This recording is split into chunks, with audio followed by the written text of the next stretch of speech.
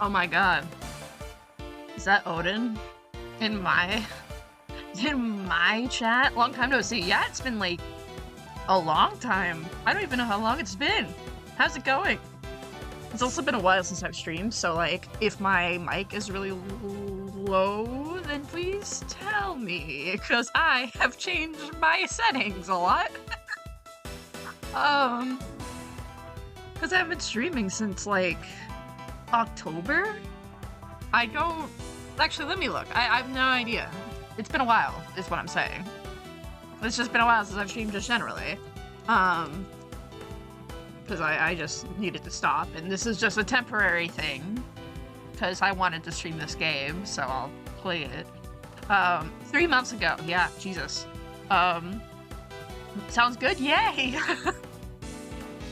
Good. I, like, shifted some of them so they're a little quieter, because it kind of pisses me off that my, sometimes my mic is just so loud and so peaking all the time, but I've been told by people that when my mic is peaking, that it sounds correct on OBS's side of things. So I made it everything, like, a little lower. So... I don't know. I don't know, man. Anyway, so yeah. Anyway, how are you been? How have you been doing, Odin? Oh my God, the English. So good. Yeah. Yeah. I've been working. That's what I've been doing. I've been working. That's all. Really? I also went to a whole bunch of things. I have been traveling. I went to Europe, and then I went to LA like a week or so later. And then now I'm back home, getting back to things as usual, but it's usually just work. So I'm working. I also am doing a lot of like art stuff, which is great because I could do art stuff now that I have you know, stuff like that. Turned 50 and my potty's extended warranty ran out. Everything broke. No! It broken. It broken. Oh no! Well, I hope your body's extended warranty unbreaks. That doesn't make any sense. You know what I mean, though. I'm unbreaking your body's extended warranty, please. For everyone's sanity as well as your own. OMG, is that the Astrophy-ish? It is the Astrophy-ish. Hi, Aya. How's it going? How are you doing? It is I. It is I. I am here. Crazy. After not streaming for a bajillion more billion years, I am here again, temporarily, for a few streams, and then I will not be here again. For a little while. I'm enjoying having my weekends free, basically. That's why I haven't been streaming. I'm enjoying having my weekends free, and I'm enjoying being able to draw, and I'm enjoying being able to actually have my time to do things, because streams take a million years. I like aches, so but I washed my hair earlier, so that's good. That's cool. Hell yeah. How is your little kitten? Your little guy. I don't remember the little guy's name, but there was a kitten. That's all I know. I've seen pictures. That's all. She's so adorable. Yay, Truffles. Little guy. Cute. Oh. Well, I think that's adorable. I think you should give Truffles pets for me. Because Truffle seems really cute. Yeah, she's out watering the living room freely, so she's getting more used to the house. Yay! Oh! I was told by my job yesterday, actually, that I'm being, for my full-time job that I'm paid for, that I'm being invited to go to pet kittens for money. They're paying me to pet kittens for money. So I'm gonna be petting kittens at some point in like a few months. My job is crazy. My job is awesome. Also, it's crazy and I can't believe I paid for it. But they're like, yeah, you want to go like pet kittens and, you know, potentially think about adopting one? And I'm like, Yeah, I mean, like, sure. Anyway, I don't stream on Friday, or I don't have work on Fridays. I work Monday through Thursday, so I'm here on a Friday. It's scary. Not the weekends. But it's technically, it's my weekend. This is my weekend. It's weird that, to me, it's weird that weekends aren't, doesn't include Friday at this point, because I've been working here for 2 years, and, or so, and so every single time I go to work, I always keep forgetting that people don't usually have Friday off. So I was like, this week I was like, I have something I want to do on Sunday, so I'm thinking I'm probably gonna stream this today and tomorrow and hopefully finish it. If I don't finish it, next weekend I'm working all weekends, so I don't think I'll stream next weekend. And then the weekend after, that's when I would have to finish it. But I'm really hoping to be able to get this all out this weekend, if I can. We'll see. Like, it's up in the air right now, but like, we'll see. I also haven't booted up the game, because I know the first game, and like chucks you into a cutscene when you boot up the game. So I'm like, I haven't even opened it, so I'm just, we'll see. I'm gonna have to configure everything when I get there, so patience please when I try to figure this out without, you know, losing any access to any cool thing that happens, because this game is like that. Anywho, I love Paranormasight 1. I've been rewatching, I'll boo you quietly so you don't get too disparaged. Thank you. Thank you. I've been rewatching Paranormasight 1. Love Paranormasight 1. Really good. Paranormasight 2, I'm really excited for, but I'm also really excited because allegedly it's like entirely disconnected from the first game. So I love the first game a lot, but I like that the way they're doing things is they're like having a similar mystery theme, but it's like disconnected from the first game, so you can't really, like, there's no characters that are coming back. Or at least as far as I'm aware, there's no characters that are coming back, which is cool. I love that. I think more games should do that. You know, I think it's cool when games are like, we have this game that people love, and for our sequel, we're just gonna, like, make it so it's not attached to the previous game, but it's still cool because it's a mystery game, and that makes it interesting. So anyway, I'm excited. I'm very excited. And allegedly there's mermaids, and it's gonna be scary, and I'm gonna be scared shitless, which is awesome because I love being scared shitless. So that's where we're at. I'm taking your music away. Being mean and cruel. This is cruel and unusual punishment. Boo. Shinja! Hi, Shinji. How's it going? Sorry, I took your music away, so no music for you. Just also please yell at me if the music doesn't music. But how are you doing? Aya is causing havoc as per usual. Nothing is surprising. Didn't even get scared by my quiet boo. False advertising. Oh shit, you're right. Damn it. Yeah, true. I'm gonna boot up the game, and I will yell at you when the music isn't playing, or if it is playing. Just yell at me if the music's too loud when I boot up the game. I'm booting up the game now, by the way. I think it's gonna boot me up to full screen, though, so I'm gonna have to... Oh, it is full screen. Hi, freaks. I can't see chat. Oh, okay, it's just going to a title screen, thank God. Let's go. Okay. Oh, this is cool looking. You can't even see this. Oh, this is awesome. Oh, this is awesome. Oh, this is awesome. Okay, let me make the graphics even smaller. Okay. There. Now, perfect. Perfect. Awesome, huge. Now let me get the game on screen. It's really good. I love this game. I love this game so much, and I haven't even started. I love the first game. This is a song from the first game. Really good. I've heard of no meat mic, no cam streams, but I never heard of no game and a game stream. Love the progressiveness. Yeah.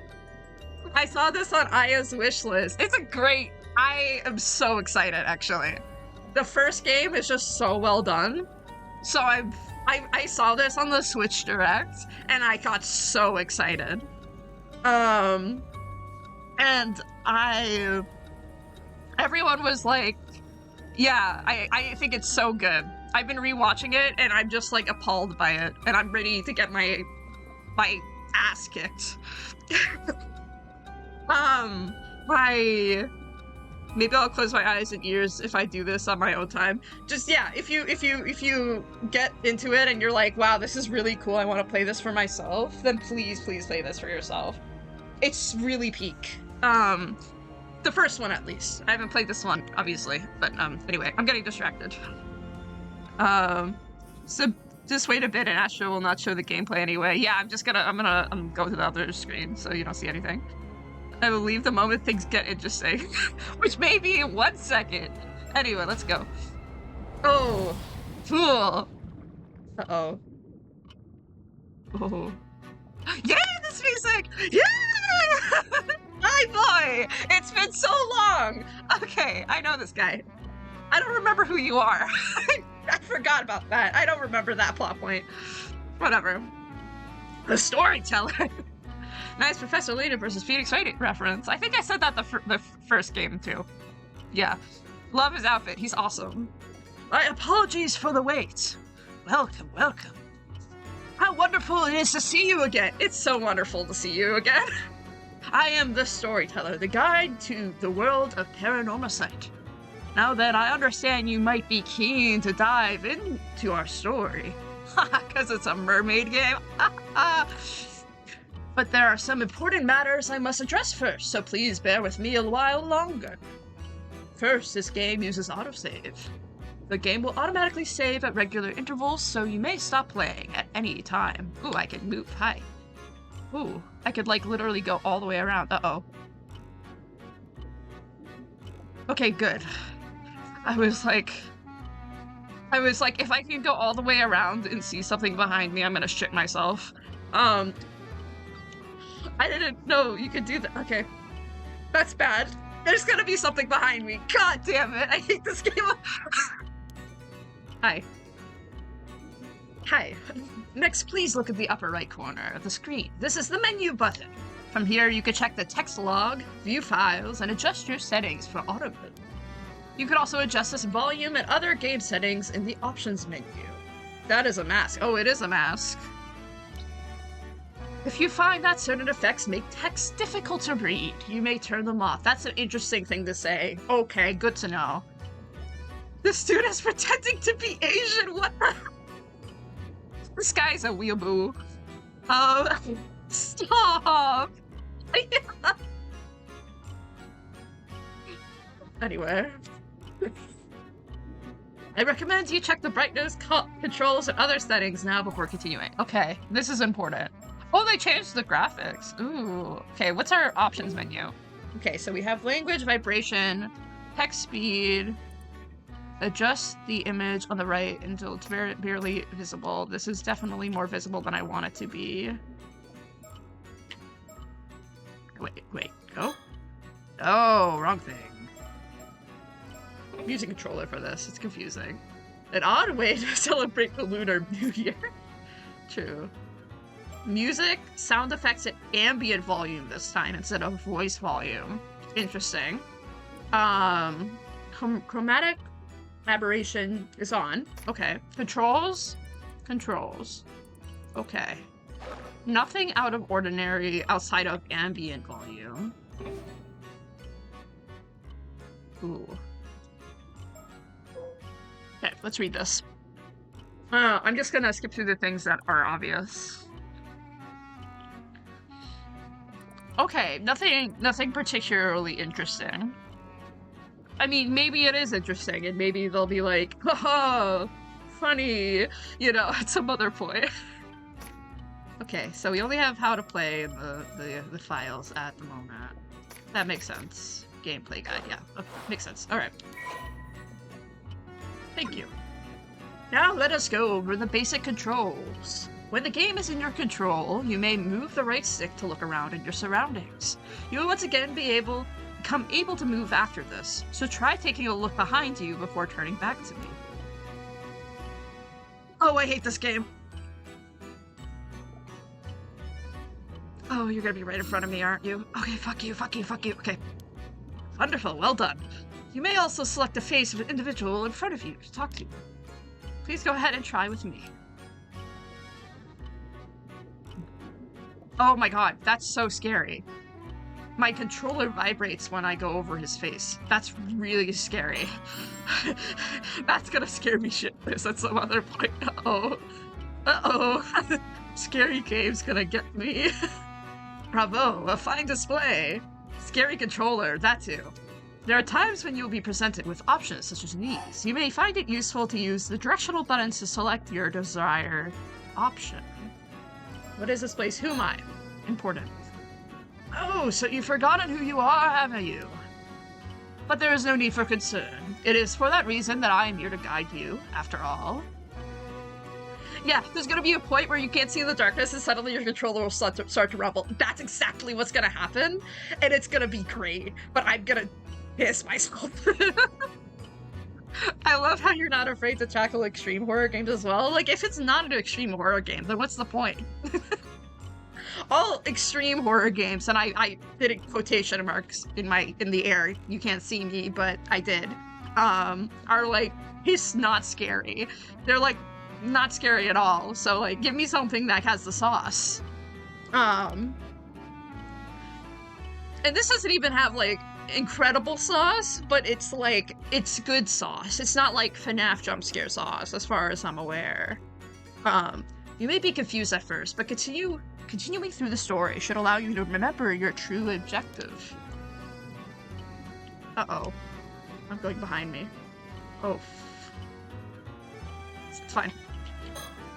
Once you have seen everything an option has to offer, a checkmark will appear next to it, like so. Cool. Why are you explaining this? This is gonna get me. Do not fear. You'll eventually come to know where we are eventually. That is all for my explanation of the basic controls. I will explain other essential features when the time is right. Ah, yes, there is one more thing I wish to confirm before we continue.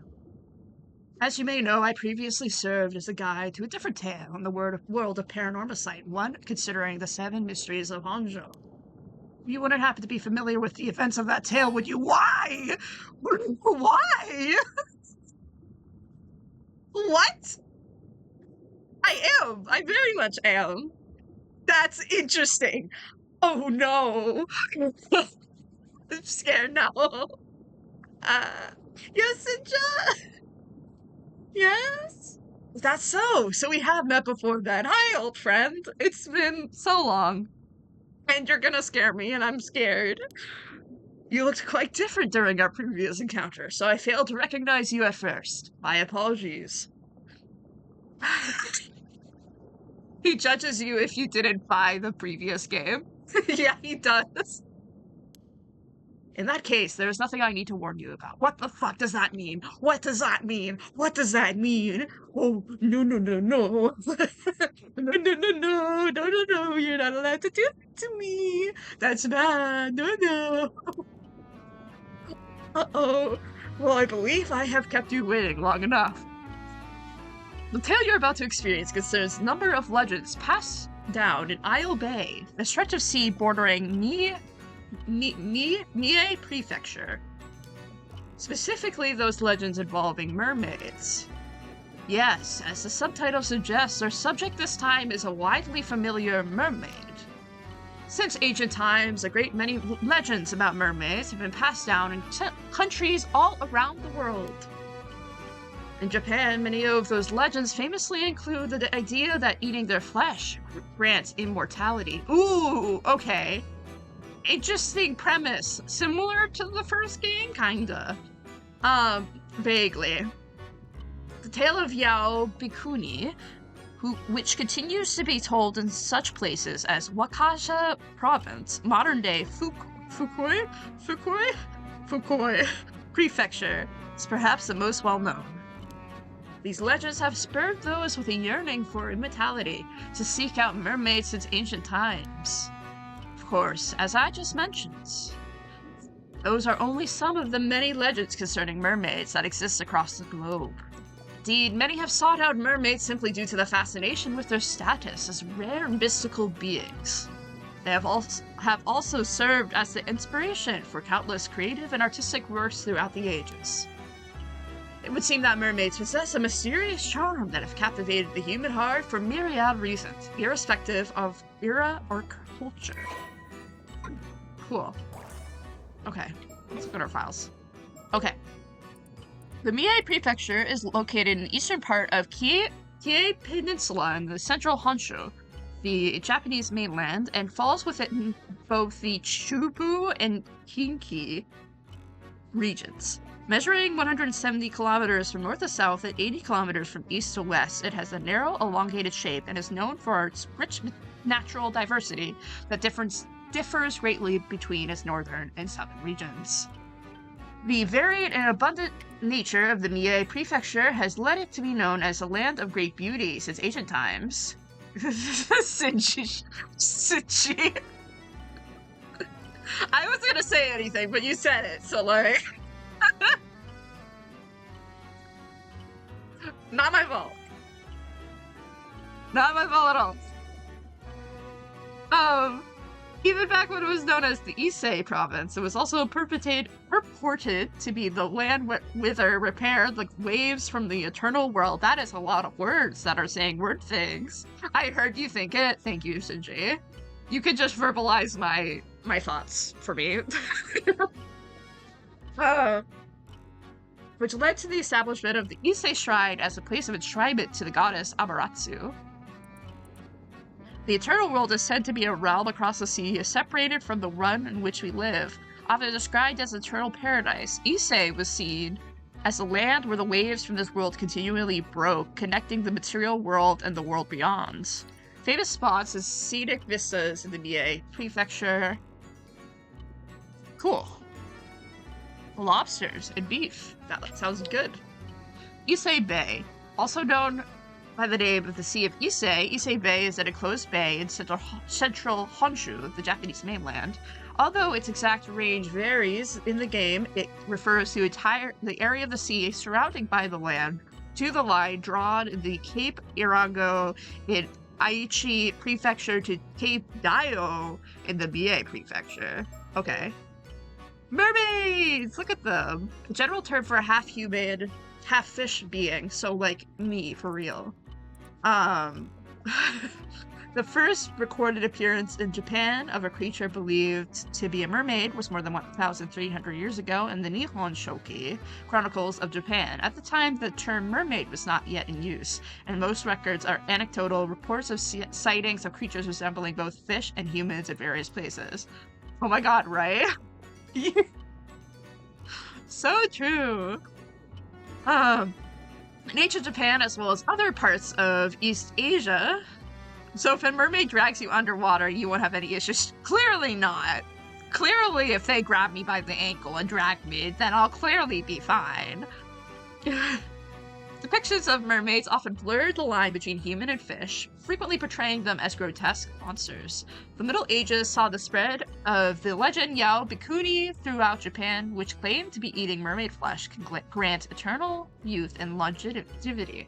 The early modern period, the image of mermaids diversified, attracting wider public interest. Mermaid mummies were exhibited in slideshows and illustrations from literature featuring mermaids became more common. It was also during this time that the depiction of mermaids as having an upper body of a human woman and a lower body of a fish became more widely recognized.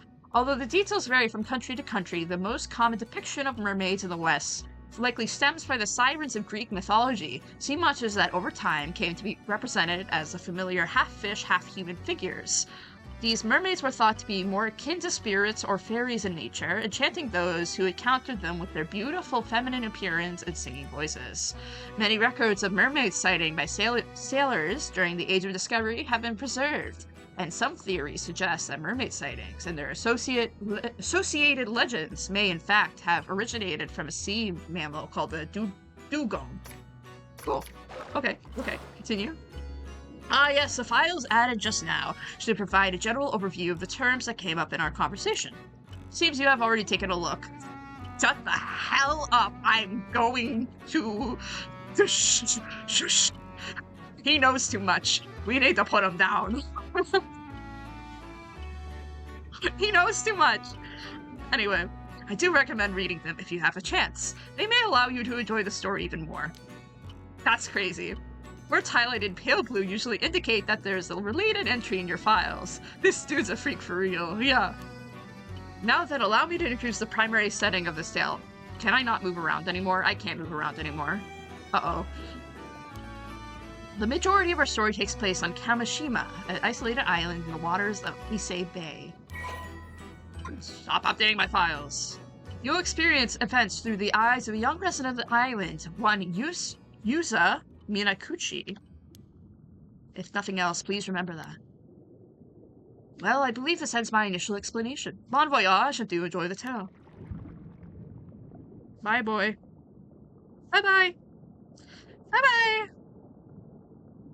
This story is a work of fiction based on existing locations and legends. Please note that one of the locations that appears in the game, Kamishima, is a fictional island with no basis in reality. One of the locations, though, is a very specific wording there. Bye-bye, storyteller. Did you come to me, or did I go to you? I cannot recall whether it was a dream or reality. Cannot recall if I were asleep or awake. The Tales of Issei, passage 69. Nice. Cool.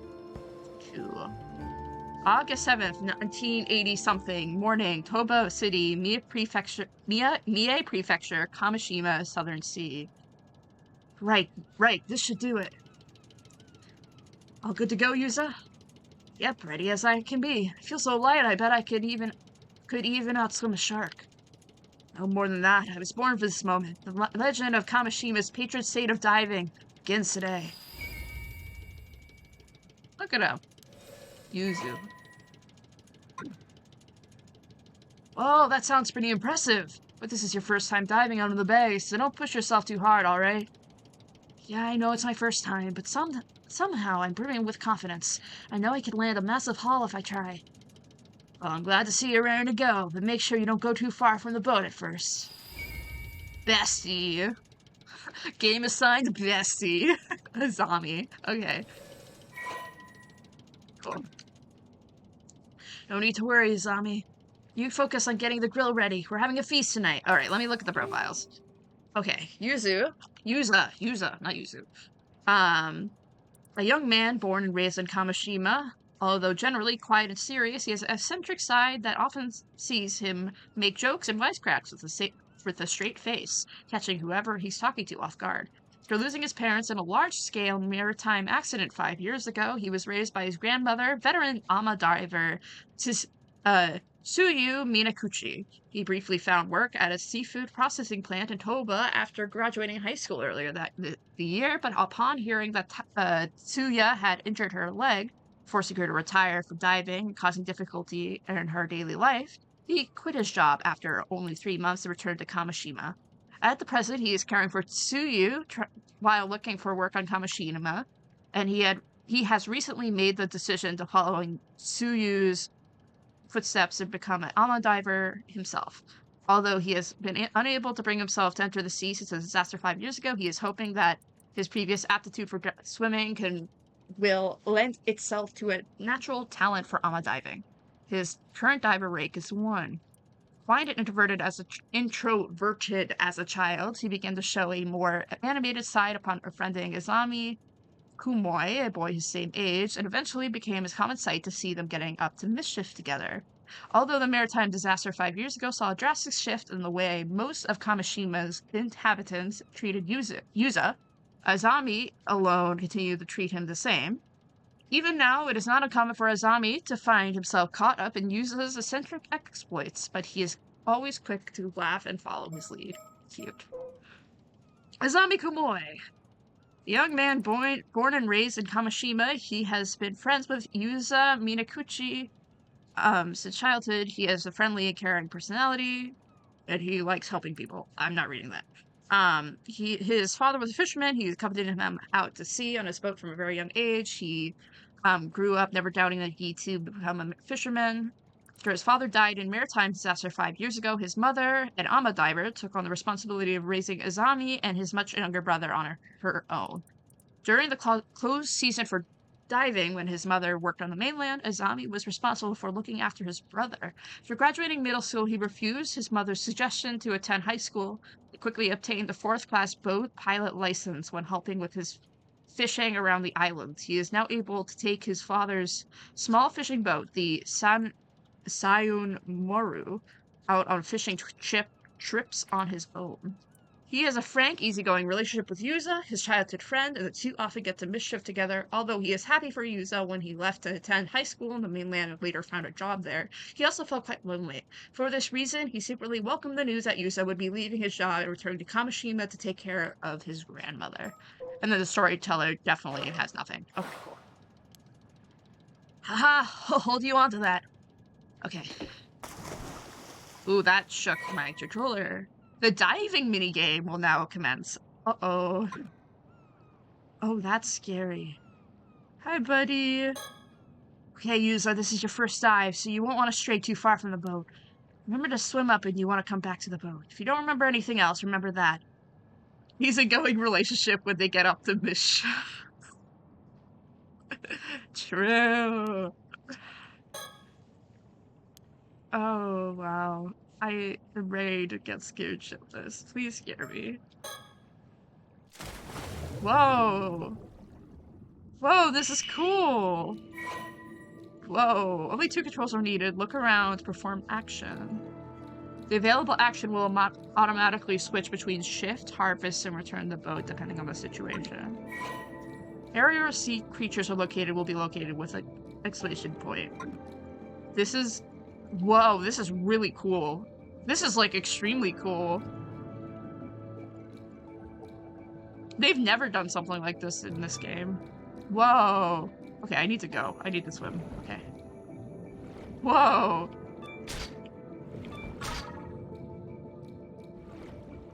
Kind of bad at this.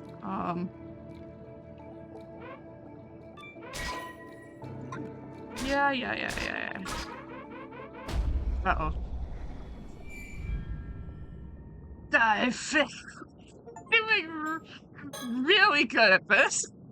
It's been 5 seconds. Okay, I didn't know I was on a timer.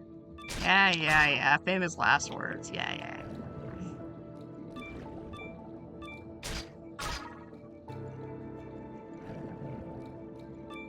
Okay, I need to go up. Where are you?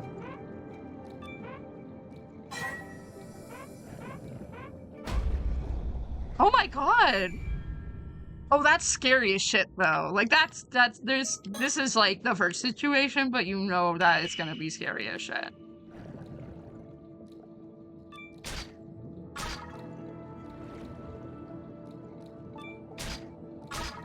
Okay, I'm just gonna do 2, and then I'm gonna go up. This guy can't hold his breath for 2 goddamn seconds. Yeah, this guy has the weakest lungs ever and should not be in the ocean. 247. Wow. A skill to increase. Yeah, get bigger lungs, boy. Stop being bad at this. No, I don't need to replay the tutorial. I think I got it. There's so much potential for that to be terrifying. Okay, looks like you're all warmed up. Let's go out a bit further so you can look for something bigger. Get this man an inhaler ASAP. Yeah, this guy needs a freaking, he needs his lungs checked, actually. Biggest catch you could get at this time of year is probably abalone. Snagging just one is something to be proud of. I love his face, by the way. This game has always been really good at faces, but that face is, like, really, the puckered lips are just really cute. But remember that sea creatures are living things. They'll change places every time you dive, so be careful. Cool. It's not like you have to master everything all at once. We could take off whenever you're ready. I need to look at my files first, boy. Uh-oh. An island situated between Atsumi and Shima peninsulas, and the most distant of the 4 populated islands in the administration of Toba City in Mie Prefecture. Its area of approximately 0.7 square kilometers and a population of about 900. The names came from a turtle-like shape, with the kame meaning turtle in Japanese. Famous from its karst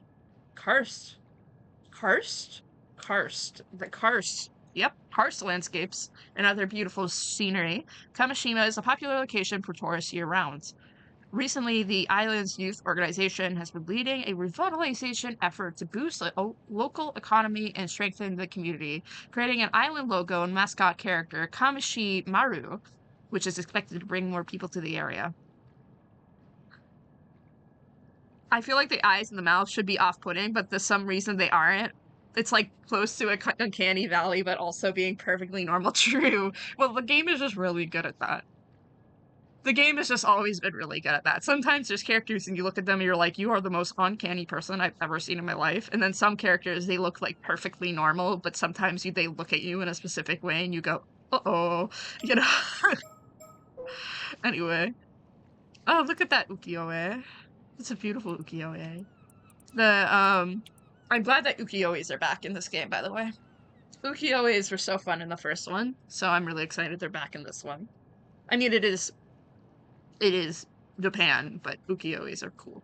The term ama, most often written with characters meaning sea and woman, generally refers to women who free dive for shellfish, seaweed, and other marine products. It is said that they practice free diving both to prevent overharvesting and to help people protect the marine environment. Although ama divers operate in many regions of Japan, the Toba and Shima regions are known for having the highest number of ama divers. These regions also exhibit customs unique to the names, such as the practice of carrying objects with the Saimen and Domen symbols to ward off misfortune. Even within Toba and Shima, rules and practices can vary greatly. For example, the practice of wearing white or tire over the wetsuit is a common practice only in the Shima region. Despite the high population of ama divers at Ise Bay, there is none to be found north of Ise City. This can be explained by the differences in the seafloor composition between the two areas. While the sandy seafloor near Ise allows for net fishing, the rocky seafloor in the Toba and Shima areas made net fishing difficult, leading for the adoption of freediving as an alternative.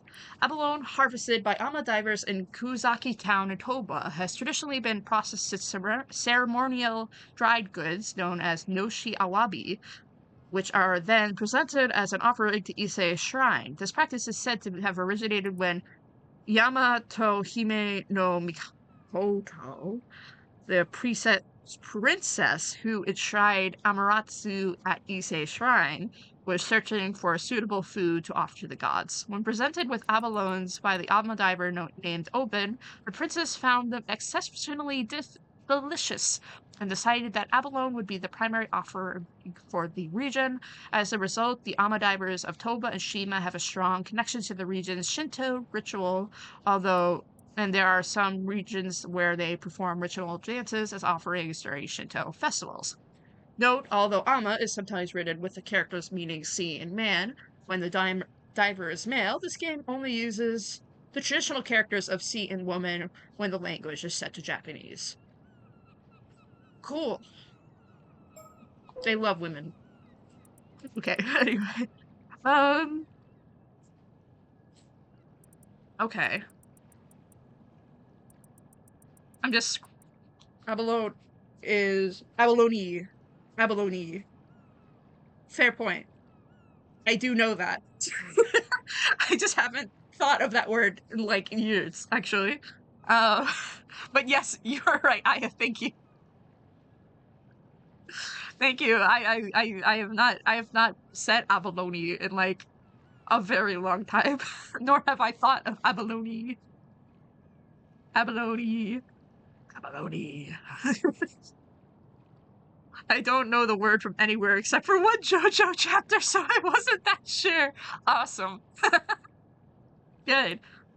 Good stuff. Okay. I'm just, like, scrolling through these.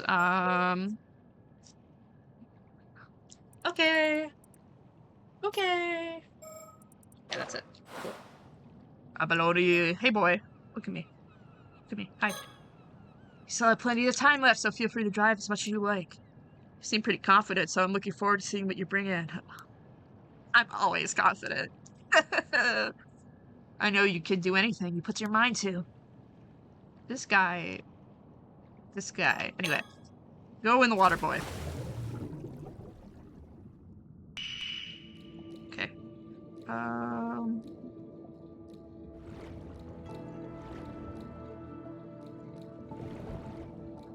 Oh, what is that?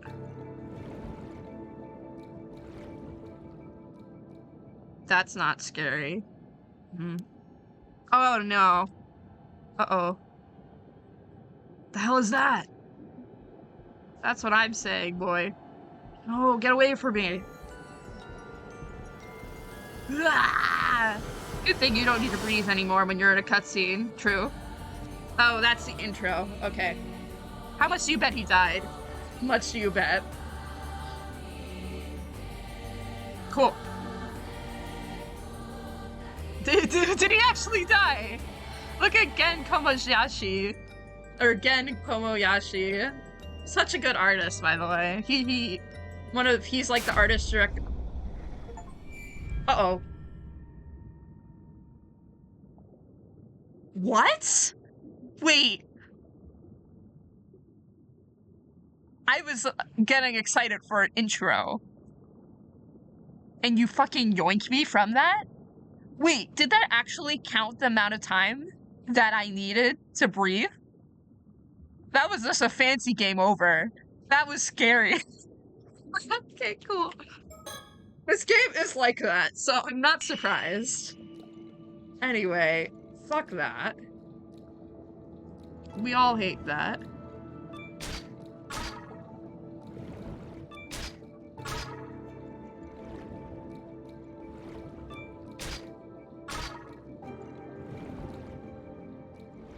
Okay, one more. Okay, now I go up. Yay, thank God.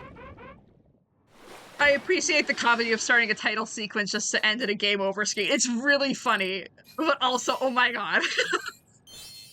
It's just the type of shit this game would pull. Like, I'm not even surprised. Anyway, higher level means you can swim faster.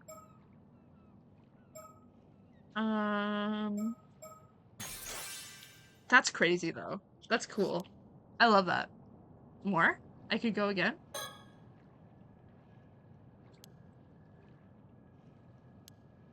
Okay, boy. I'll go again. That's really cool though. And the fact that you could definitely see like murders that are gonna happen in the future, like you know that grandma's gonna die. There's no way that grandma's not gonna die.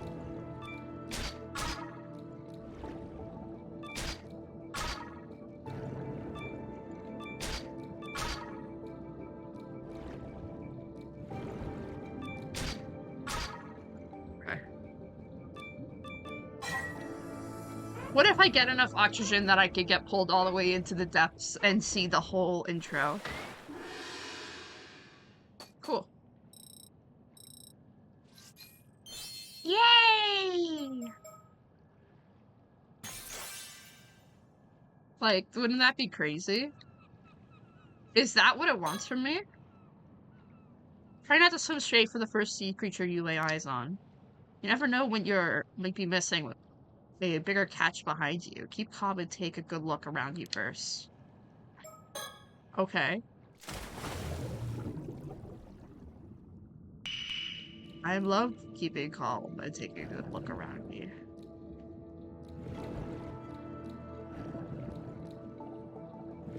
Level 99 oxygen, you can hold your breath for 42 hours.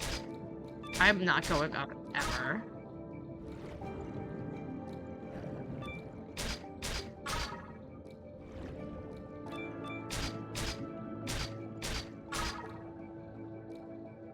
Okay. Go to the boat, boy. And don't lose all your oxygen while you do so, please. Yay! New record. Let's go. Oh, I didn't even level up. I need to get better.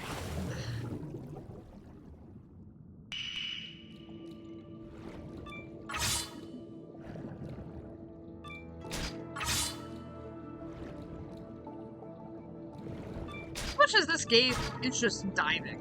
Like, I'm not complaining, by the way. I'm enjoying this heavily. But also...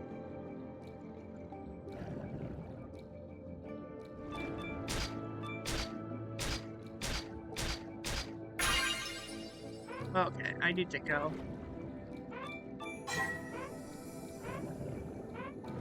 Got an abalone. Once you get that abalone.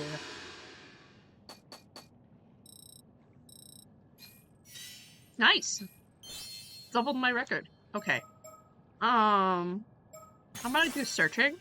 Because I want to see if there's anything that will make my life easier. Reach diver rank 5. Nice.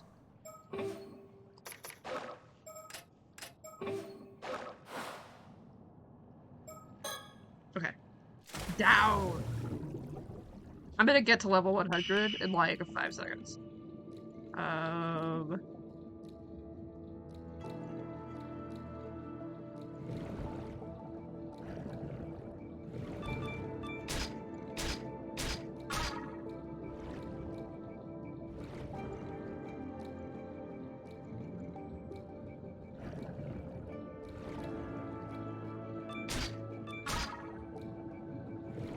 Okay, there's a question mark over there, but I'm not gonna be able to get over there, I don't think. I mean, I'll try. Oh, it's like the first game. No, you have to get that. Harvest that. Okay. Uh-oh. Yeah, I'm not surviving. There's no way.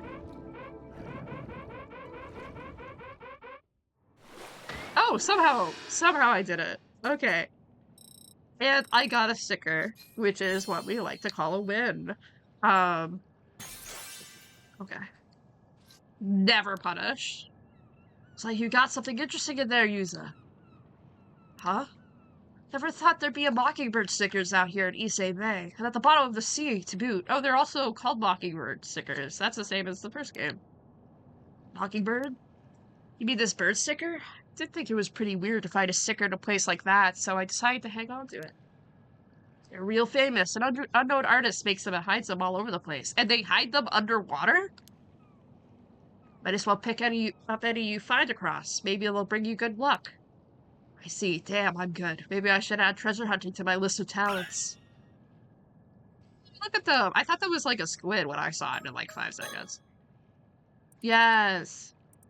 The unknown artist clearly has level 100 oxygen. Real. I mean, I don't even know who the artist is, and this is like, you know, artist from the first game too, so like... Okay, so I'm really tempted to...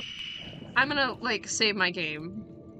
But I want to try getting dragged into the abyss with highest level oxygen. Genuinely want to see what happens. Like, that would be really cool.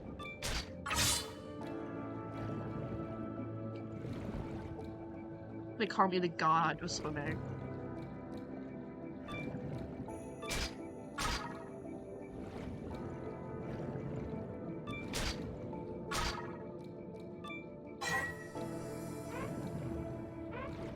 Oh my god.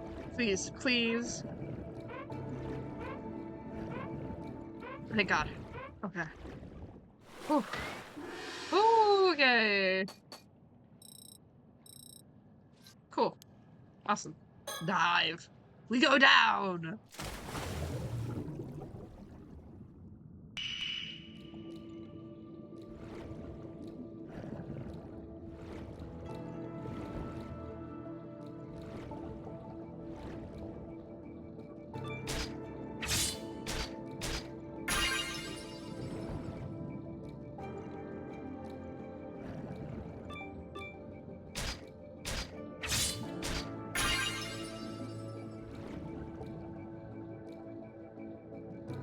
Oh, please. Okay.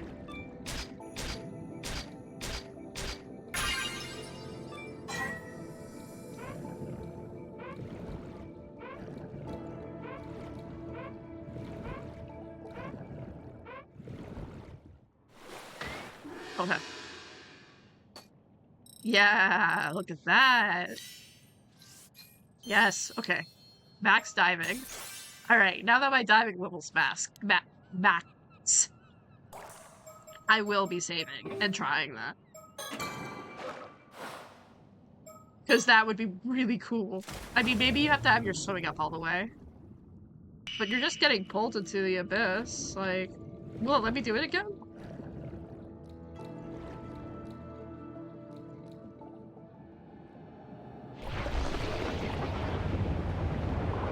Okay.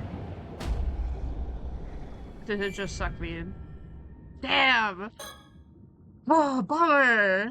Okay. Never mind. Whatever. Whatever. I want to see all the murders. I want to get spoiled. I want to see how people get like killed or some devious, mischievous way. He will never have enough oxygen. True. This guy will be like so extremely asthmatic. No, no, no breathing.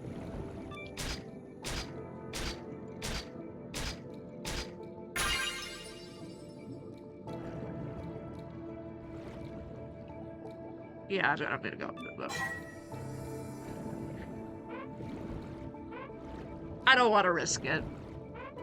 Getting 3 of them is pretty good.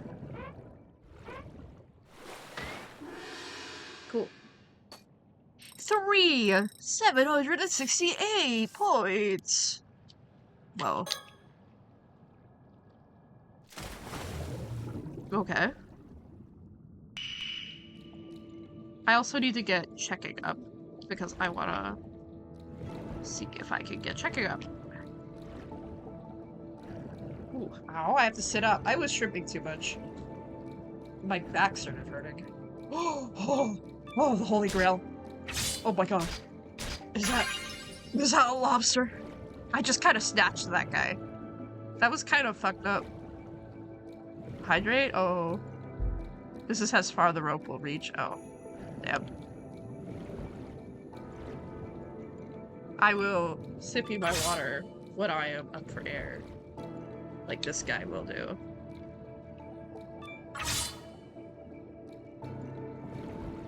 You can't just swallow some of the salt water. That doesn't count. I mean, true. This is a truth nuke.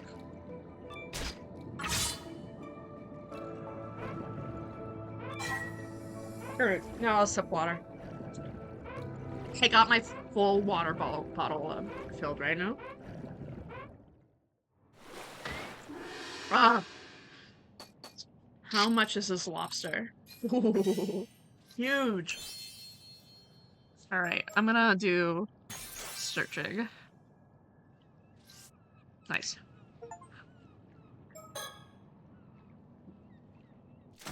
I'm like so into this. I'm literally just getting lobster.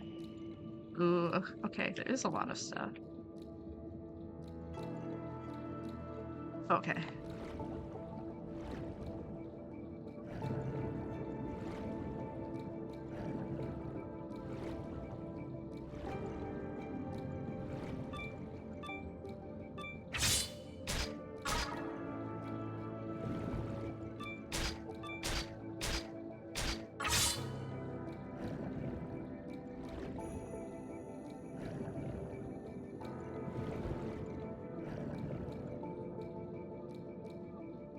That's a new one. I think it's a new one. You're a traitor of your own kind, yet you dare say you're getting enjoyment if you're the sick cat. Oh, please give it to me. Uh-oh. Yeah, no, I'm definitely dead now. Definitely not surviving this. Oh, never mind. Never mind. Am I peaked? I am peaked. Peak cinema. Nice. I abalonade too close to the sun. Plot armor. Yeah. True. They can't kill me now. They're not gonna drag me into the abyss. So I'm gonna go get a.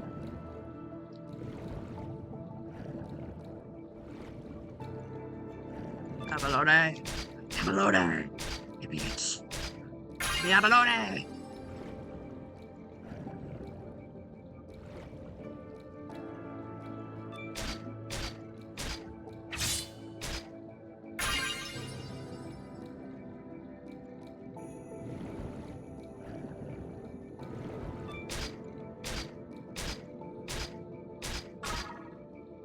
I've never abaloned too close to the sun. Okay, fine. Fine, I'll return to boat. I'll return to the boat. Okay, you don't have to tell me twice. I'll return to the freaking boat, okay? Oh, I'm stretching my back. My back. Yeah? Yeah? Yeah? Okay, so close. So close, but so far. I swear that, like, rock over here is like peak cinema.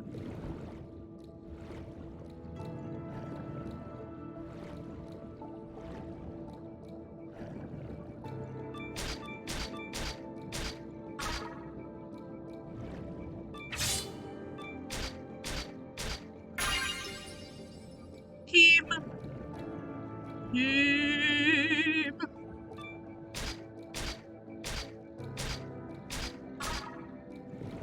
They call me the swimmer. Swimmer of things. I don't know what I'm saying, guys. I don't know, man. Grab? Grab? Grab? Okay, fine. Not a good hole, but like, whatever.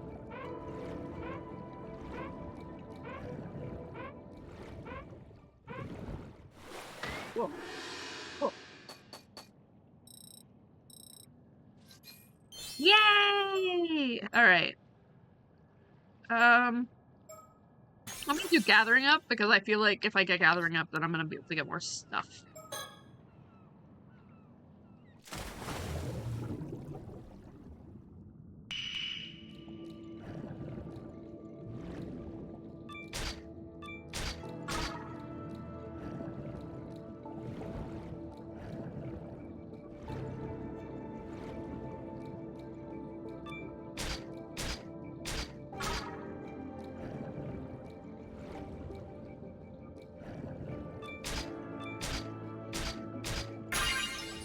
Oh, that's so much easier. So much easier.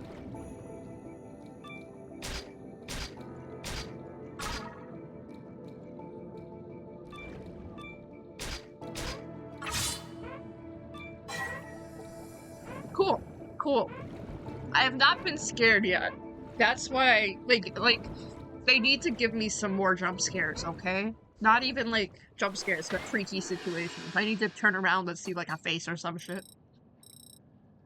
Maybe I'm just in tutorial mode. I'm definitely in tutorial mode.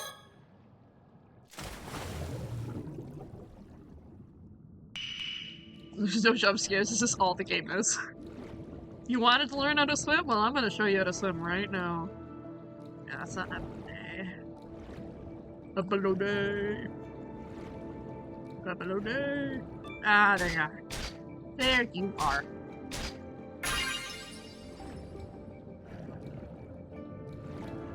Ooh, okay.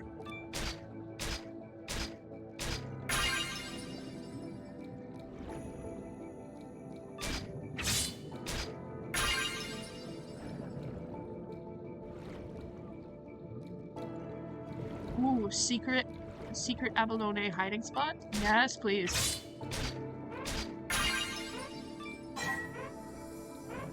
Uh-oh. Uh-oh. Uh-oh. Uh-oh. Uh-oh. Uh-oh. Uh-oh. Uh-oh. Uh-oh. Uh-oh. Okay. Okay. I thought I was being a little too greedy for a second there. Yay. Okay. I'm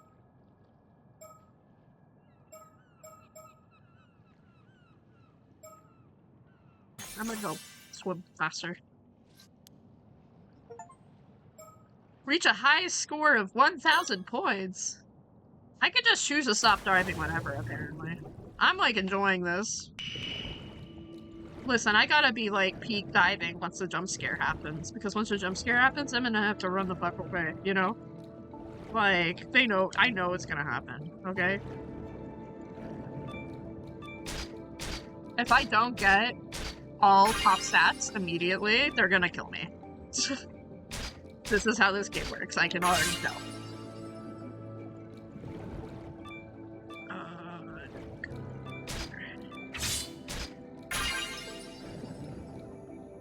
This is like the mother word, like abalone. Okay.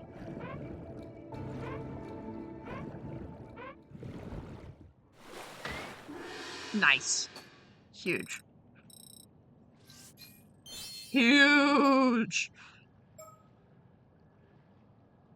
Alright. Let's just get swimming up, because I think that if we get swimming up, then we can get more stuff. I think that's like the goal, is to get more stuff. If we get more stuff, then that's great.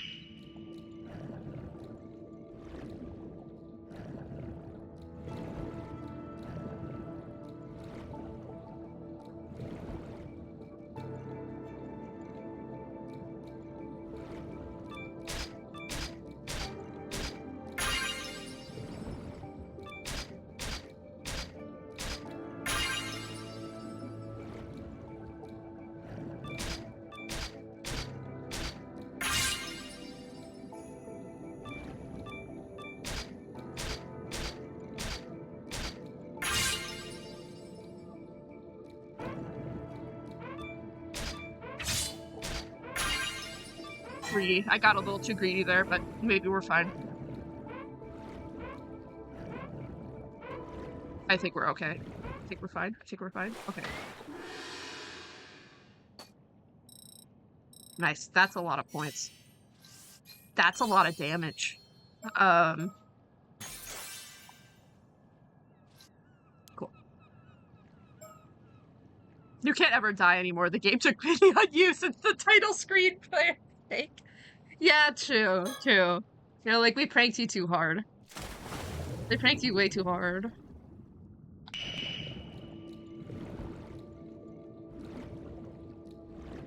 Oh, I'm so fast. I'm so speedy. Yes.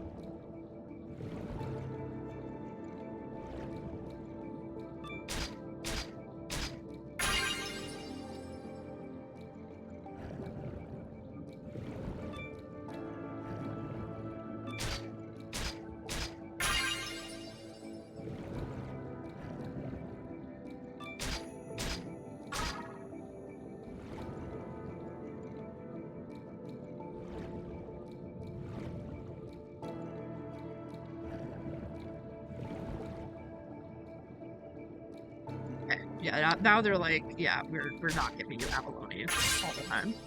Because you've gotten too good. I have to go to the other rock again. I'm sure it's a thing where they have coding in which you go to a certain spot for too many times, and they stop giving you abalones, and then you have to go to a different spot, so... Kind of like real life. Kind of like when you start over-harvesting things. This is how the fishing industry works. I would know. I'm very knowledgeable about that. Surely.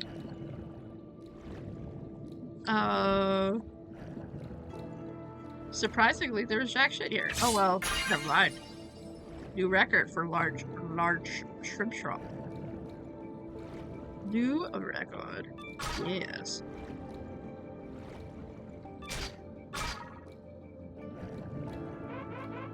Nope. Oh. Uh-oh. Uh-oh. Uh-oh, fuck that. Uh-oh. Holy shit, that's scary.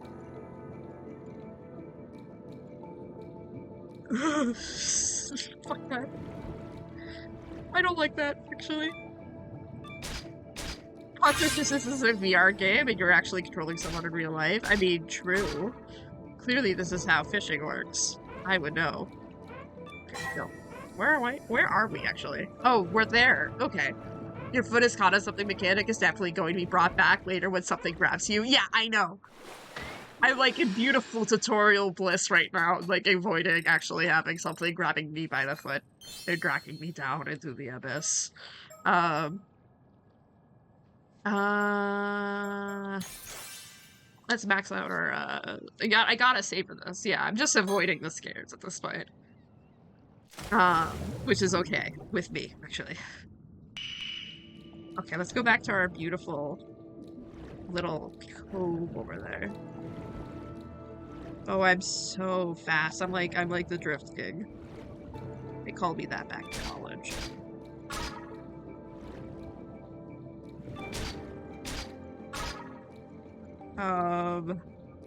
Never mind. There's shack shit here.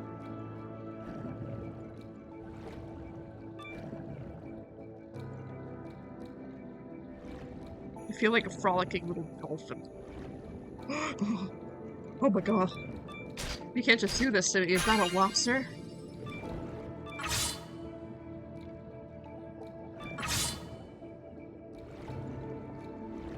Okay. What?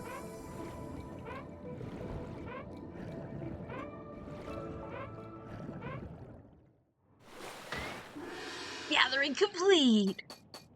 Nice. Could have been way better, but like nice. Cool. What's the market price for lobsters right now? I feel like it's like, it's probably around like $30 or something. Market price for lobsters is always crazy.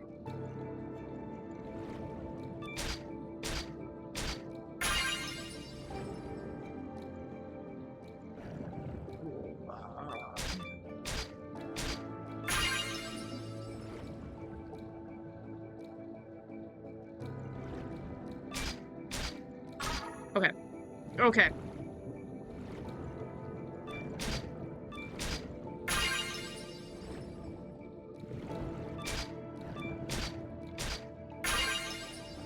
God. Come here. Come here. Okay, please. Please. Please. I was a little risky. I got a good lobster though, so like I kind of want it. Okay, cool. Good. Yes! That's definitely a new record. Yeah, boy.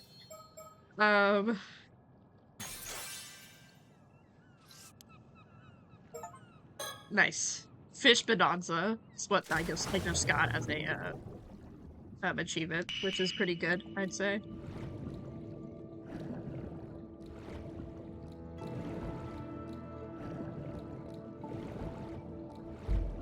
Oh. Okay. Okay!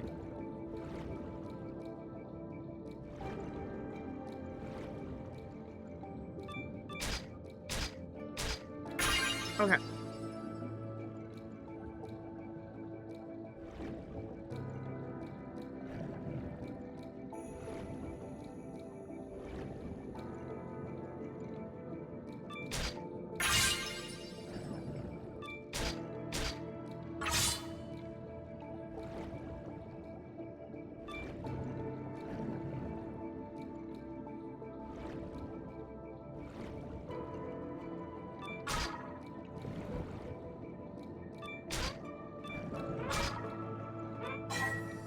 Okay.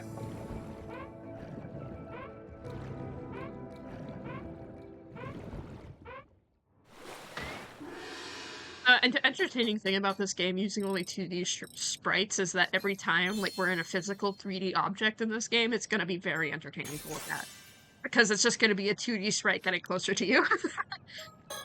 Which, like, there wasn't any, like, 3D exploration in the first game at all. It was all visual novel, so I think it's funny, basically, is what I'm saying. I think it's quite entertaining.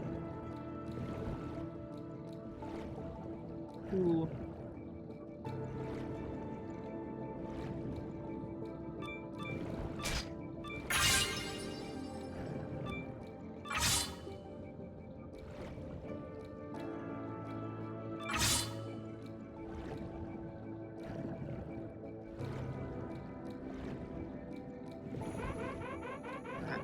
fuck that.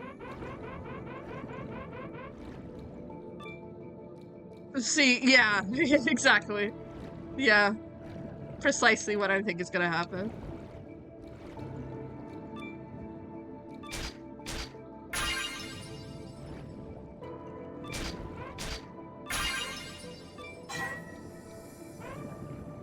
Abalone!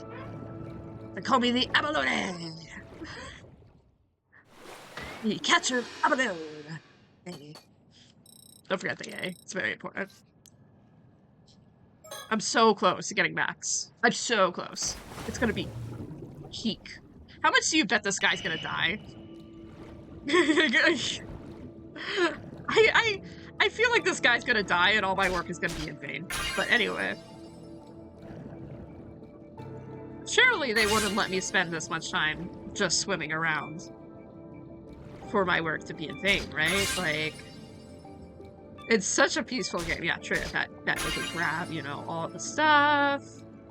Yeah, I get what you mean. Yeah, clearly this would never happen in this not scary game. No, it's so peaceful. I haven't heard any scary track at all.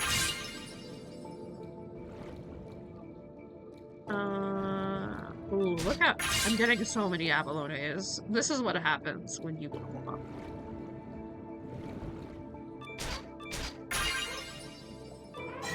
Peak cinema. Oh, you know it's bad when you can't see the boat anymore. Uh-oh. Alright, I think this definitely is gonna be max level up. Yeah. Oh yeah. Oh my god, yeah. That's a new record. Okay. After this, we will... Theoretically, in my opinion, level up is so small that only going for level 5 in each skill that either next time you die, you're gonna be able to get higher, or he's dead as fuck. Yeah, true. Alright. Gathering log. I've got everything. Why is there two? Oh, there's a lot of exclamation marks. Never mind. Okay, stop diving. Alright, we've had enough of diving. It's time for me to get scared shitless. Alright, let's see if it... For... English. English. Alternatively, you max everything out and won the game. Yeah. Because I spent an hour on this. I spent an hour on this. It's fine. It's worth it. Right, let's leave that. Let's leave it at that for today. Good work out there, Yuza. Why? Why? Okay. Why? What?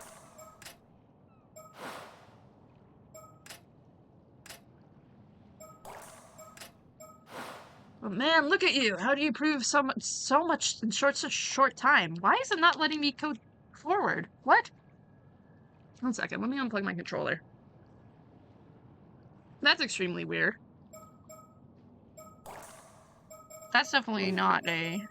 I mean, I guess I could use my mouse for dialogue. I don't mind, but... Oh, my mouse doesn't even work. What?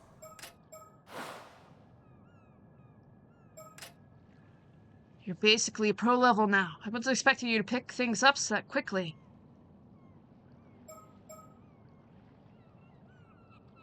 Like I said, brimming with confidence.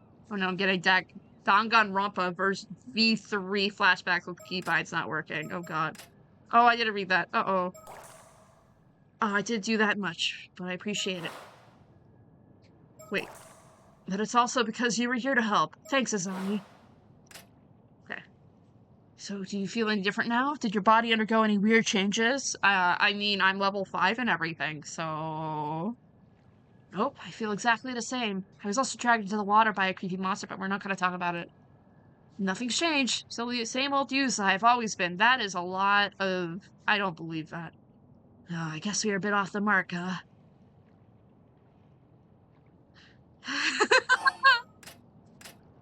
Yeah, Zombie, now my lungs have quadrupled in size. Yeah. So what do you want to do now? Should we call it a day?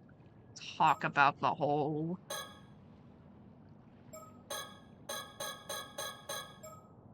It's not letting me talk about the whole. Let me talk about the whole. What?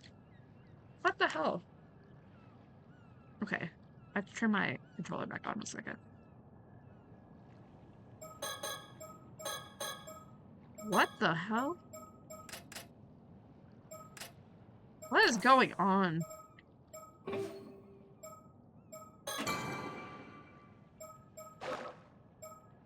What the hell is going on? Okay.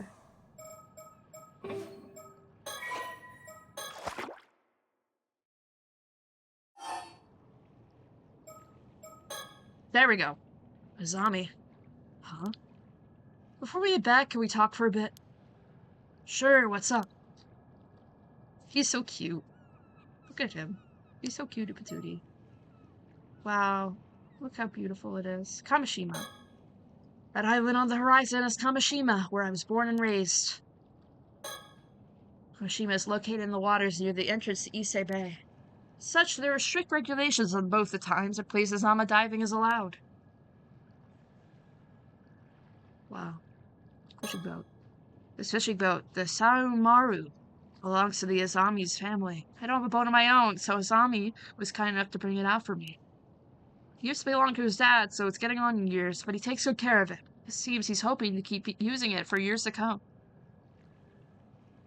We're gonna talk about the turtle? Okay, fine, I'll look at him. This is Asami Kumoi, my best friend. Known him since we were both kids growing up in Kamishima. When I told him I wanted to become an ama diver, he was quick to offer his full support. Wow, that's really cute. So, when I was diving just now, there was a ghost that dragged me down. Giant holes in the seabed you've never heard of before? Yeah, the rocks around it looked like they'd only recently collapsed. So I think it probably opened up within the last 2 months or so. Now that you mention it, there was a pretty big earthquake around here about 3 months ago. Maybe that had something to do with it. Oh, that's right. That would have been before I got back. Anyway, if you saw a giant hole in the seabed, you'd be curious about it, right? I sure would. Curious enough to go try and take a look inside. It'd be pretty dangerous, but I guess I might, yeah. Right? So I went closer to try to get a better look. Did you see anything? Oh, wait, did he actually? Well, when I looked down into the hole, a ghost or something that looked just like me suddenly rose up from the depths. Interesting. Okay. So he remembers that, even though he died. Interesting. What happens if you don't go to the hole? Then, would it just, like... I mean, I guess you could just avoid the conversation topic, but surely that must be a branching path. I'm assuming that this game also has branching paths like the first game did, even though it's not as extensive as other games. A ghost that looked like you? It swarmed towards me with its hand outstretched. Looked like it was trying to hand something to me, or maybe it was trying to tell me something? Man. What did you do then? Did you take its hands? I did. I felt like I couldn't resist somehow. Guess even the patron saint of diving does foolish things sometimes. The only thing I was a patron of was carelessness and lack of proper vigilance. It sounds like there wasn't much you could do about it, though. Hey, Yuza. Thing you ran into. Do you think it could have been a Tomikazuki? Tomikazuki? Tomikazuki? Okay, let me think. Tomikazuki, huh? Why would something like that be here?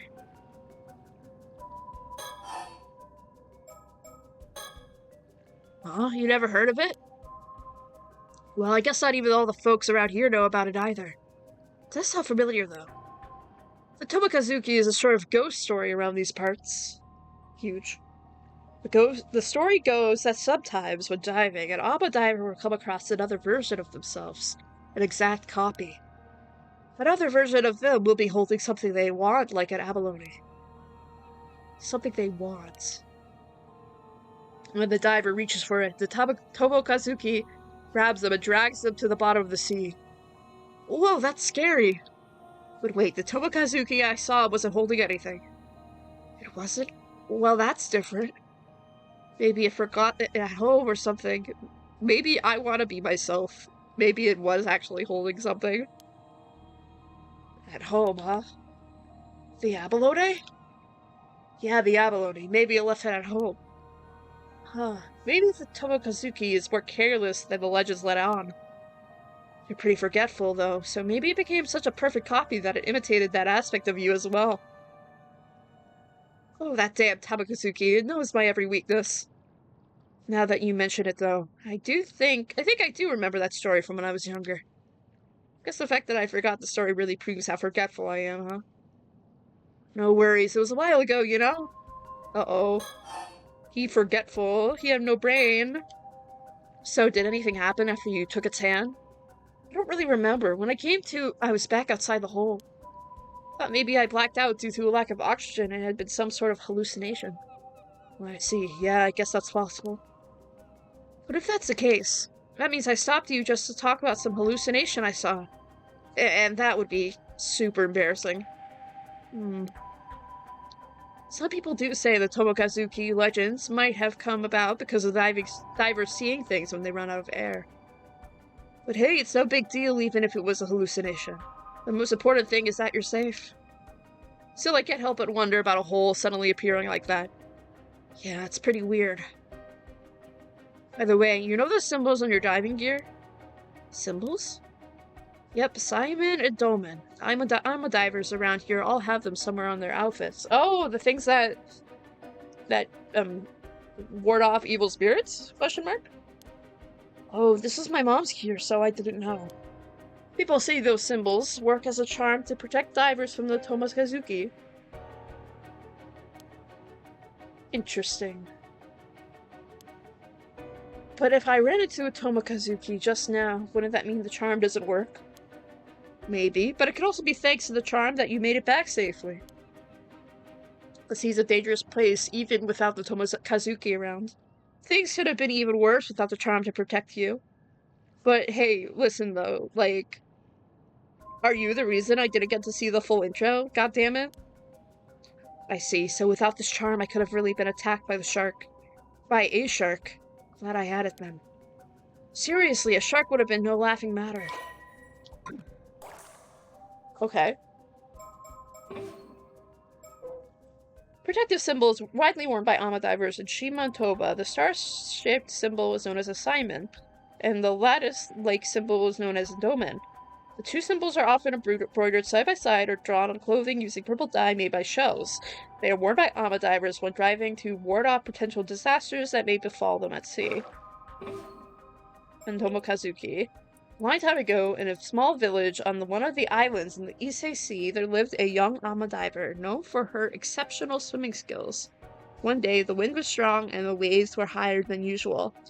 Undeterred by the turbulent weather, the young diver dove into the sea, but couldn't find even the smallest shell to bring back, let alone any abalone. Simon is pronounced as Simon, by the way. Thank you. I appreciate it.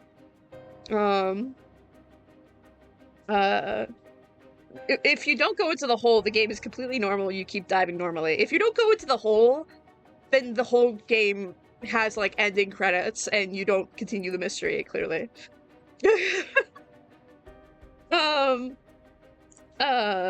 Starting to find something, she dove even deeper into the ocean until she paused, sensing a presence behind her.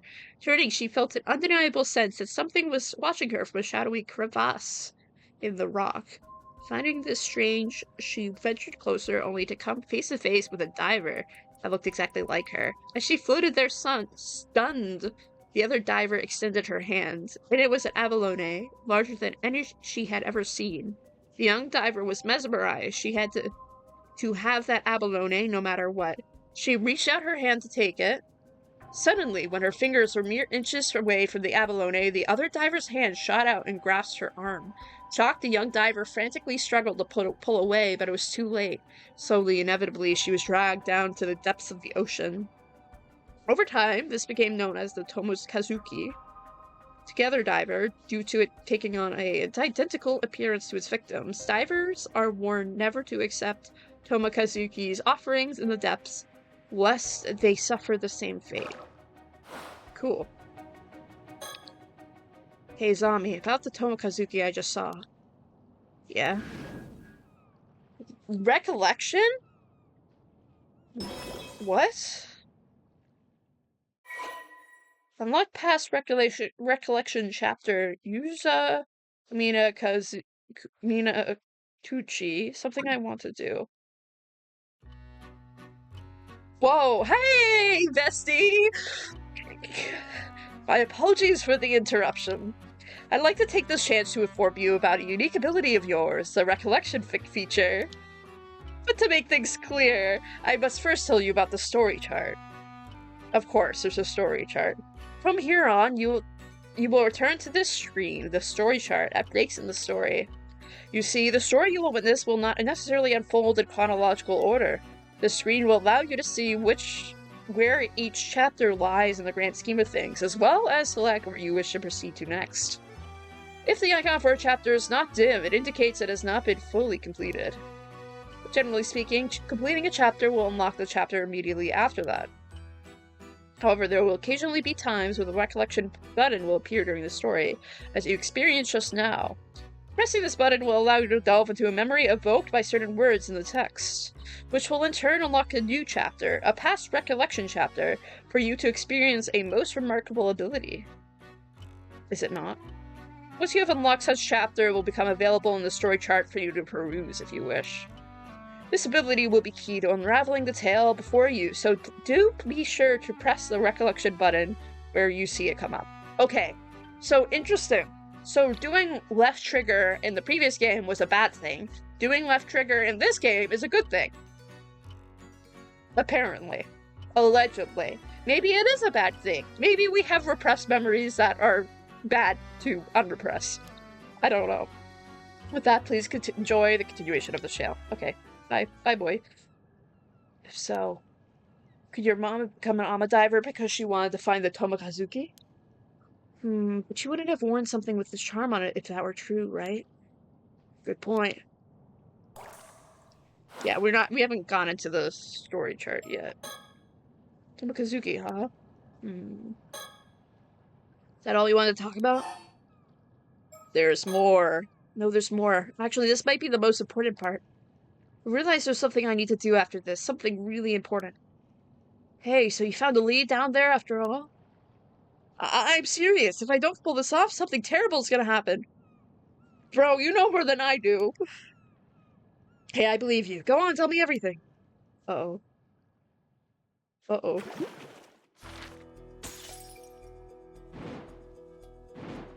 Interesting. I like the song. It's like cool and tense. We don't have any more files. Cool.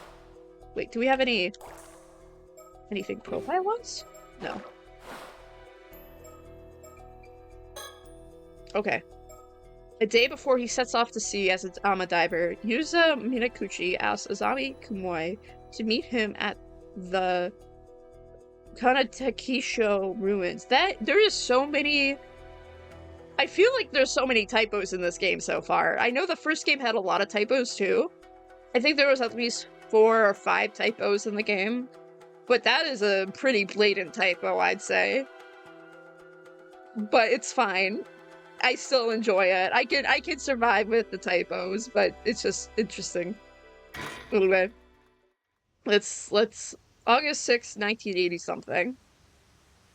I see. You say you want to be an Ama diver, then of course you got my full support. But something tells me you're not just doing this for Tsuyu. People are bound to talk if you become an Ama diver here. You must have some other reason, one big enough to risk everyone running their mouths. You are wearing the most ugly outfit I think I've ever seen. I am sorry, boy, but you look... Put on a different shirt, please. Feel I couldn't hide anything from you, Azami. Wouldn't take me even 0.2 seconds to see through one of your lies.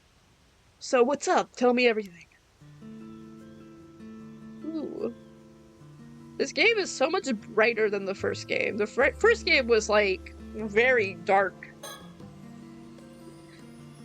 These are the ruins of an old wartime building, the Tankekisho. The building's been abandoned, so hardly anyone ever comes here, which makes it the perfect place for private meetings. Okay.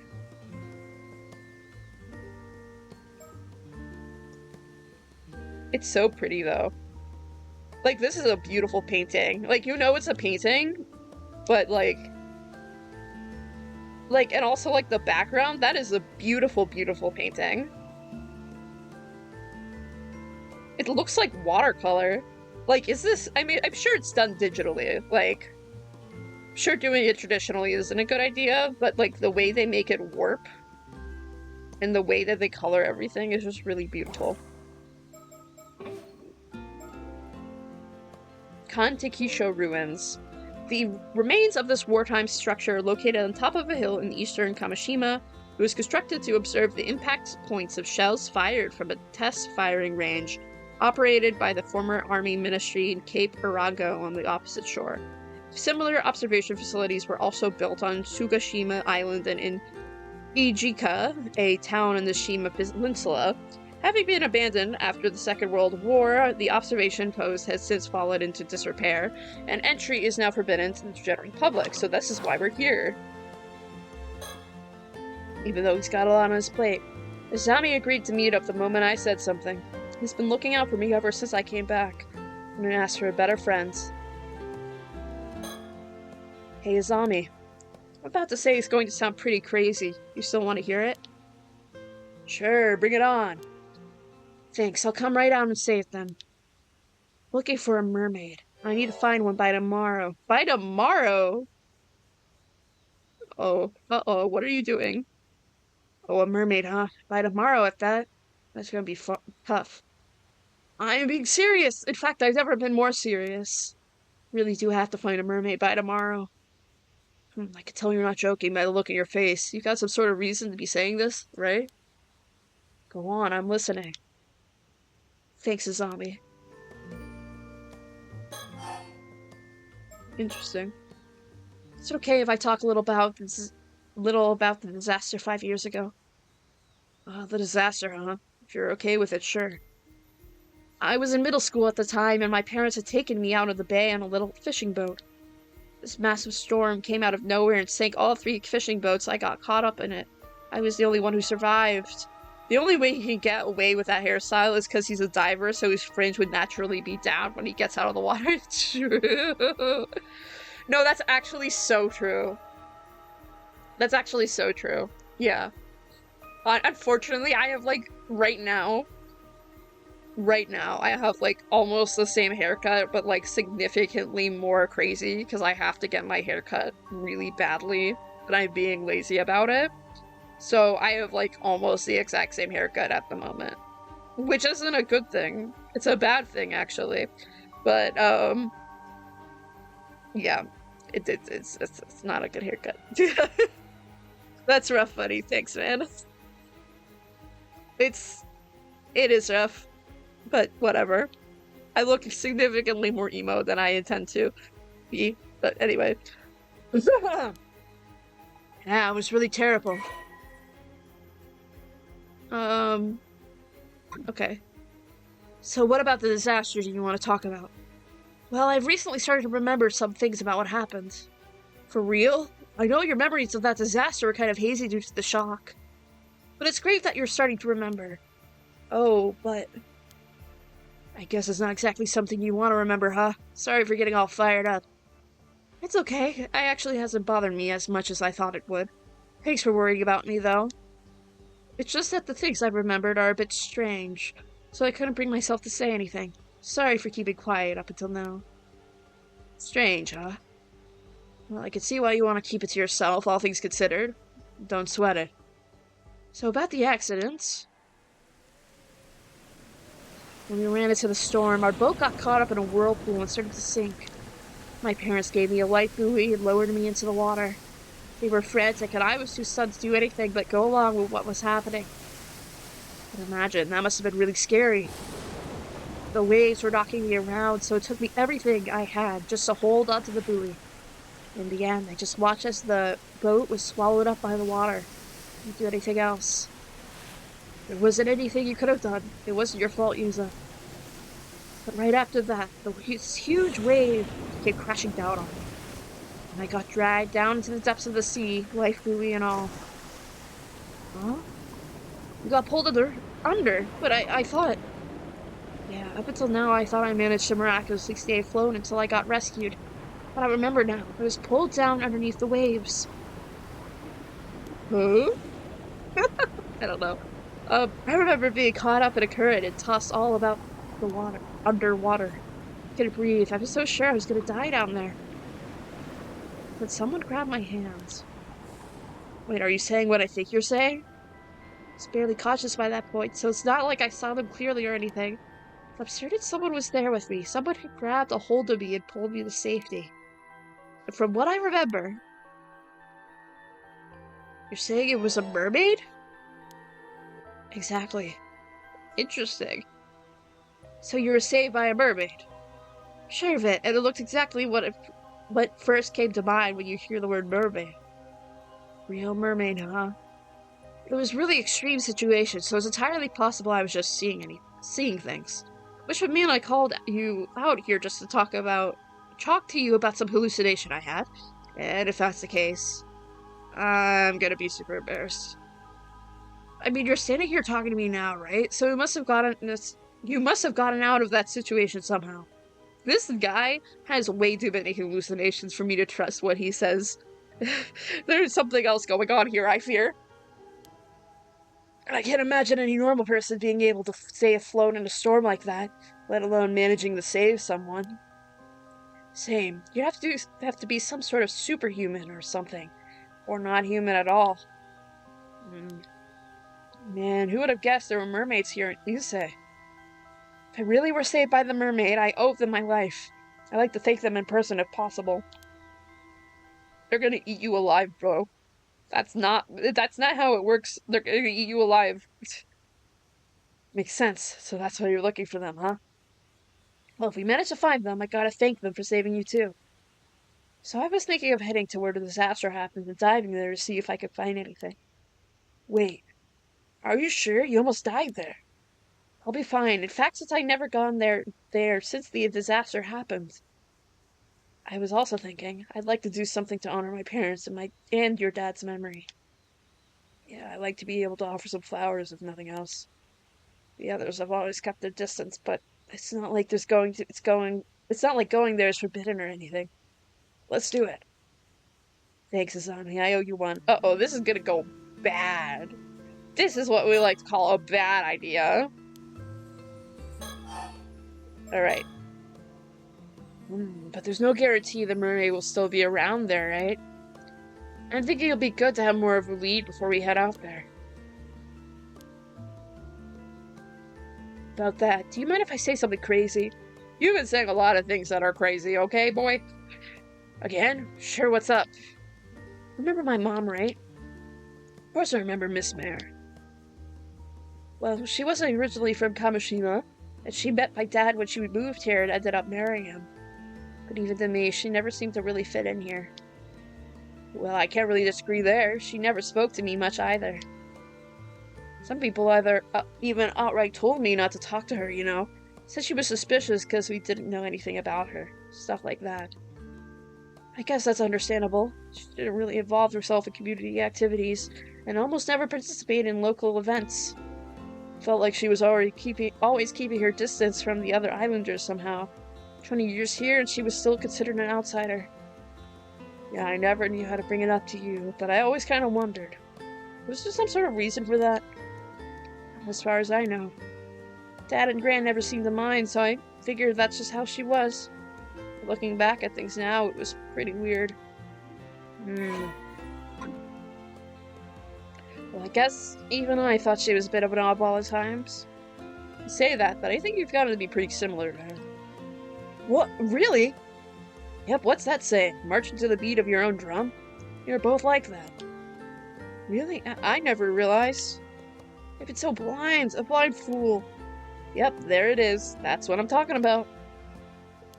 Okay. Silly. Alright. Hi, maid. Welcome in. How's it going? I'll sip my water for you. Just for you, maid. And posture check, I will stretch my back. Oh!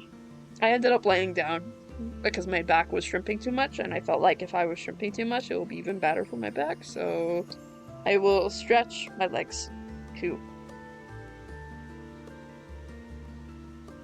I'm good, having dinner. How are you? I'm doing good. I'm doing well. Good to be temporarily back for, you know, who knows how many streams. I don't. But, you know, good to be here. How's it going for you two? What are you having for, dinner? Dinner. Sorry, I keep thinking, whenever I hear dinner, I keep thinking of the Undertale 10th anniversary live stream in which Toby Fox just said, dinner. And so every single time I see dinner, I just think, dinner. Mermaid, are we gonna have sashimi? We might be having sashimi. We've had a lot of abalone, and we've had a lot of lobster. So, like, you know, we're getting the good old, fish diet here. Which is kind of messed up for me to stream this, but, like, you know, whatever. Just, I don't know. Anyway. We're searching for one at least. Having sunflower seeds bread with chicken that has spinaches in it. That sounds so goddamn good. Man. I need a good old sandwich. It's been so long since I've had, like, a actual good solid sandwich that isn't, like, peanut butter. So I need to go out to some place to get like a good old sandwich sometime on my lunch break for work at some point. There are places to get sandwiches. It's just I usually get like something that's either like a breakfast sandwich or something like that, and I should just have like a good old like with the bread, you know, with the bread instead of like a bagel. But yeah, so God, yummy. Why do you bring up your mom all of a sudden? Well, looking back now, there were a few things that have always bothered me. Oh? For a start, no one ever told me where my mom was from. She was also natural at ama diving, but I never ever saw her eat any seafood. Good for her. Sometimes at night she'd suddenly say she wants to go look at the sea, before going out and not coming back for hours. This boy is like hybrid mermaid person. I guess that is all pretty weird, huh? That's not all. When I was sorting through my mom's belongings, I found this. We usually keep it in the family altar, but I brought it today to show you. What is that, a fish scale? It's huge, it's gotta be at least 7 or 8 centimeters long. I've always just figured she'd held on to it because it was a rare find. But once I remembered the mermaid, I started to wonder. What if fish could this scale have come from? And why was my mom holding on to it? Whoa, hold it right there. You're not saying... I am. The mermaid who rescued me back then was... my mom. I think it was my mom. This guy is... This guy is pulling out all sort of theories. This guy is talking like I do when I play a mystery game. What do you think? I don't know.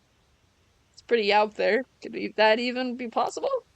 So your theory is that your mom used to be a mermaid, but she became a human so she could live among us? Like the game? Like the video game? I think the mermaid's true identity is a cat! True. Anyway, nice Among Us reference. It's been so long since a good old Among Us reference in a game, so glad we're bringing back in the good old year of 2026. Yeah, she turned back into a mermaid when the disaster happens, and wasn't able to come back afterwards. How does that sound? I don't know.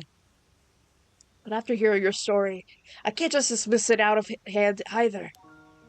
That's really the case. My mom really is still out there in the sea somewhere, even in a different form. These guys are so funny to me. They're just really entertaining to me. Because they're definitely just guys that are just like, maybe my mom's a mermaid. Like, but the thing is that they're like 18, 19-year-olds. This guy could be in college. Good for you, boy. Cool. I was thinking it'd be nice if I could see her again. You are living so much copium. I'm sorry. I mean, cool. Alright, this is called the Mermaid's Curse. Alright, cool, whatever. But still, it's funny to me, that's what I'm saying. It might be because you're still treated as missing instead of dead, but still hasn't really sunk in that my parents are gone. Second, I'm making the volume a little louder. I feel like it's low, so I just am trying to, anyway. I know what you mean. Sometimes it feels like my pops is just gonna show up at home, like nothing ever happens. Though, even if your mom's alive, I guess it'd be hard for her to show up now if she's back in her mermaid form. This music's really pretty, also. My mom really does have some sort of connection to the mermaids. And maybe it was the reason she never fit in here. It may help clear up any mistaken impressions that others have of her anyways. I see. So you think that by trying out ama diving like your mom did, you might be able to find something out. Can't get over how much he looks like Tobey Maguire for Spider-Man 3 with that hair. It's true. Yeah, no, I see it. Oh god, yeah. I can't believe he's Spider-Man. Maybe if you're lucky, you'll run into a mermaid in the process. Yeah. And if I'm really a descendant from mermaids somehow, it's possible that diving might awaken something in me. Well, you're level 5 diving in all stats, boy, so like... Oh, right, I hadn't thought of that. Guess if your legs suddenly become fins, we'll know for sure you're second generation mermaid. This is awesome context. Alright, I think I've got the gist of what you want to do now. Thanks for understanding, Azami. I haven't been happy with how people have been treating you ever since the disaster either, and what they say about your mom. If there's anything I could do to clear up the air, I want to help. Thanks, I appreciate it. Though I don't know how people are gonna react if you start suddenly talking about mermaids. It might be better to keep quiet about that part for now and just say you're looking into your mom. What do you think? Yeah, I think that would be best. Okay, now that we've got this settled, how about we head out tomorrow morning? Does that sound good to you? Yep, I've been doing the training in secret, so I'm all set. Some training in secret? What, this guy is like bought in like a freaking, this guy has bought like a fake like mermaid costume, like the ones that you can buy online, and has gone into a pool and tried to flop around in it, and you know he has. Anyway. Or I guess the ocean. Like, I guess you could do that in the ocean, but that seems a little dangerous. Still, having to find a mermaid by tomorrow is pretty sudden. What's up with the tight deadline? He's been doing training and can still only hold his breath for 2 seconds. Yeah, boy can only hold his breath for 2 seconds, yet you think he's descended by mermaids. Like, bro, you've never been more wrong in your life. Well, sorry, I can't say right now. If you manage to find one, I'll explain everything, I promise. Well, as long as you tell me later, it's all good. Oh, here's an idea. If you're in that much of a rush, how about we talk to Tsukasa and Sato? Sato? Sato, yes. Maybe they'll be able to help out. I wonder, it would be nice to have more help. Like, would they even believe me? No, they wouldn't. The whole thing is pretty crazy after all. Yes, it is. I'm glad you're self-aware. Besides, Tsukasa's going back to the mainland soon. I hate to bother her now. True. Still, knowing Tsukasa may be surprisingly on board with the whole thing. See, I knew he'd be in here. Whoa, speak of the devil, wow, that's a crazy coincidence. God, when did you two get in here? Oh, talking about something you didn't want us to hear, were you? Boys will be boys, I guess. Tsukasa, a while? She's cute. Hey, you got us all wrong. We weren't talking about anything like that. Yeah, you gotta hear me out, Tsukasa. I was powerless to resist. I refused at first, but Azami insisted and... Oh, tell me more. Might as well admit it, Yuzo. Yuza, it's Sato. What's with the sudden keen interest? Okay. Sato. Okay.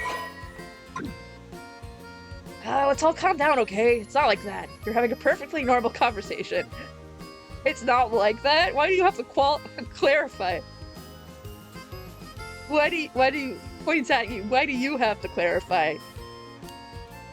Yeah, sure. Anyway, hey, don't just brush me off. I'm getting pretty worked up, Azami.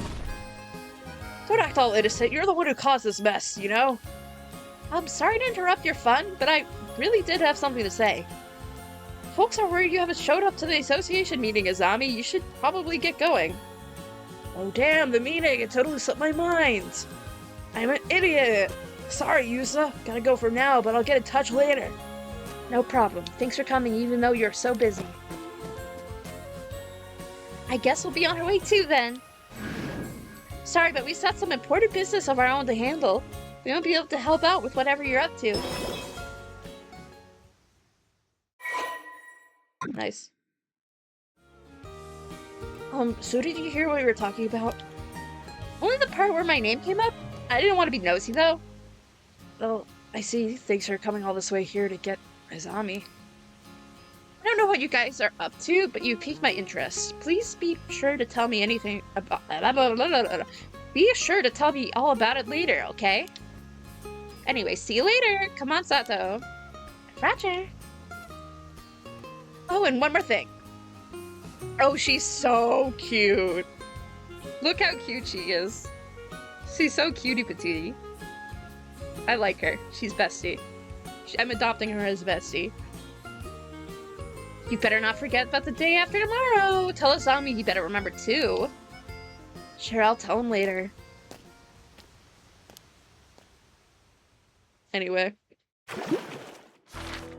Cool. Oh, branching paths with different characters. Let's freaking go. Yeah, let's do the memory first. Okay. Sato, you got a sec? So, I was hoping to get a bit of advice. Thing is, you're the only one I could really talk to about this. Oh, I love her expressions. Oh, she's awesome. Sure, what's up? If you've got a problem, leave it to me. Kamashima's living, walking, talking encyclopedia. Wow, that's a pretty impressive title, Miss Encyclopedia. Although I think the walking, talking kind of applies your living already. Either way, I hope you can help. You know that even if it kills me, I'll squeeze every last brain cell I've got to help you, Tsukasa. Right, but you're supposed to be a living encyclopedia, so please don't go dying on me. She's absolutely going to die. Thanks for being here for me, though.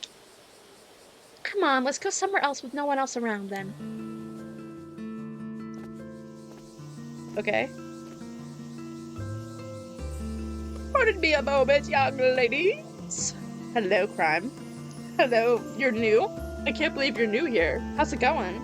Banned? Yeah, ban that guy. I get on that. Hi, how's it going, Crime? How are you doing? We are paranormal our sighting. There is mermaids in this game, and one chat and mods banned me already. Yeah, because we're aggressive here. Just get with the program. Just get with the program. Like, come on. Anyway, how are you doing? How's it going?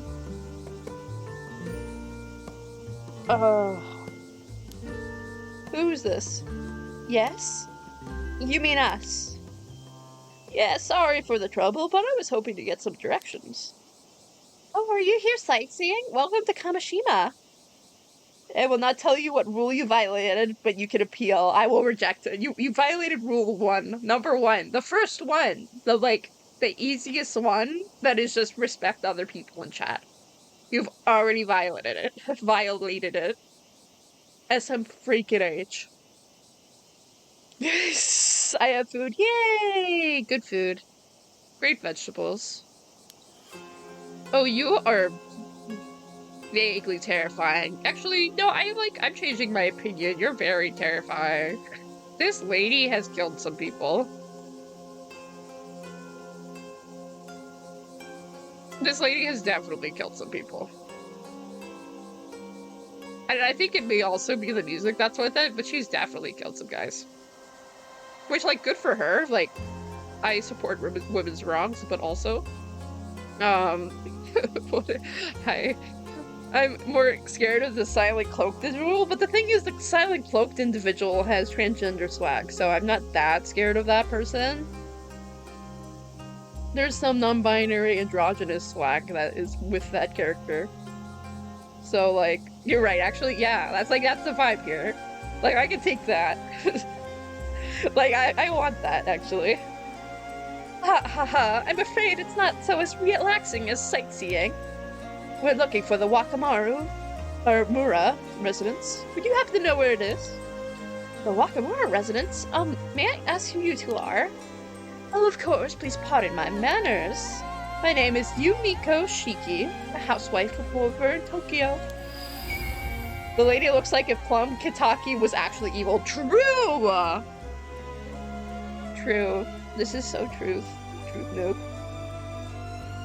Wakamura. Oh, a housewife. And this here is Soto Kiryu.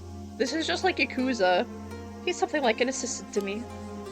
My pleasure. Oh, you have swag. You have swag. Oh, there is like an immense amount of swag coming from that gaze right there. Like, just, you can't tell me otherwise. There's an aura. This guy is aura farming. Instant fave character. Like, literally 5 seconds, but instant character. Instant fave.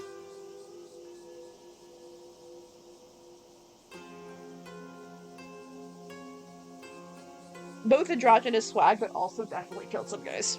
Which, like, again, go you. Oh, you must be guests of the old man. The Wakamura home is just up the just up the slope after you head through the alley. It's a bit of a maze, though. Want me to show you? Oh my god, and you have a freaking pipe? This guy has so much swag. Ah, so it was that way. Thank you, but I believe we can manage from here. Believe it or not, we've all been running all around the region. We're quite used to the area now. Herlock, Shaw's, Kitty, we love androgynous weirdos, yeah. Oh, also look at that, look at the little cat spray, little cat expression. That is a cat expression if I've ever seen one. That is a cat. That is just, like, quite simply just a cat. Awesome. Cat with pipe. Huge. Someone needs to draw this character as a cat. Miles Edgeworth smug face. True. Uh-oh, that's not good. Got it. Take care then. Man, is something the matter? No, it's nothing. I'll tell you later. We'll be on our way then. Sorry for stopping you. Interesting. Huh, those two had a really strange vibe. The old man sure gets some unusual guests. Yeah, there was something about them. Don't you think that's the kind of aura that sorcerers would give off? I think it's just androgynous slack, Sato. I know what you're getting at. I've heard those rumors true. I don't mean to get political, but she's got those Erica Kirk eyes. Oh my god.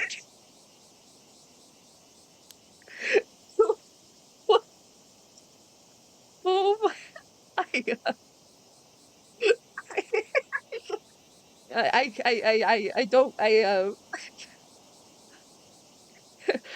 Kirk annually? Like, for real? Low Kirk annually, I think you're right. But also, oh my god.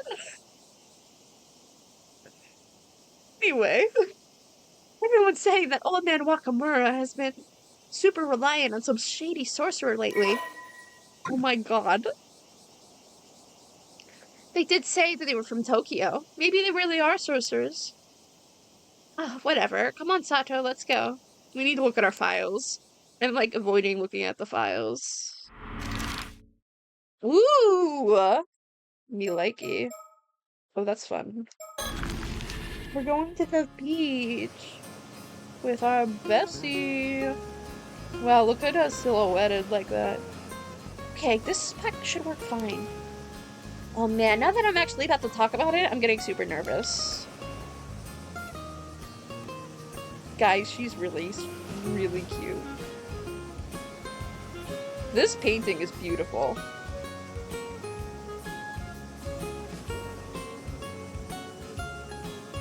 It's like funky.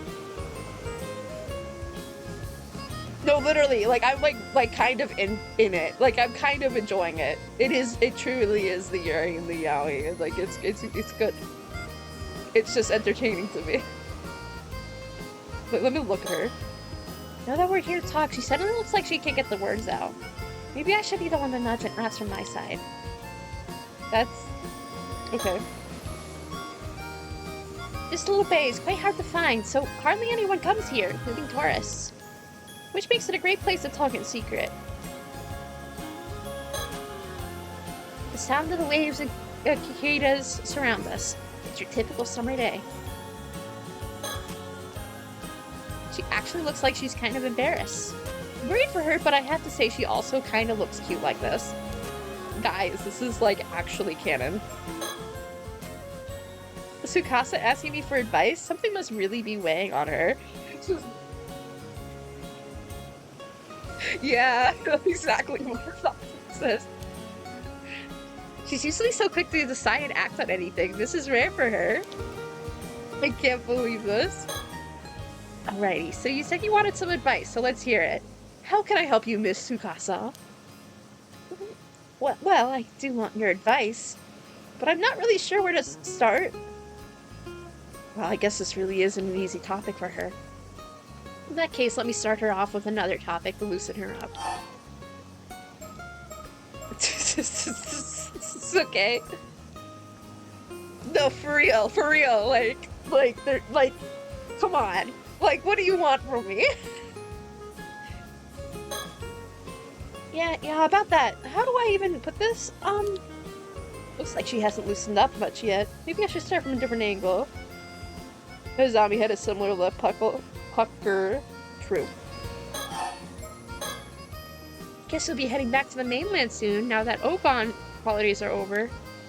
Yeah, I head back to my boarding school in 3 days, so I only got until the day after tomorrow to take it easy here. She's definitely gonna die, isn't she? Right, time sure flew by, and I'm really gonna miss you. Me too. Only 2 days left, huh? 2 days. What am I gonna do? I guess whatever she wants advice on is time sensitive. Oh, Tsukasa, that reminds me. Did you catch that 2-hour suspense drama the other day? Ah, right, you said you were looking forward to it. I didn't see it. Mom was watching a period drama. Darn, that actor you like had a good part. He turned out to be the killer, though. I wish I could have watched it. It's just kind of spoil it for me, though. I mean, this is true. But I think it's cute that they both like killer dramas. They're so real for that. Wish we had a VCR like yours. You could record music and watch them, or music shows and watch them over and over, right? That sounds amazing. Not many houses on the island have one, though. Yeah, I know, it's a bit of a luxury, but being able to record and keep TV programs is the best! You love your TV way more than I do. It's great you can enjoy it whenever you like.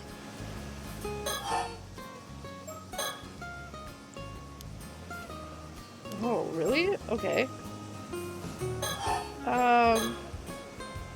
We can't get enough of your TV. Oh, you think I watch it too much? How much did you watch this summer? Well, I guess I'm pretty much always watching it whenever I'm home. Nice! You should thank old man Wakamura for letting you watch as much as you want. We're hardly ever allowed to watch TV at boarding school. Even at home, I'm always fighting over what to watch with Ma. It makes it damn hard for me to keep up with the conversations at school, you know? TV's just got too much influence on everyone. Can't blame them either. It's pretty fun. Speaking of TV, I saw something on the morning news.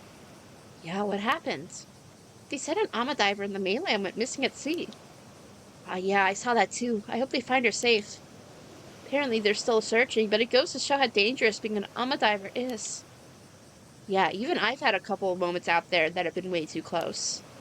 When the catch is right in front of you, it's easy to think you should go just a little bit further and end up pushing it a little too far. Sounds scary. You be careful out there. Now that I think about it, a little while back, there was that story about old human bones found in the seabed near Toba. Whoa, I never heard about that one. If that really happened? Oh, that's creepy.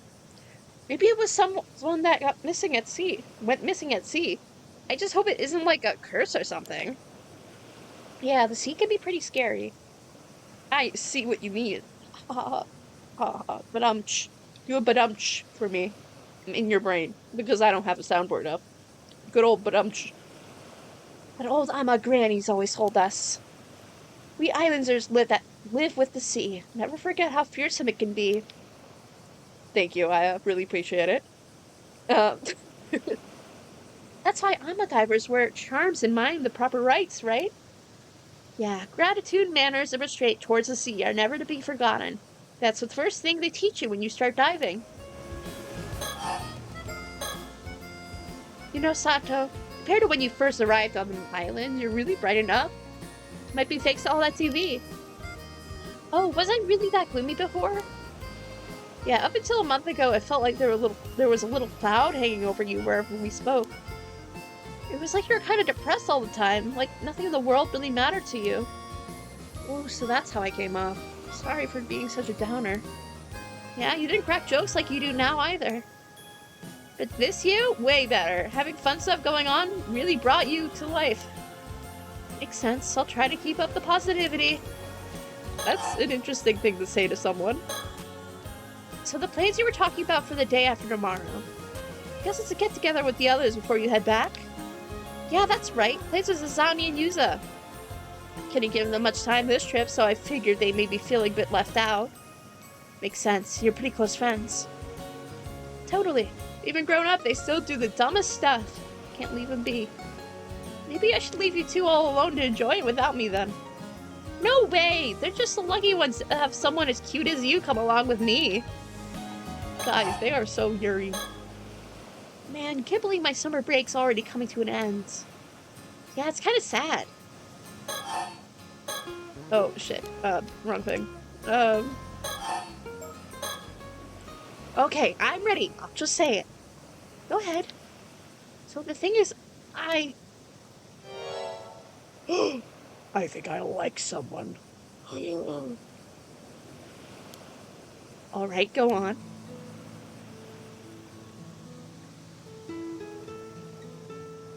Oh no, it's not her. No, it's over. Pipeline is over. The Yuri pipeline is gone. Oh, I could just pretend it's Sato though. We'll hardly get to see each other anymore soon. I'm gonna tell him how I feel when I'm still on the islands. And now they're both gonna die. True. They don't have Yuri pot armor. The pot armor is gone. It's been destroyed by the sea. It's been like weathered, like, you know, the sea weathers rocks. Makes sense. I'll help however I can. As Kamashima's living encyclopedia, I've seen this all on TV before. I probably know a thing or two that can help. For sure. Yeah, you don't sound all that confident, which kind of makes me a little nervous, but I can tell you mean it. Thanks. Just don't really know what to do. Which of the two is the lucky guy? Of the two? Of the two? Huh? What do you mean? Oh, no way. Don't you think I like Azami or Yuza? Wait, you mean it's not one of them? Me falling for one of them? Not a chance. They're basically like brothers to me. I could never picture a romantic relationship with them. Good. Oops, sorry. I just assumed. Call myself the living, walking, talking encyclopedia, brag that I've seen it all on TV. But I guess I really don't know anything. Sorry, this is so embarrassing. I'm gonna go die now. Whoa, don't sweat it! Really, no dying! Oh, she's definitely gonna die. They've, like, literally said it. Uh-oh. Uh-oh. The plot armor's gone. It's over. Then who is it? No point dragging you out, so I'll just tell you. Chitaro. Oh my god, he's so ugly. I'm sorry, but he's so ugly. Mr. Wakamura's son? I see, I see. He's sincere, smart, and pretty handsome. I can see why you like him. I'm gonna say you have bad taste, but whatever. Don't let your dreams be dreams. Cool. Right? He's back visiting the island at the moment, but he usually goes to university in Tokyo. Secretly admired him for ages, but I've always thought he'd just see me as a kid. Figured he'd never be interested. Now I go to school on the mainland by myself, and I'm even working as an ama diver. I think he might see me as more of an adult now. More than before, anyway. How old is she?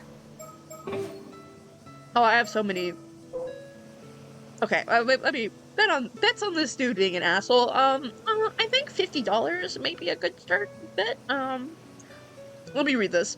Mari Minakuchi, Yusa's mother, having been missing in the Kabashima Southern Sea disaster 5 years ago. More than 20 years ago, Mari arrived on Kabashima with no possessions to her name, expressing that she had taken a liking to the local environment and wanted to move there. She remained tight-lipped about her background, only revealing that she was from a small town out in the mountains, and that she had to leave her home for undisclosed reasons, and although her request to move to Kamishima was accepted, many islanders remained suspicious of her. She took an interest in Ama. Suya Minakuchi was her instructor. Close to Tosuke Minakuchi, Suya's only son, and eventually married him a few years later. Despite this, Murray was unable to fully shake the air of mystery that surrounded her. She was a nonconformist. She wandered the islands after she first moved there, seemingly looking for something. Her mother-in-law was a person of no small influence in Kamishima, and no one dared openly persecute Mare under Suya's watchful eye. Growing number of people who have accused her of somehow being responsible. Cool. Alright, I'll read that one. Next one. Sato! House guest. Roughly 3 months ago, Sato suddenly arrived in Kamishima claiming that she was a child or relative of the Wakamuras. She showed no signs of attending school or doing any sort of work. Oh, that makes more sense of her asking... Tsukasa asking Sato about the Wakamura household, though. That makes a lot more sense, because they probably know each other. Cool. Those who know about Wakamura's high-interest money lending behind the scenes speculate that she might be the daughter of one of the borrowers. She's a huge television fan. She's a friend of Tsukasa. Tsukasa, 17 years old. Okay. They're both 17. Okay, got it. This is very funny to me. If you're 17 years old, you are not an adult. She's been staying at a relative's house in Ise City since last year to order it to attend to all-girls high school on the mainland. Her diver rank is 6. However, her teachers have been strongly encouraging her to aim to a national university. She's friends with Azami and Yusa since childhood. Since leaving the island to attend high school, she has grown more conscientious of their age difference and put some distance between herself and them. Their age difference? They're literally 2 years older than you. But anyway, they're not that much older than you. But whatever. She hit it up with Sato, a girl who came to Kamishima to lodge with the Wakamuras a few months ago and was looking to show her around the island. 18 years ago, her still pregnant mother, Nagisa Awayo, moved to Kamishima alone after giving birth to Tsukasa shortly afterwards. Problematic year age gap between friends. This is the type of people that say that a ship is problematic if they're 18 and 17. You know? Exact same type of people. But okay. Although she used to occasionally ask her mother about her father, her questions were suddenly evaded, so she has stopped asking. She lived in a single-mother household. The fact that her mother never seems to have any financial difficulties despite not working has led to her quietly suspecting he may be still involved in some way. Interesting. Shinobu Wakamura. Oh, hello, man. You are old. Single most influential person in Kamishima, although born to be an ordinary fishing family on the island, he entered his 20s during the post-war economic boom. Through tireless work and juggling multiple side jobs, he managed to amass a small fortune under the years. He invested this fortune into Kamishima. Efforts have earned the appreciation of the people. He holds many key positions on the island, including serving the head of the Kamishima Fisheries Cooperative Association. And he has said that his appointment as the next mayor of Kamishima is all but confirmed. He personally leaves much to be desired. He uses force to get his way, and he's also high-handed in his dealing with others, making people very worried that it is difficult to oppose him. Having moved his home and base of operations to the mainland many years prior, there is abundant rumors that he has since added loan sharking and land grabbing to the list of ways he's willing to add to his sizable fortune. He has said he has recently become ardent devotee of a certain famous sorcerer in Tokyo, and often relies on their guidance when making decisions. And then Yumeko, a housewife from Tokyo, and a man who visited Kamishima along Yumeko. Okay, so that'll be updated at some point. And Southern Sea Disaster, that is a really common photo to see. Actually. I feel like I've seen that photo before. I don't know from where, but... It looked like a storm that broke out at sea in the south of Kamishima around 5 years ago. 3 fishing vessels, sole survivor Yusa, his family, his Azami Kuboi's father was among the victims. Eerie rumbling from sea on the morning of the incident. I'm just reading this really quickly. He had no external injuries. Fishermen or Amadavers temporarily stopped fishing to board, and a memorial was erected to honor their lost.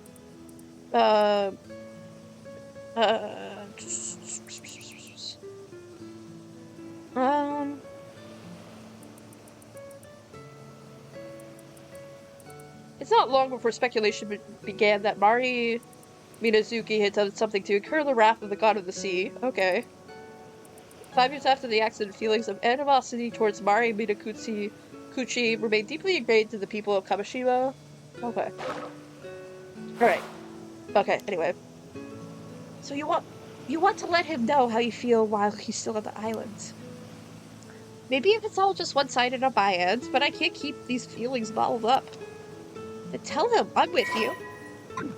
Oh god.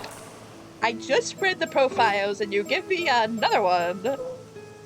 Oh god, he's 21? Bro, if you're saying that you have a problematic 2 years age gap between friends and you're interested in dating a 21-year-old, then what are you doing? God. This is very entertaining. Why are you doing that?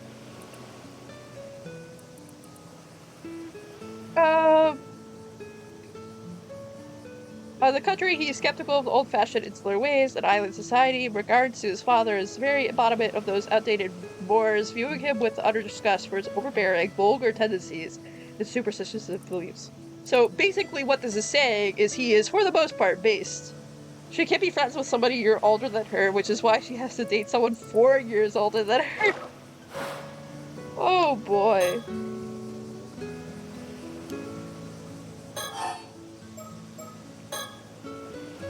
I'm gonna tell Sotaro how I feel by the day after tomorrow. What do you think I should do? You're staying with the Wakamuras right now, right? Know anything about him that may help? Well, I'm afraid Miss Encyclopedia might not have that kind of info. You don't have much info at all, do you? I mean, he's honestly not home most of the time, so there's not much I don't know about him. There's a lot I don't know about him, I mean. Feels like he's always got something to do, checking it out folks all around the islands. Like, I don't suppose you know if he has a girlfriend in Tokyo or anything?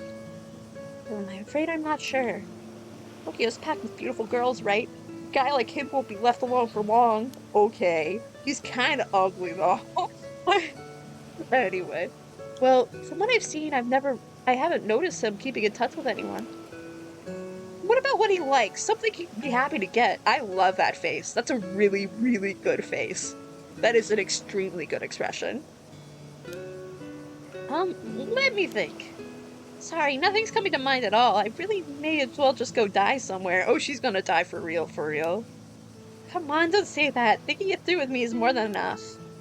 You've got to stop joking about dying like that. She's definitely gonna die. They're gonna kill her first. She's gonna be the first murder victim.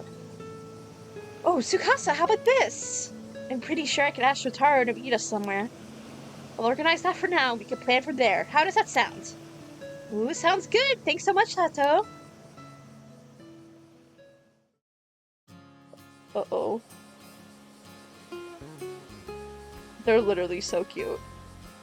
So, we kicked around ideas the whole way back, but in the end, writing a love letter and handing it to him is the best call.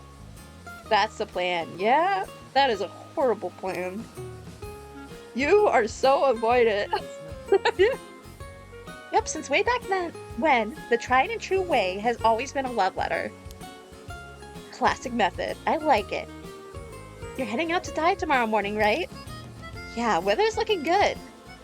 Alright, then I'll ask him to come to the bay a little afternoon. That works for you, right? Yeah, I just need to have the letter ready by tomorrow. What are you gonna write on this, girl? Hey, can you look it over before I give it to him? Of course, I'll fix it up even if it kills me. Bro, you can't say that! Girl, you're like setting yourself up for failure. Thanks, I'll write it even if it kills me too. Uh-oh, they're both gonna die. They hate Yuri. I'm already so nervous! Hey, you two over there.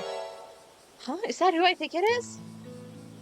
Whoa, speak of the freaking devil. Oh god, he looks so ugly. Fuck, it is! It's Shotaro! Shotaro! Or alternatively, they're both willing to die for each other. Me, it's super Yuri true, actually. The one I liked was near me all along. Sato. Kind of shit. Wow, he's even more child in person. Yeah, I think the outfit is really not doing him any favors, actually. Oh wow, speak of the devil. Hey, sorry to interrupt. I want to give this guy the most dude bro voice I think I could ever muster from my mouth. Ooh, he's totally glowing as usual. Is something wrong? Have you seen a zombie? He didn't show up to today's association meeting. Oh, I see. I haven't seen him today. Ah, I think I know where he is. I'll go get him. Well, you do? I knew I could count on you, Tsukasa. I'll let you handle it then. Oh, he thinks he's so pretty. He's not. He's not pretty. Sure, no problem. Wow. Oh man, he called me by my name. I'm so fired up right now. Let's go do this. Yeah, let's. He thinks he's a cutie patootie? Exactly. First off, let's find those two. I bet they're up in the Kantahisha ruins. Let's go, Sato. Right behind you. Okay, so that's how it wraps up with canon. Okay. Alright, we gotta see the dead fish body.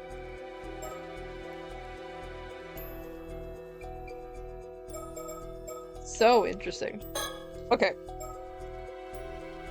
Yumeko Shiki and Soto Kiryu head to the coast of Futamigara after receiving a report of a strange corpse down there. That's not scary at all.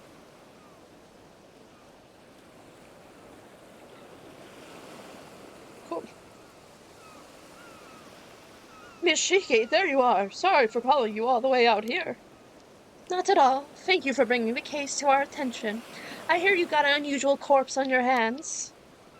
Well, forensics isn't here yet, so I honestly don't know if it could really be called a corpse or not. But I do know that it'll cause a stir if anyone catches a sight of it, so right now we're just trying to put the busybodies away. I'm sure glad it happened when you're still here, though. What with you being from the Tokyo Metropolitan Police and all. Nice. Good for her. Prefectural Police Detective, Masaru Ide. Where's our cadaver, then? Our cadaver? Freak? Still in the water over where it was found. Feel free to go ahead and examine it. Over there. I see.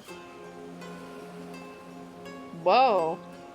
They really just slapped that PNG there. God. You are so cool. Vision ability on. What? Uh-oh. I don't like that. That's gonna kick my ass later.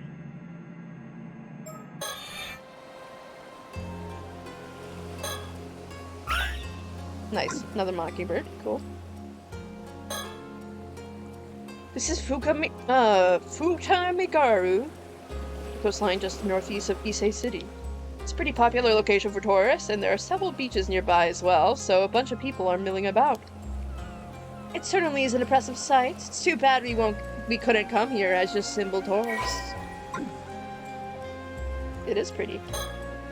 The sound of the waves and the buzz from the onlookers fills the air around us. I suppose it's inevitable that the police being around would draw people's attention. I just hope it doesn't cause a commotion. Police officer. The local police have the area closed off to make sure bystanders can't get too close. Let me look at this guy.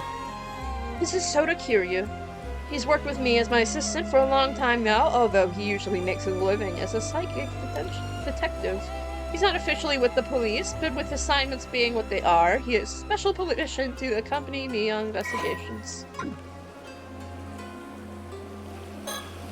He's had his gaze fixed on the corpse ever since we got here.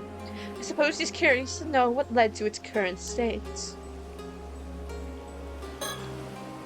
This is Masaru Ide, a detective from the local police. He's acting as my point of contact while I'm over here, as well as providing any support I need. Don't doubt it's quite a troublesome assignment. There are a lot of things that need to be kept secret for one. But he's been very good at not prying into the particulars while doing what needs to be done. Occasional grumbling notwithstanding. Given what this case has ended up involving, though, those particulars may not end up remaining undisclosed for much longer. At first glance, he seems a sort to find hard work troublesome, but he's proven himself to be quite a thoughtful individual. If that attitude of his is a deliberate ploy to get those he's dealing with to lower their guard, he's certainly not one to be underestimated.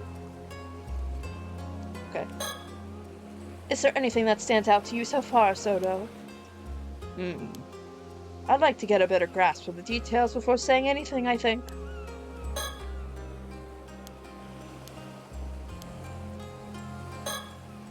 Do we know what the situation was when the corpse was found? I like doing her voice, by the way. Those type of voices are always really fun. I just got here myself, so I'm not clear on the details myself. From the sounds of it, a local civilian happened to cross it about an hour ago as they were passing by. We got us on the scene immediately, so no one else should have seen it. That's a relief. We don't want people working themselves to a frenzy over this. Where is our local now? We've got someone taking their statement in a nearby police box. I'll let you know when we get more info there. Please do.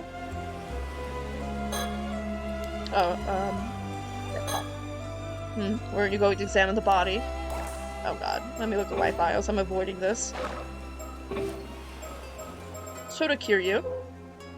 Independent psychic that makes his living as Japan's only psychic detective. Although he has a calm attacker personality and is possessed of a sharp mind, he is surprisingly sensitive by nature. However, this trait does not extend to mercy towards spirits and other phenomena. Curses. Primary spiritual abilities. Curses. The stronger the curse effect, the greater the burden on the user. Shagun. The ability to see the face of a deceased individual from their remains, allowing for recreation of their features via portrait sketch.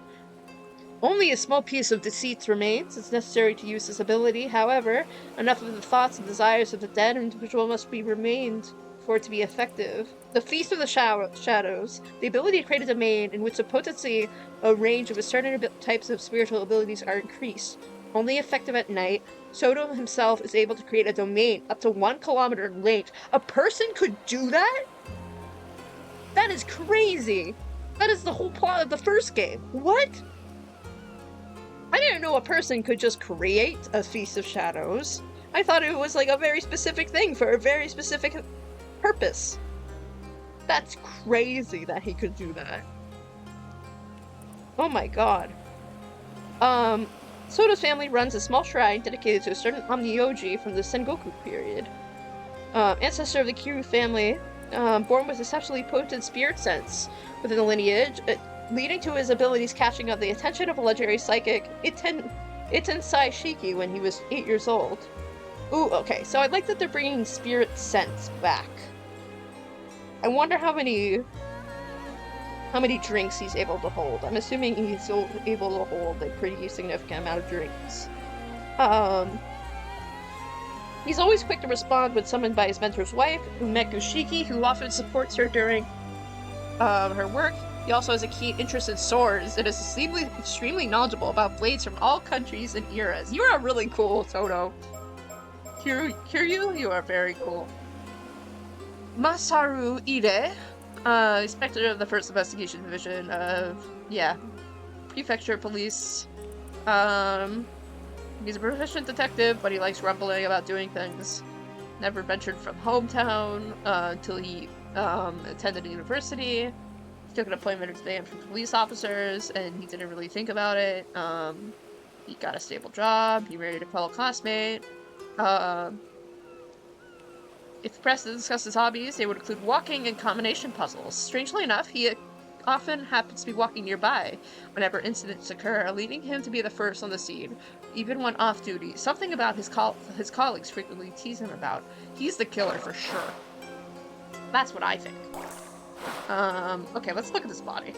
I'm procrastinating enough. Look at that. I see. So this is the corpse in question, is it? Unusual is certainly the word for it. It is. I mean, it's definitely, like, kind of a mermaid. It's all dried up now, almost like it's been mummified. But apart from that, it's pretty safe to say this is a mermaid, right? Let's take a closer look at it. Tail, oh god. Tail. The body's lower half is identical to a fish tail. If this was a fish, it would be a pretty huge one. Okay. Of course, though. It seemed like the fish half of the body begins from the shoulders downward. All the mermaids I've ever heard of have had the fish half start from the waist down. If it's a fake, maybe whoever made it didn't do their research. Really, several of the mermaids described in old Japanese legends have their face as the only human part, though. Seriously, guess that makes me the one who didn't do their research then. If this really is a corpse, I wonder when they died. I doubt their body would have ended up this desiccated if it had been in sea this whole time. I think there's a possibility they died, shriveled up into a mummy-like state, and then their body fell into the sea and got washed up here. It makes for quite the enigma, that's for sure. There's no sign of any external wounds. I can't see anything that could have caused their death, at least. Head. As you can see, there's no doubt it's a human head. It's the main reason we went ahead and started treating it like a corpse. That makes sense. I can't imagine anyone would have seen a creature like this before, after all. If it really is a mermaid, then wouldn't it be a pretty huge discovery? It's not the sort of thing we'll be able to make public, that's for sure. I don't suppose we have any way of confirming their identity. Their identity, huh? Given the state of the body, it's probably be difficult to confirm based on facial features, but you might have a chance of using dental records. Though that would depend on if they've ever had a dental exam. I see, that makes sense. Honestly, I'm kind of leaning towards it being a fake of some kind. What do you think? It's true that many of the mermaid mummies discovered were ultimately found to have been man-made in origin. You wouldn't find me complaining if it is. No need to investigate a fake corpse, after all. Maybe that's being too optimistic, though. We'll just have to see about that, won't we? When I first saw the expression, I thought that they must have died in unbelievable agony. But at the same time, I can't help but feel like they almost look satisfied. Could it be my imagination, though?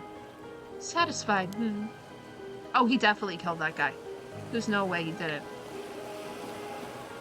Okay, I think I got everything.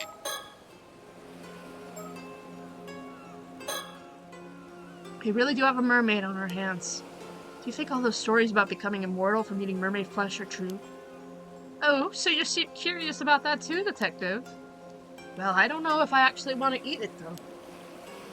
Living forever doesn't necessarily mean you'll be happy, you know. Besides, I can't say I find the thought of eating meat from this thing all that appealing. I see. I suppose that's a natural response. But there are plenty of people who would be interested in getting their hands on this corpse for that exact reason. I can see that. There may be people fighting over it if it gets out. All the more reason to try and keep it hidden. Okay. Sure is troublesome thing we got on our hands here. Well, I think we have a decent grasp of the situation now. What's your opinion, Soto? First of all, based on the state of the corpse, I think it's safe to say this is another case of the curse of the forsaken fish. Some of the residual curse energy is still lingering around the body. Oh god, there's curses in this game. Oh god.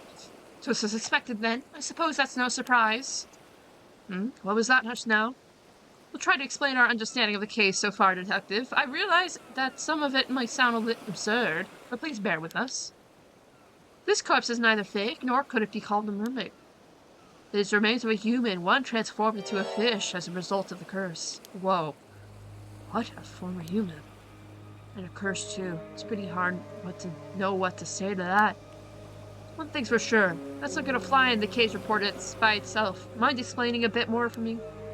Of course. Let's start with an explanation of our circumstances then. Interesting. I'll let you handle the explanations, ma'am. Of course, leave it to me. In return, I'll be counting on you to handle the report. Ah, confound it. First, I suppose I should start with a brief explanation of the department I work for. Wait, aren't you part of some secret department in the security division over in Tokyo? Are you sure you should be telling me something like that? I'm not gonna get caught up in any troublesome business if I do, am I? No need to worry. I doubt it'll come to that. Probably. Our work is mostly kept secret because it's something of a pain to find people who accept, let alone understand, the circumstances each time. But you've been very supportive so far, so I can't imagine that will be a problem. Well, if you really insist, go ahead, I guess. As you say, my department is indeed a part of the security division. Its proper name is the Paranormal Affairs Bureau. Okay. Paranormal Affairs. Jeez, the Paranormal Affairs Bureau, huh? Oh, is there really of cases of spiritual phenomena causing harm around that place? I hope that Fade to Black was because I played the first game and they don't have to explain what Paranormal Affairs is to me. Because if so, that's really funny. I guess it's not that hard to believe there'd be some sort of organization to deal with them within the police. Precisely. I'm glad you're so quick on the uptake. Well, seeing that corpse over there, there's not much else I could do but believe it, you know. Oh, does that mean you've got a spirit sense, or some sort of psychic powers? Not to any notable degree, I'm afraid. As mentioned, I'm primarily a housewife. If you ask me, I would probably rather sort this all out, and get back home to my husband as quick as possible. Right. Soda here was my husband's protege when he used to work as a psychic, though. He helped me out in any work I'm assigned to. I'm responsible for handling any spirit work that comes up, yes. Spiritual work, huh? Seeing you say that, it's like it's just another job really makes me feel like we're talking about some other industry entirely. But if you really are just a housewife, Miss Shiki, why are you working for a special unit like that? I know it's none of my business, but if your husband's a psychic, wouldn't that be all the more in his line of work? True. Personally, I'd rather our roles were reversed. But there are several reasons why that unfortunately can't be the case. I see. Don't really know your circumstances, but it sounds pretty tough. Either way, it should be good to put this down as a paranormal affairs case, right? That should be fine, yes. You can leave the rest of the investigation to us. We'll also handle the report. More specifically, Soda will. Oh, face. Oh no, he doesn't want to do that. Really? Thanks, that's great help. Not again. Like God. Frick. Oh, frickin' Christ. Okay, that's so much to talk about. Let's talk about the department. So, does that mean you came all the way here to Mie because you knew something like this was gonna happen? Oh, that's awfully perceptive of you, Detective. I suppose you could say that, yes. At the very least, the situation hasn't come up as a huge surprise. If that's the case. Was the body from the other day One of yours too? Uh-oh. It was indeed, yes. Seriously, that does sound like a pain to deal with. I bet our chief knew all about it when he assigned me to the case. If it lessens the burden, you've been a great help so far, Detective.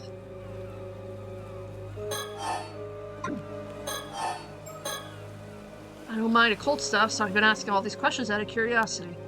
It's probably best that I don't get too involved in all this paranormal business, right? You must have had a good reason keeping it under wraps, after all. I think that would be wise, yes. Still, I never would have thought that there's a curse out there that could turn people into fish. And it only half worked, so the victim ended up looking like a mermaid. That's bound to cause misunderstanding. The curse is originally meant to turn a person's whole body into that of the fish, you see. But the victim died before the transformation was complete, so it stopped before we could reach that point. The vast majority of the mermaids discovered over the years are either man-made fakes or victims of the same curse. I see. To be honest, part of me was kind of excited when I first saw what it looked like. I thought it might be there are really mermaids out there, you know, exactly like the ones you hear about in the stories. I'm afraid we can either confirm or deny things then. Oh, I get why you're asking about the corpse identity now. Because you realize they used to be human, right? That's right. Very recently, too, the transformation likely happened yesterday, or even earlier today. What? That recently? Someone could really end up in a state like this after just a day? They certainly could. Seriously, this curse is sure scary. We'll get forensics to take a look when they get here then. Please do. The investigator questioned has worked on paranormal affairs cases before, so they shouldn't need any explanation. I hope it's someone I know. I really hope it's someone I know. Ah, right, the case from yesterday. Great, that should save us some effort then. It's probably not someone I know, but I hope and pray. Talk about curses. Curse one day, modified curse the next. Sure is a scary world we live in. You know, I sometimes find myself wondering if I have a bit of spirit sense as well. There's been times I've caught sight of strange things when walking down a road at night. And when I looked into it later, I found the place I walked by had been the site of an accident or like. Oh, that might be the real deal then. It's definitely a possibility. I would advise not getting too close to anything you see of that nature. It becomes easier for them to target you if you're aware of them, you see. Geez, what would happen then? Guess I'd end up possessed or something. There's the danger, yes? In the event you are possessed. You may find yourself afflicted by headaches, muscle stiffness, and hallucinations. Memory problems or impaired thinking are also not unheard of. Work. Headaches and muscle stiffness definitely ring a bell. Sure hope it isn't the work of some spirit. Do people have those personalities taken over when possessed too? It may be possible with spirits who had a very close relationship to their target, such as if they were siblings or were a parent or child. But you almost never hear about people being taken over completely. The negative effects I just mentioned are primarily caused by two parties not being in sync. That's good to know, I think. Even if a spirit were able to successfully possess someone, it would only be to pressure them to behave in ways that wouldn't be unusual for the individual in question. I see, but in that case, there's no way of knowing whether you're behaving that way of your own will or not, right? Exactly, hence the prevalence of cases where people don't even realize they're possessed. So that's how things work here. As far as I know, I haven't been having any problems like that, though, so I think I should be fine.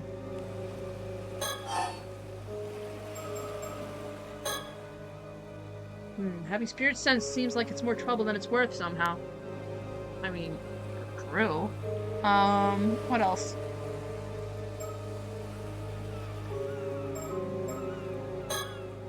We originally came to Mie from Tokyo to investigate another case. I'm sipping my water. My throat's starting to hurt.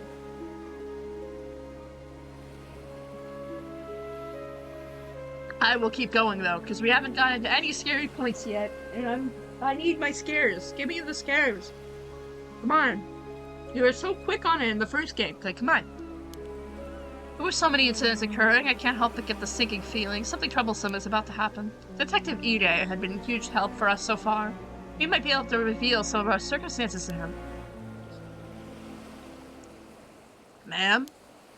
What is it? Perhaps I should use my shotgun ability to see if it produces any results. Ah, that is an excellent idea. I almost forgot we had such a handy trick up our sleeve. Shotgun? What does that do? Patience, detective. You'll see soon enough. Right.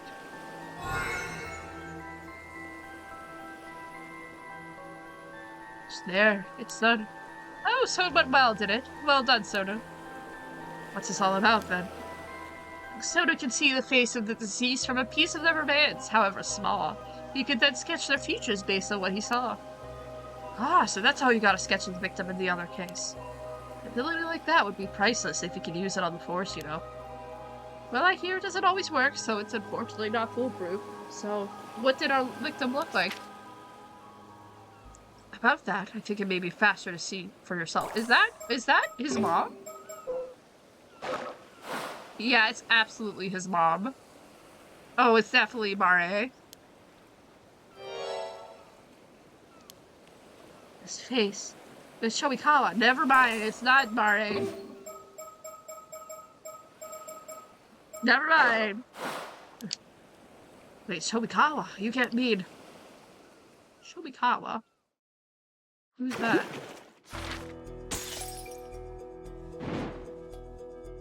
Ooh, okay. Shomikawa.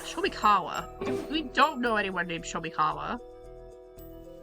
No, I don't think we do. Let me look at Shiki's. I'm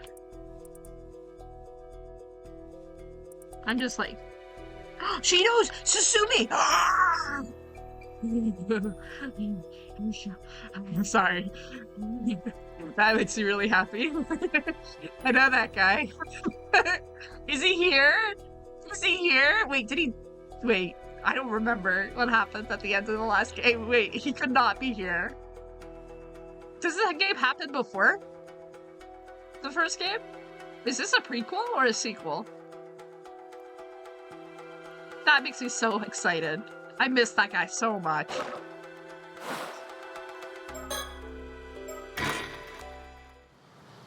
Well, if it is a prequel, then he wouldn't know Iru. Which makes me sad because they're like the besties. They're a couple of besties. Welcome, ma'am. I've been waiting for you. This is the site where the bones were found is a little offshore from this beach. You went ahead and started the investigation, I see. Thanks for that.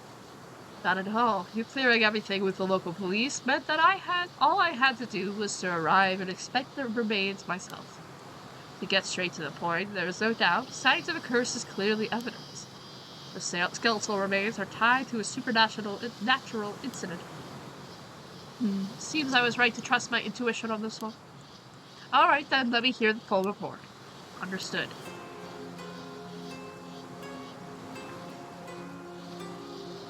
This is like... I'm honestly so surprised how much of a slow burn this is. The first game was like significantly less so slow burn, so I'm like fascinated how slow burn this is. Also, welcome in, Magpie. Who is mermaiding their curse? I am, apparently. Apparently I am. Apparently I'm about to be so thoroughly mermaid that I've never mermaided more in my life. Apparently that's just how it is. Anyway, how are you doing? How's it going? We have not gotten any scares yet. And I'm waiting patiently for this game to go horror mode. And I want it to go horror mode soon. But anyway, look at this incredibly androgynous guy.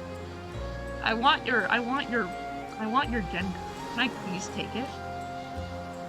Can you please give it to me? Like, it's not like really, like, it's not that much of an ask. Like, come on, man. Anyway. This is the town of Ijika in Toba City. This area is a historic place known for its ama divers. Oh, I know it well. It's also famous for the filming locations of one of Japan's most well-known monster films. Goals. I want that quote. No, literally, it's just like the most like mysterious goals that I possibly would want. I want to have that vibe of mystery about myself, but unfortunately I do not. Clearly, I just need to become more mysterious. This is just how it has to be. I wouldn't know that myself, ma'am, but you seem unusually well-versed in that area. Those old tokusatsu. That's how you say that word, I think. Films are the best. You should watch some for yourself, Soda. As you wish, I'll look into it. Okay. A diligent and earnest young man, his mentor, my husband, has nothing but praise for his skills, so he has my complete trust. I know I shouldn't rely on him too much, but he's so good at noticing the finer details that I often find myself doing so. Totally not evil, by the way. Let's talk about the skeletal remains that are in the sea. To begin, shall we review the details of the case? Is it really necessary? Summarizing may help us notice something we missed. Not a day goes past and I don't admire your diligence, Soda. My thanks. I'll strive to be brief.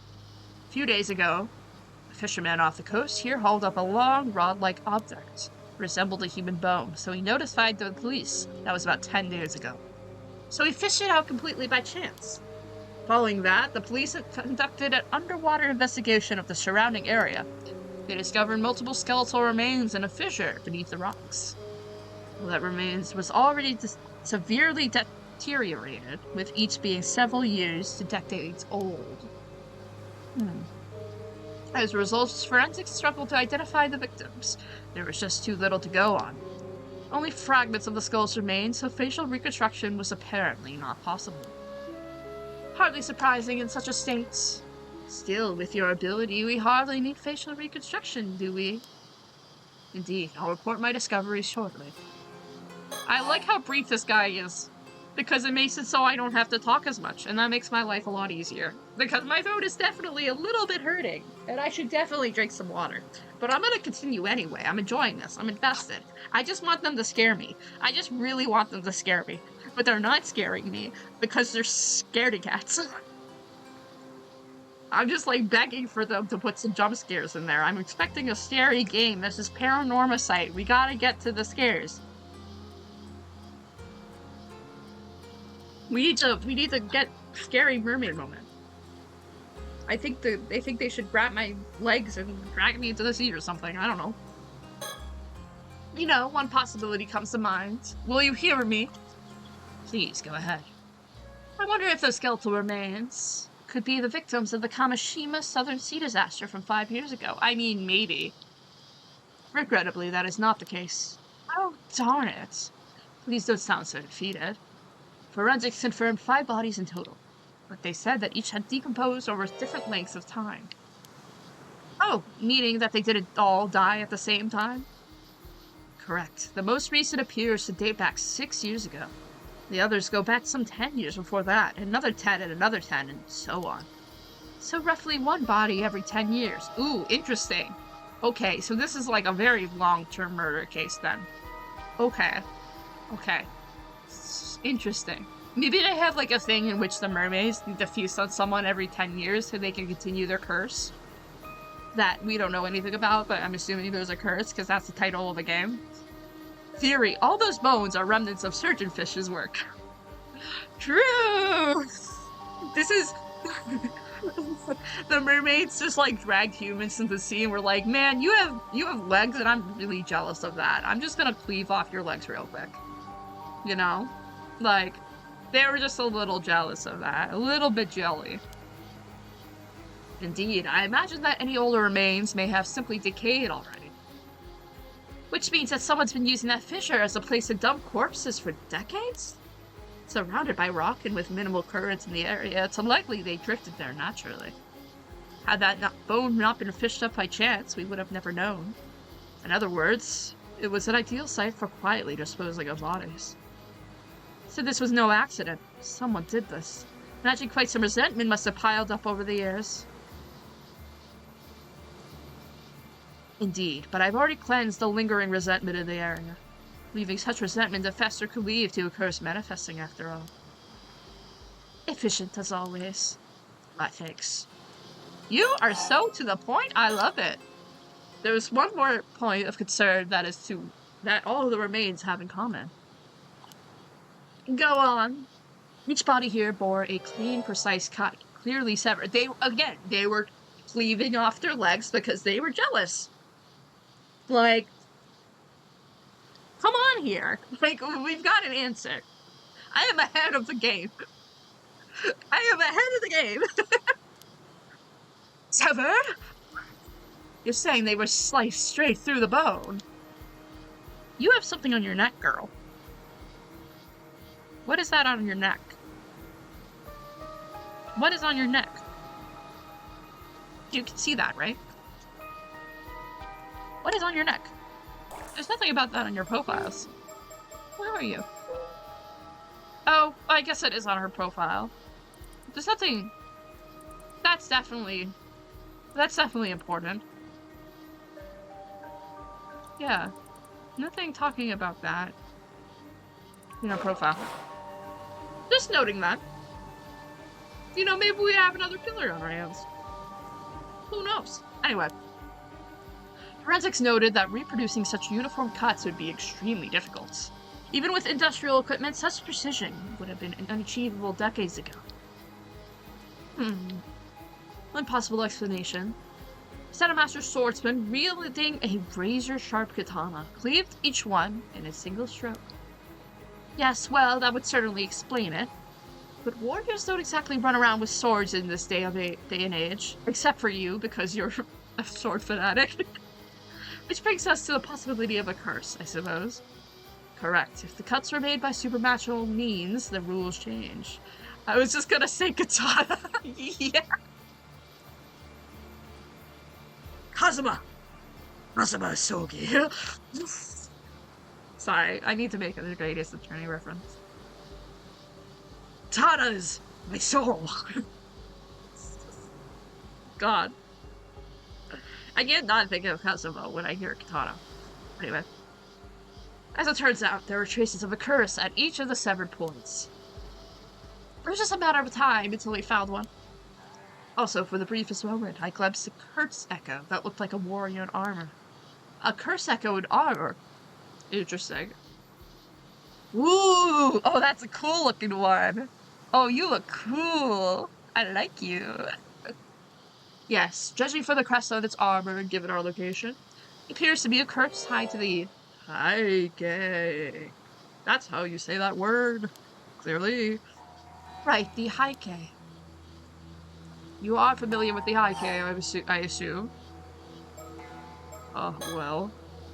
The Heike? I'm not too sure. The Heike was a bunch of the Taira clan, a warrior family who rose to power at the end of the Heian period. From their base in Ise province, they expanded their influence, reaching great heights under the Taira no Kiramura. Mori. The Asogi clan has always prided itself for its clean surgeries, with this Karuma. It's like the image of freaking Ryunosuke using Karuma as like to like slice pieces of bread at like in like the kitchen. Like but like surgery moment. That's what I think in my brain at least. I don't know. But in their pride, they were defeated by the Genjin, which is now known as the Genpei War. Ah, yes, of course, I knew that. The tale of the Heike preserved just how prosperous they were before the fall. They fell. Many who lived through the downfall carry deep regrets. That's beautiful, ukiyo-e. I'm assuming it's ukiyo-e. It's definitely ukiyo-e, I think.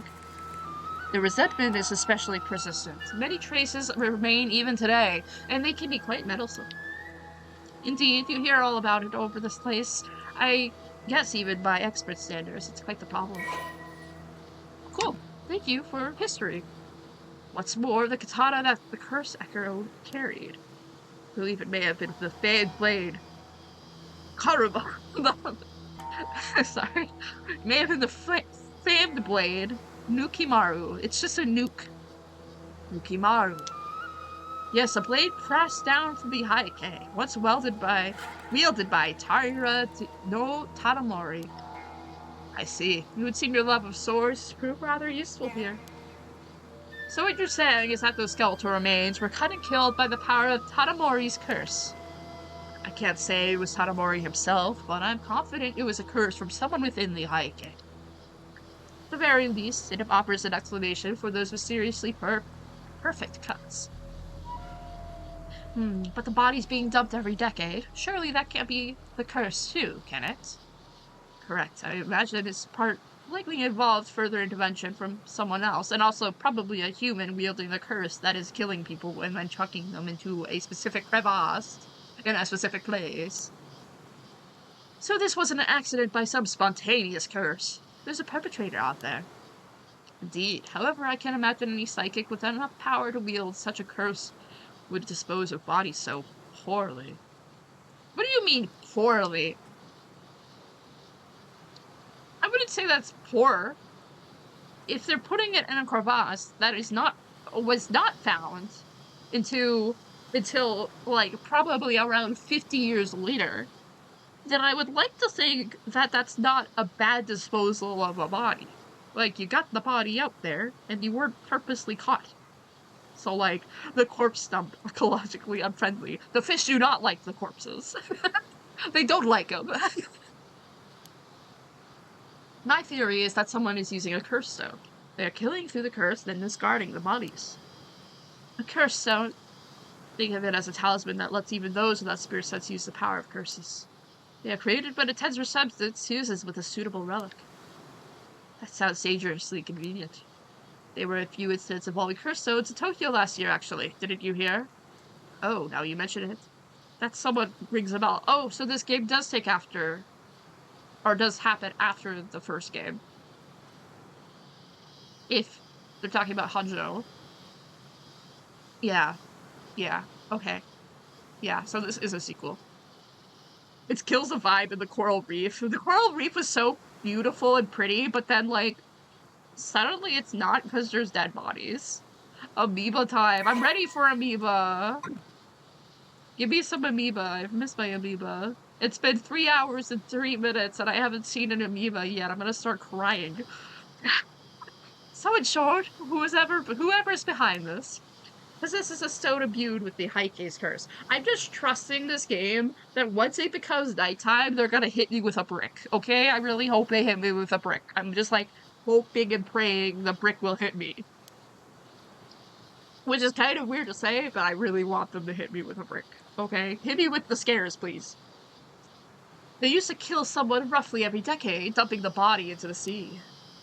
Yes, that all aligns with the evidence. Thank you for the summary.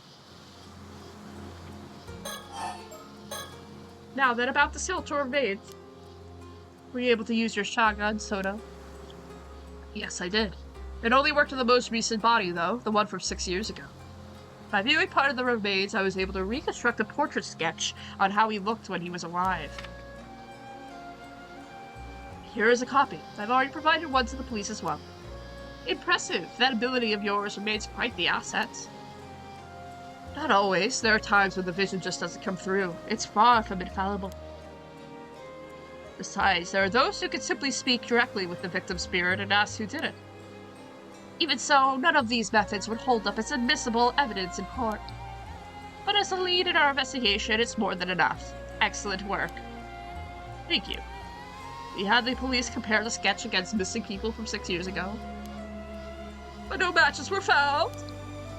Darn, it would have made things much easier. I hope this guy doesn't actually have any spirit sense and he's just kind of like, oh man, I'm just gonna draw a little human for just like a second. I really just want to draw a little bit of a human. Never forget DL6. Yeah. For real. Yep. Detective Ide is continuing the investigation. The detective with the local police. I've heard he's good, so let's hope he proves it. Skeletal remains, number 4. Say, Soto, that sketch of yours? Maybe we should show it to some of the locals. Ah, good point. Someone might recognize him if they were around 6 years ago. If we can identify the victim, it can help us trace the one that used the curse.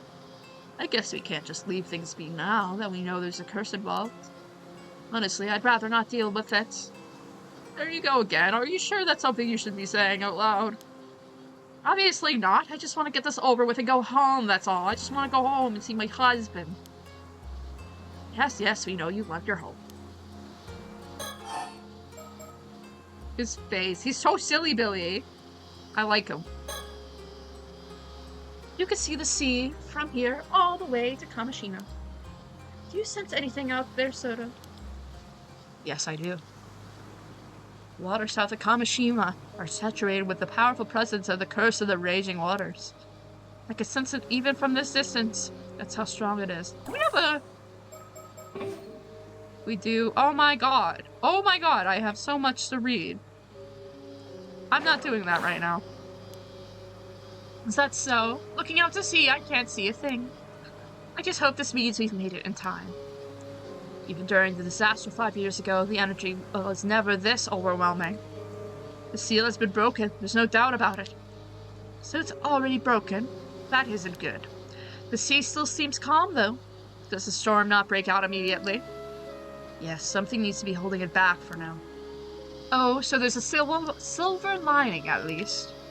Seems stable for the moment. We probably have 2 or 3 days of safety. 2 or 3? I better get jump scared when it's nighttime, okay? Give me a good old murder. I know people get murdered. We've seen people get murdered before. I just need a good old murder. Just one little tiny murder. Then we got a bit of breathing room. Perhaps there's still something we could do. That's a freaking H. I hope we could do something about the curse of the raging waters while it's still being held back. Yes, but despite all the efforts, we still haven't found a way to lift the curse. We might have quite a struggle ahead of us. We have to wait 4 years of dialogue before there's another murder. You know, I came into this thinking, oh yeah, I could totally finish it this weekend. Like, you know, I could just like stream today and then stream tomorrow and then hopefully I'll be able to be done because I won't be able to stream next week because I have my job. But no, the dialogue. No murder, just dialogue. Give me something. Just give me some sort of food. That's really the heart of the problem, isn't it? And we have no idea where your ancestors' keepsake is either. Yeah, I apologize on behalf of my family. Ma'am, behind you. Uh-oh. Behind me? Are they actually gonna scare me? Please scare me. Oh, hi, girl. You're not scary. Oh, never mind, you are scary. You're the one that just died. Like, one scene ago. Yeah, in the future, in like, probably a few hours. Who's that? Is this someone from town passing by? Interesting. Ah, she bolted. Soto, after her. On it. Ooh, interesting music. Ooh, rumbled on my controller. Hey, stop! Let me go! I didn't do anything wrong! I've apprehended the suspect. Good work. Sorry for the rough handling. Mind helping us out a bit? What were you doing here? Why did you run? What?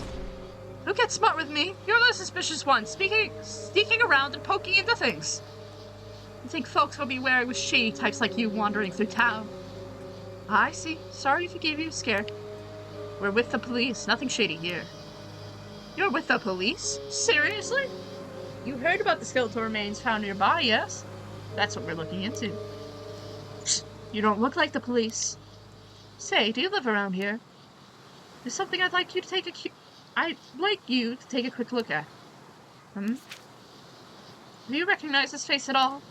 We believe he may have been around here around 6 years ago. Huh? Nope, don't know him. I see. Interesting. Okay, and then she dies in like 2 hours probably from now. Then can you point us in the direction of someone who may know about the people coming and going in town? No idea. Ask anyone you want. Can I go now? I've got nothing to do with this. Don't know a thing. That is what we would like to call a lie. You have homophobia in your eyes. Do you see that? She has homophobia. Girl. What are you doing? Alright, sorry for holding you up. That's crazy. peculiar woman. It was like her mind was somewhere else entirely. Well, either way, we should talk to more people in town. Agreed. Also, could you ask around and find out who this woman is? Of course. Interesting. Several hours later. Okay, so then I'm assuming this woman died in several hours later. Ma'am, I've learned a few things. Excellent, let's hear it. Give me more dialogue. Now. He didn't so much flinch at the thought of a TV store-to-door investigation. Not to mention he's good at it. Having him here is a huge help. Okay. Okay, talk to me. I showed the sketch of the victim to several townsfolk. However, it would seem that no one here recognized him at all. Fortunate, I suppose chances are that he wasn't from this area to begin with. Guess we'll have to place our hopes on Detective Ida then. You don't suppose he may be working with a bad sketch here? You need to worry about that. I'm confident in like this. It should be a near-perfect match. You're right, I'm sure it's close. Sorry for doubting you. I also asked around about the woman we encountered earlier. Apparently she isn't originally from this town. Oh, is that so? Indeed, apparently she wandered into town about 5 years ago. Has been living around alone in a cheap rental apartment on the outskirts of town ever since. When she first arrived, she had nothing but an old wooden box, which she was clutching as if it were very dear to her. Nothing but an old wooden box. Supposedly, she used to work as an ama diver. Around when she first moved here, she'd occasionally go diving for fish. But these days, she keeps to herself, and no one ever sees her diving anymore. This is so interesting, because she turned into a fish in a few hours. No one really knows how she supports herself, and many of the islanders find her unsettling. Perhaps she fled from something and moved her life here. That was suggested, yes, but she's never spoken about her past, so no one knows for sure. Although, according to her landlord, she's never been late on rent. She's never caused any problems either. Still, it seems odd that she'd get so worked up about strangers coming to town. Doesn't seem like she's in any position to be worrying about that. You think she may be hiding something? It's possible. Her attitude changed the moment we said that we were with the police. Perhaps she was keeping watch over the coast where the bodies were dumped, waiting to see if someone showed up. I mean, maybe, but she turned to a fish in like an hour, so like... Or maybe she's already at this point turned to a fish. I'm not entirely sure the difference of time between this section and the section we finished before this. Right, I mean, the most recent body is from 6 years ago, and she arrived town 5 years back. The timing is rather suspicious when you look at it like that. We best keep an eye on her. Agreed.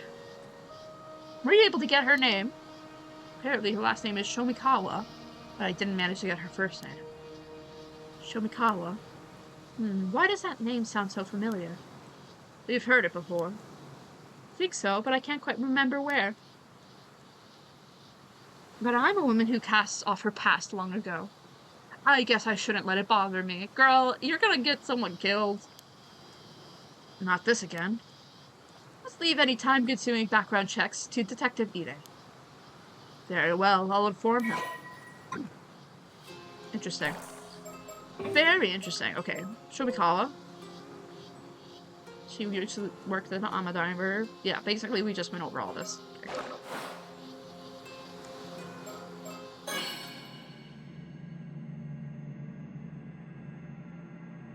Okay, there's nothing I can see right now.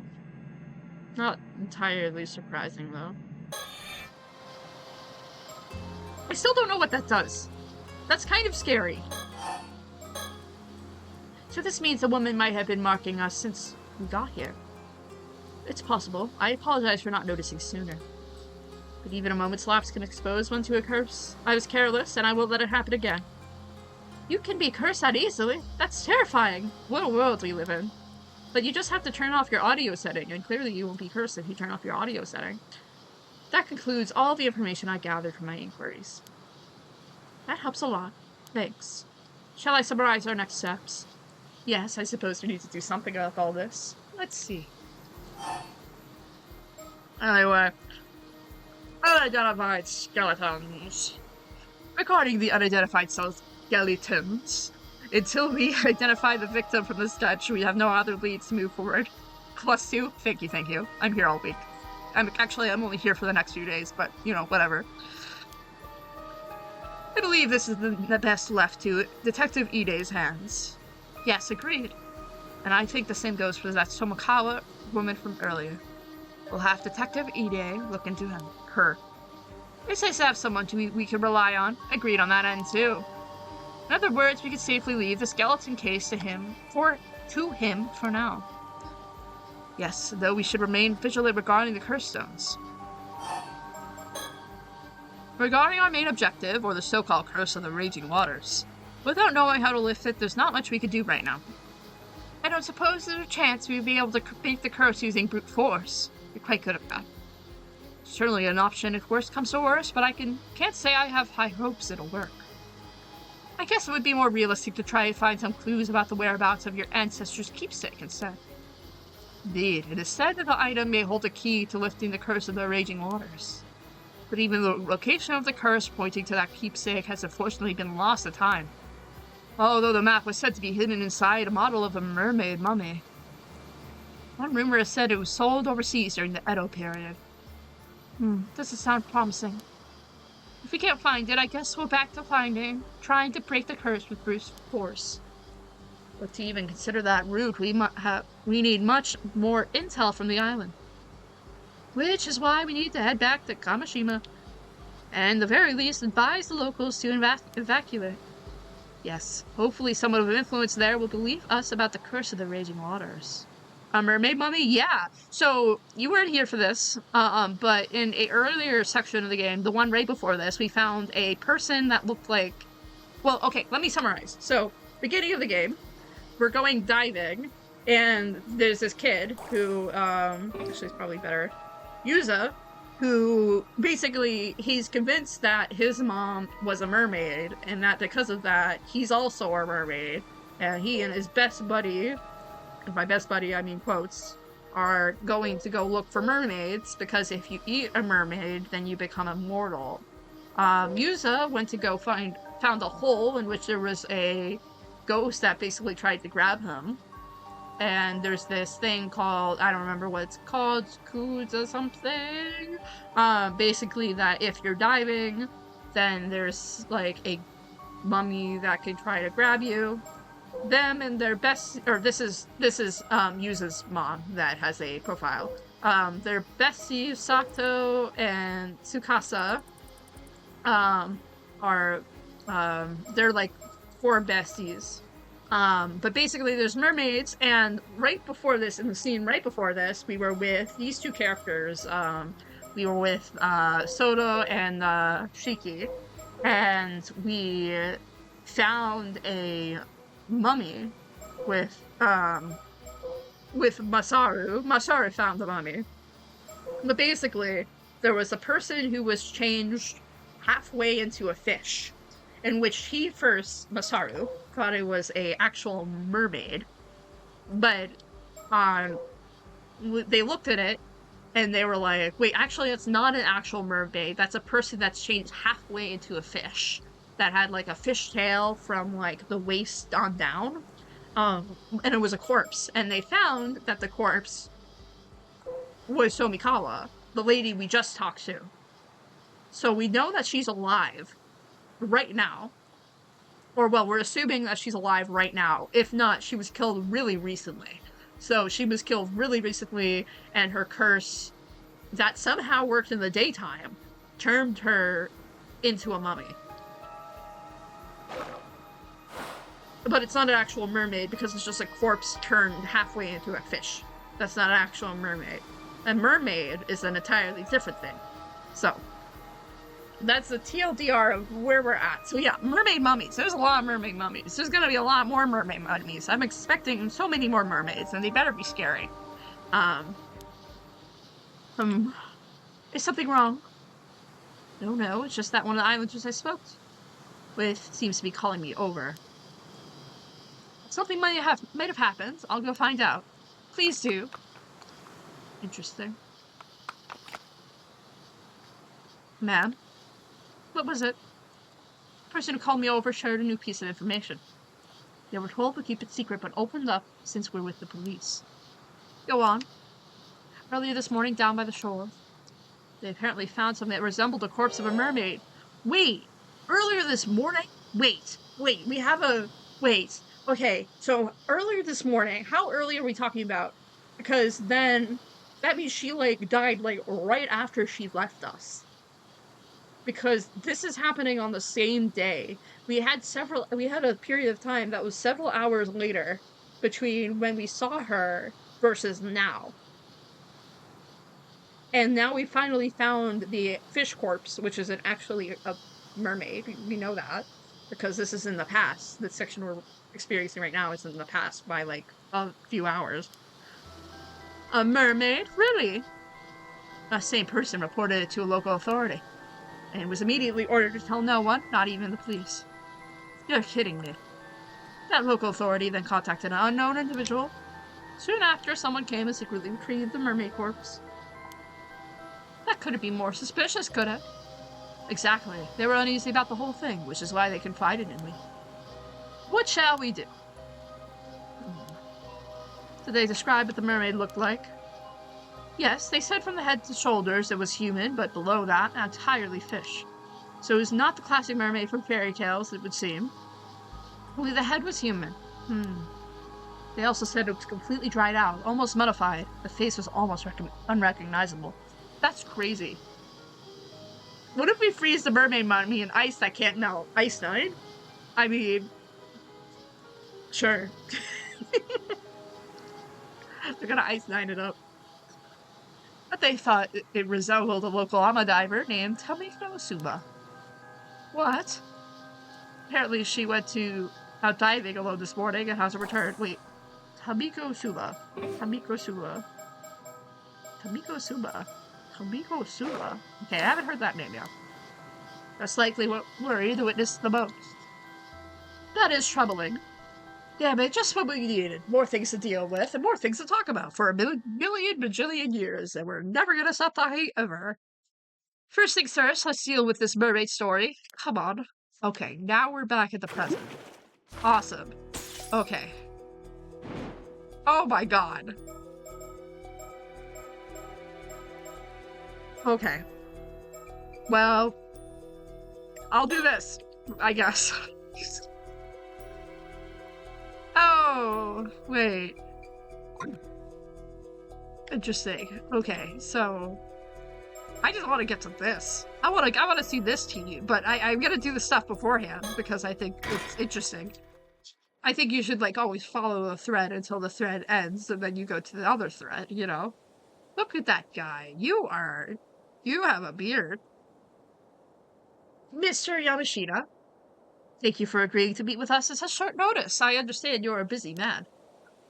Not like I have much choice when it's a bigwig from the prefectural police badgering me to do so. So you're Shiki from Tokyo Metropolitan Police Department. Security Division, was it? Ha, here I thought you were just some housemaid. You're sure you're from the police in that getup? Well, I am primarily a housewife by trade, but that's hardly important right now. You're also known as Udakaku Dono, I believe. After hearing so many rumors, it's an honor to make your acquaintance. Rumors, eh? Udakaku Dono. You have awesome expressions, by the way. Yes, I hear you've been doing some, under-the-table research into immortality. Uh-oh. And so what if I am? Well, now, I would have expected you to be such a dreamer, but it doesn't make you... It does make you a bit more relatable. You can laugh all you want. What has got to do with the police anyway? Relatable? Uh-oh. Okay, so she's also suspicious. She's definitely looking into immortality, and she definitely wants to find a mermaid and eat that mermaid. This always ends well. Yeah, this always ends fantastically. Yeah. It seems on this particular occasion it has quite a bit to do with the police, unfortunately. You don't say.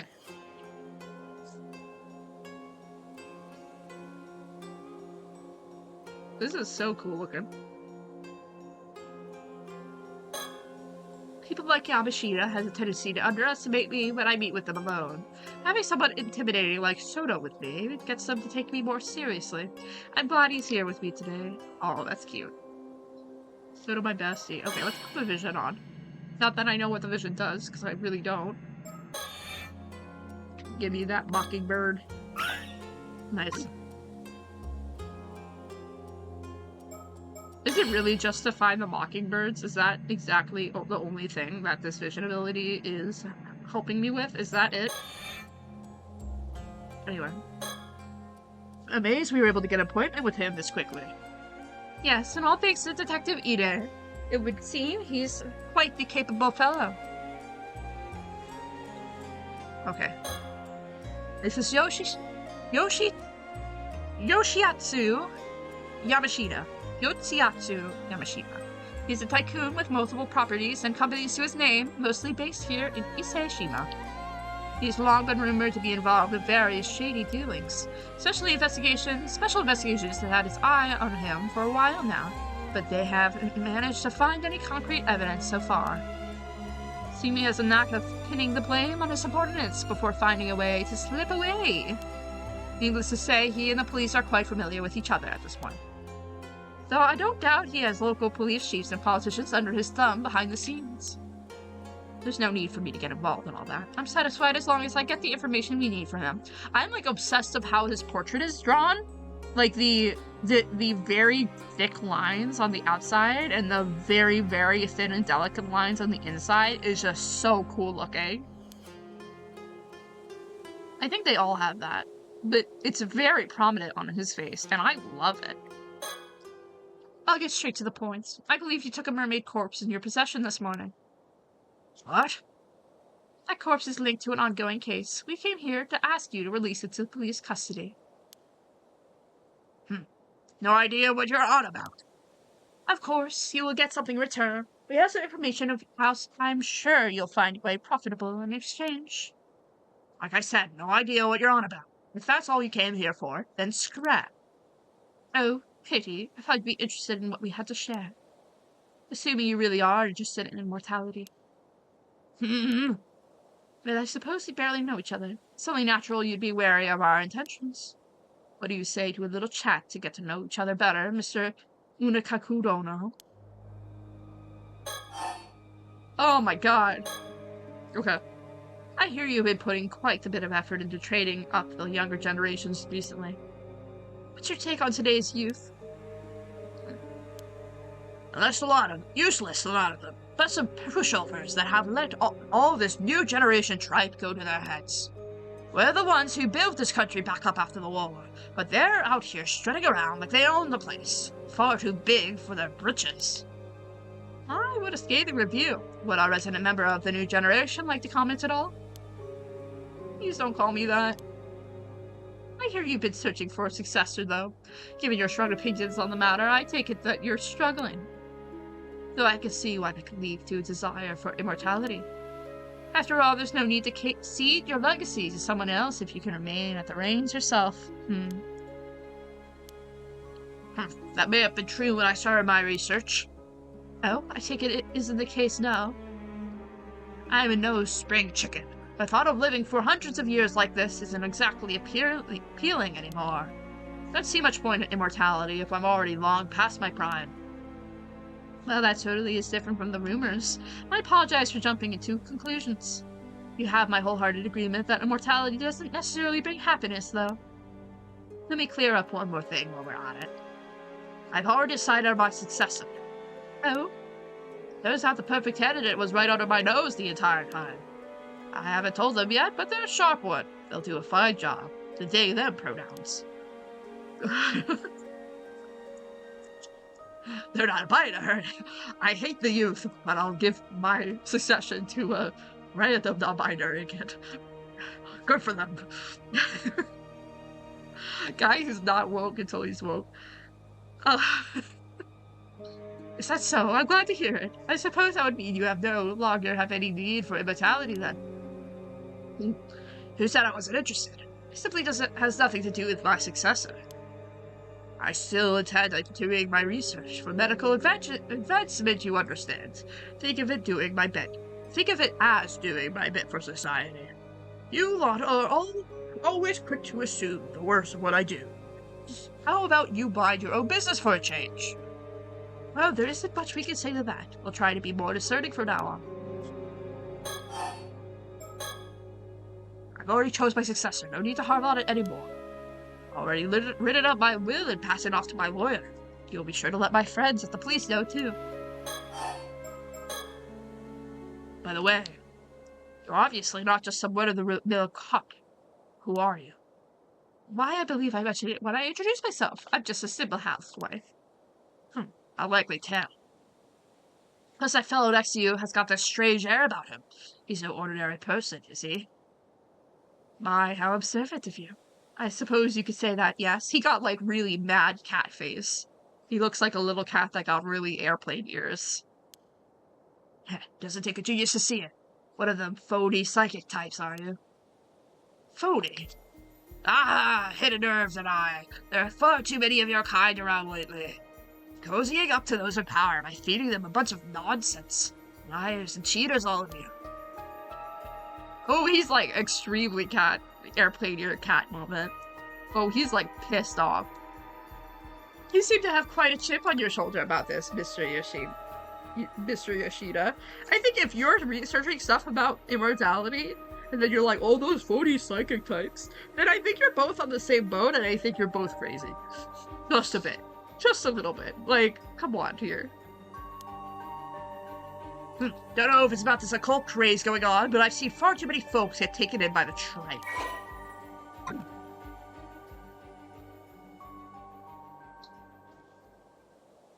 Now, Wakamura over on Kamishima is one of them. Talking about a waste of potential. He's one of them. Interesting. Wakamura. Interesting, Wakamura. I didn't know that.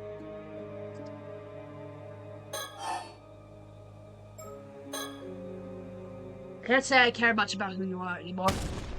You going around with some phony psychic tells me all you need to know. Yaha! How dare you? Soto, calm down. He can think what he wants. He's kind of an asshole. There's one thing I should warn you about. Eating the flesh of that mermaid you found will grant you immortality. And what would you know about that? Well, you know, one hears all sorts of things in this day and age. I don't know where it came from, but there seems to be a legend of eating mermaid flesh will grant one's immortality. All I wanted to say was that it's just that. A legend. It has no basis in reality at all. How can you be so sure? Just think about it. If that legend were true, wouldn't it be strange that no confirmed immortals have ever been found? Yeah, who's to say they aren't just living and hiding? The legend of Yao Bikuni has passed down in over 100 places around Japan, yet not a single verifiable immortal has ever been found to show it. So you mean to say that all the legends were fake? Please. If even just one more of those tales are true, there's always a chance that there's an immortal hiding away somewhere. I see. You really are quite the dreamer, aren't you? I figure you're trying to bluff me out of that mermaid corpse for some reason or another. But now I'm sure of it. The thing's hiding some sort of secret, isn't it? Something you don't want me to find out. Oh, she angered. She's pissed off. Understandably so. So you admit you have the mermaid corpse, then? Oh, don't worry. We assumed as much from the start. If I'm not mistaken, that mermaid was in sort of a mummified state, no? I tell you'll be eating it as it is. Surely there's no harm in handing it over. So you can hog it for yourself. You won't fool me that easily. You don't think that rare specimen like that ought to be placed in care of a proper research institute? I'm saying I'll get a specialist research institute to study it. Problem solved. Just, I suppose so. I'll make sure that mermaid gets studied properly. Don't you worry about that. Oh no, there's more than that.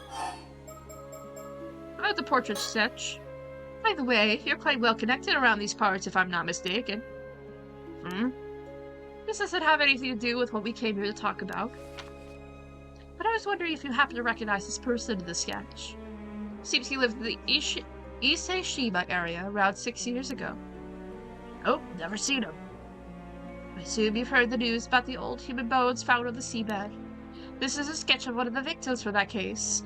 You sure you have no idea who could be? First I've heard of it, actually. I know interesting things that have nothing to do with me. Who might this Wakamura be? Wakamura? He's one of my proteges. He's the one currently in charge over in Kadashima. Used to have high hopes for that one, but that he changed when he came over the thrall of some phony sorcerer in Tokyo. Phony sorcerer in Tokyo? You heard right. Since there's been no end to this nonsense. Buying properties out of the mountains, changing company names, all because something of the sorcerer whispered in his ear. He even told me that the layout of his house was unlucky and tried to get me to renovate the place. Just recently, he was going on about some curse causing a big storm. That's short of rubbish. A storm caused by a curse, you say? Even if the storm 5 years ago was caused by the same curse. He's been trying to wheedle me into helping him find some way to stop it. When I'm done with him and his ramblings, man's clearly a lost cause. He'll be coming over here tomorrow morning, but I'm thinking it's time to have someone else take over the reins over on Kadashima. I see. So even though you believe in immortality, you refuse to associate with anything to do with the occult. As you do. I figure someone claiming to be a cop would have more sense than that. How are you meant to solve crimes if criminals can just pull out curses left and right? You won't find me disagreeing there. So what exactly has this Wakamura been saying about this curse? Hell if I remember. Why don't you go to Kamishima and ask the man himself? Well, maybe we will. Thank you for the information. After looking at the corpse of the mermaid found earlier this morning, it seems highly likely that it was taken into custody of Mr. Yamashita here. He's quite the big shot around here, with plenty of weight to throw around both politically and financially. Of course, all the local police know of him and his moniker, Udkakudono. You have to get one of the higher-ups to act as an intermediary to even get a meeting with him. Personally, I'm happy as long as we can get the mermaid corpse mask from him. Although I certainly won't complain if he can tell us anything about the curse as well. I hear he's quite the curmudgeon, so we'll have to watch our step when dealing with him. Is there anything you can tell us about the phony sorcerer this Wakamura is so devoted to?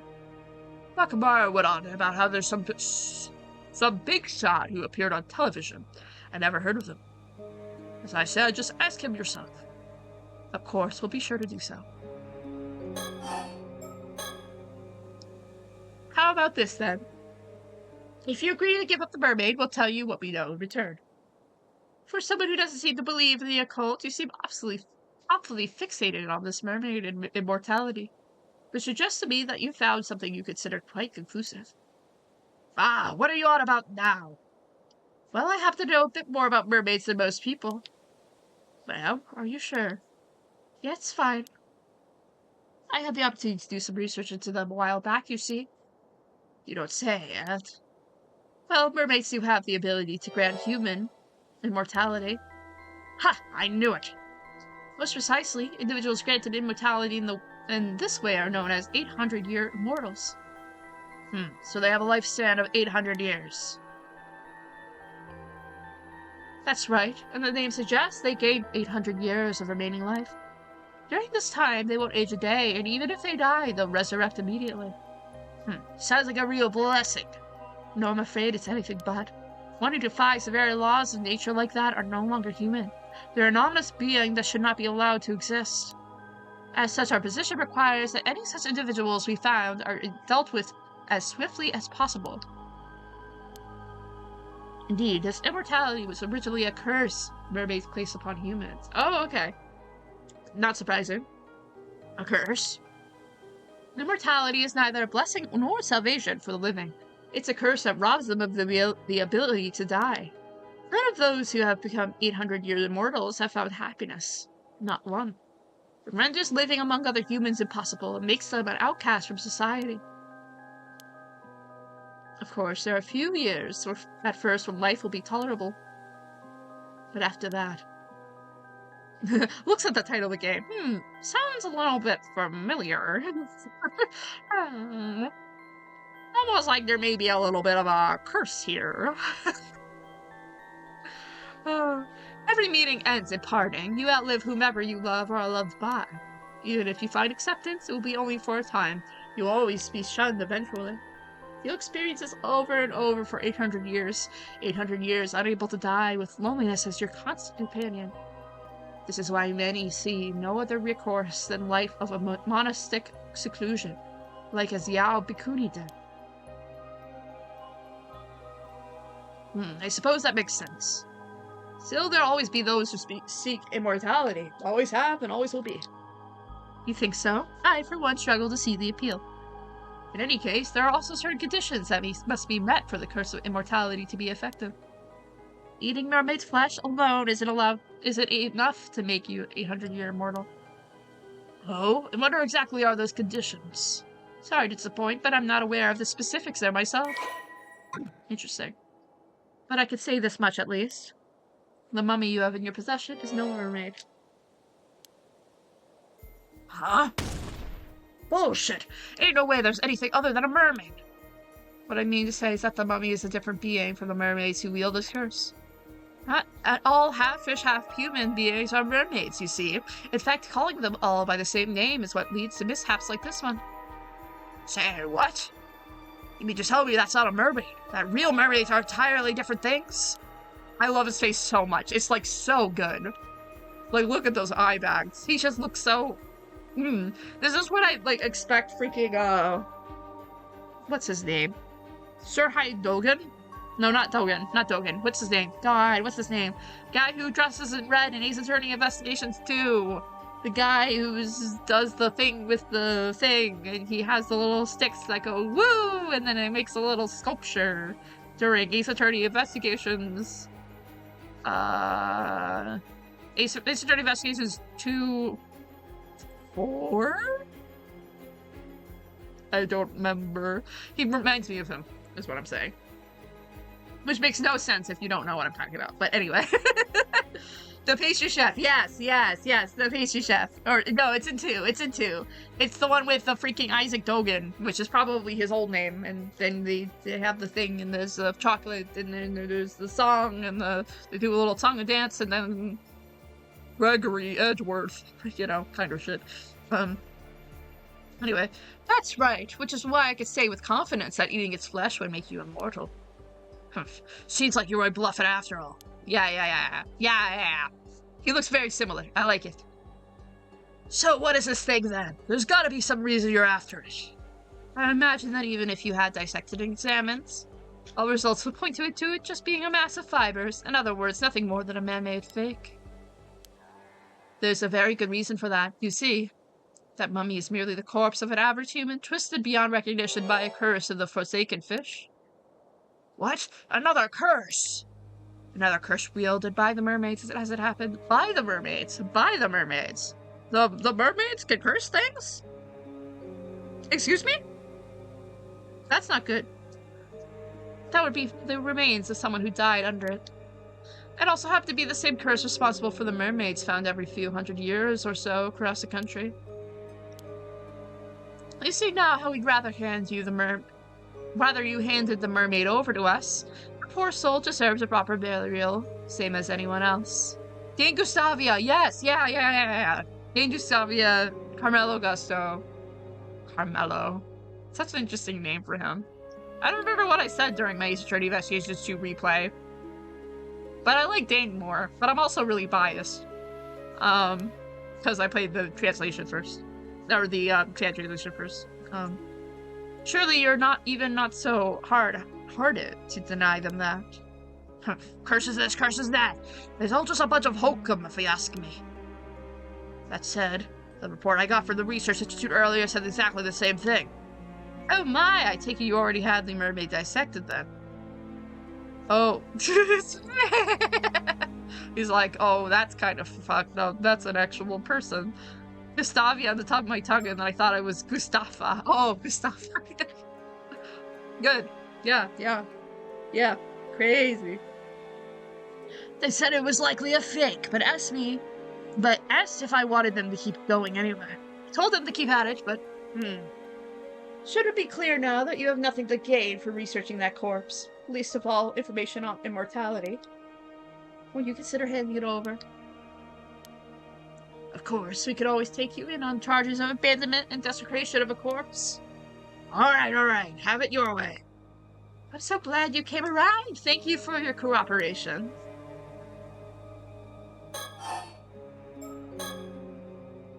I'll give you the damn mermaid, but in exchange, I want you to tell me one thing. What is it? You say there are real mermaids out there. Where are these real mermaids hiding, then? I suppose you could call it the eternal world. The eternal world? Oh, like similar to the eternal world that's on the title screen. Yeah, the one that looks like it's in freaking space? Okay. Yes, mermaids are not creatures of this world, you see. Their original home is Ryugu, the domain of the sea god. Ryugu? How do you get there? I'm sorry to say that Ryugu's door is only open for the dead. Going there is impossible for a living human. Space mermaids? That's cool. Yeah. The title screen is like a big space mermaid sitting on rocks, and then in the back there's a portal, and it's all space-like. It's cool. Ha!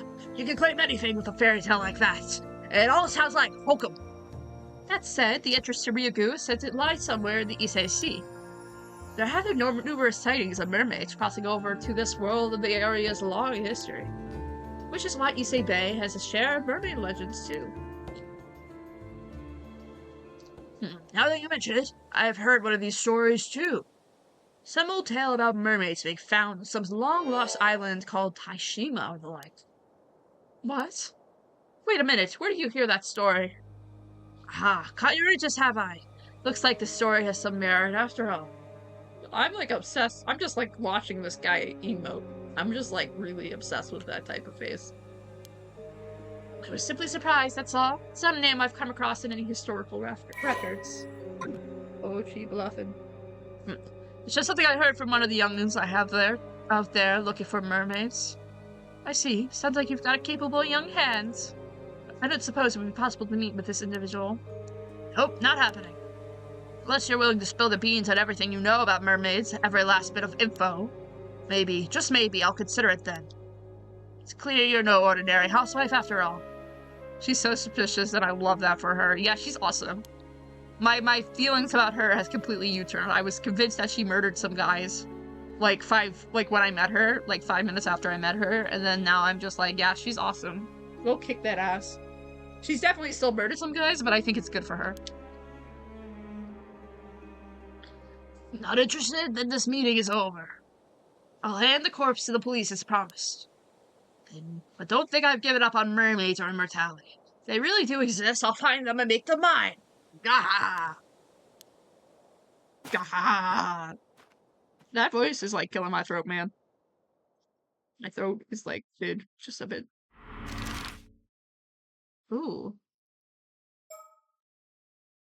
Oh! Oh, and the island that we were at. Oh, they're not even on the island. I didn't even realize that. The island's over here. So they're on the land. They're in the province, I'm assuming. Good to know. Okay. Ise City. Okay. Or wait, no, maybe? Hey there, you two. Sorry for calling you out here when you're so busy. Oh, he's Ide. Oh, that makes more sense. Okay, got it. It'd be best to give you the rundown on your findings as soon as possible. It's no problem. Go ahead. Vision ability.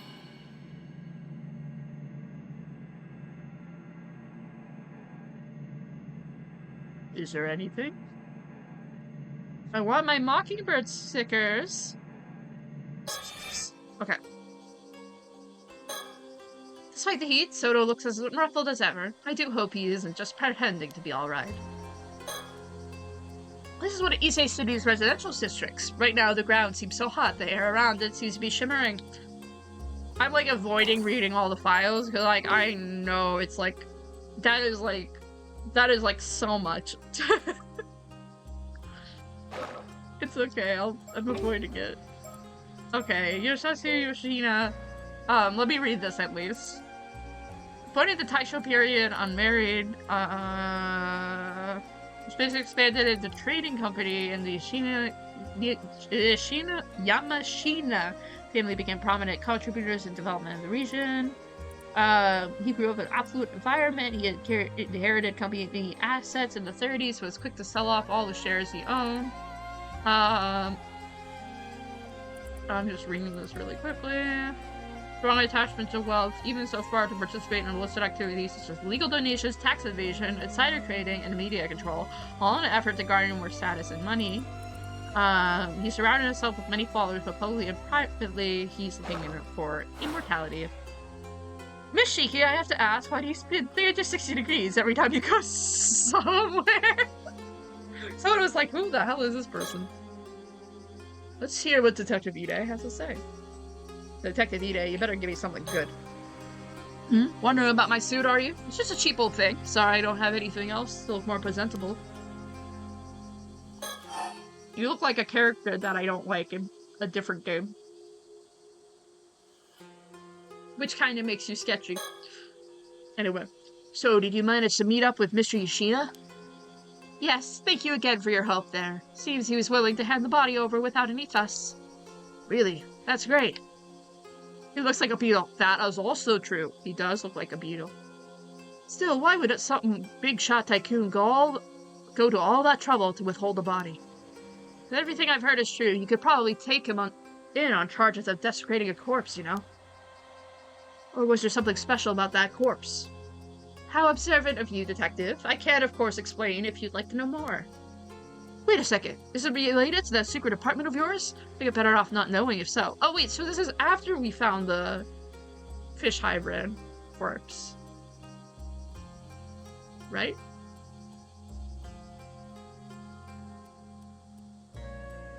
Interesting.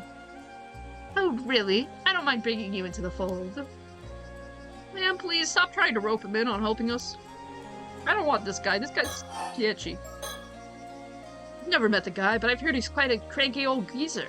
How's your meeting go? I bet he was pretty wary of you being with the police, but he didn't try to pick a fight or anything, did he? Well, I'm not sure. You could say it went smoothly, but I don't think we upset him, at least. Probably. You, don't sound very sure of that. Oh, right. That's exactly what I wanted to talk to you about. So I got all hands on deck to go around and ask you about that sketch you gave me. And we finally found somebody who recognized the victim. Oh, that's great news. The person who recognized him was a housewife in her 20s who lived in Kumano 7 years ago. Apparently, the sketch looks like a 19-year-old she knew who left the village to go to the city. So 7 years ago, he was 19, no? From the sounds of it, the guy had no relatives to speak of, left the village with nothing but clothes on his back. She doesn't know what happened to him after that. I see. That would make him a young man with no relatives who left his hometown behind 7 years ago. Did we get a name for our mystery man? Sure did. His name was Kippei Hikoma. Kippei Hikoma. I looked him up on the registry, and he does look like he moved from Kumano to Ise City 7 years ago. But it seems like he doesn't live at the place he put on his address anymore. Oh, that's unfortunate. Checked in with the apartment's landlord, and it seems it was about 6 years ago. The landlord and his contract terminated after he failed to pay both his rent and returned to the apartment for several months straight. The landlord didn't put out a search request or anything, so that's where the trail ends, I'm afraid.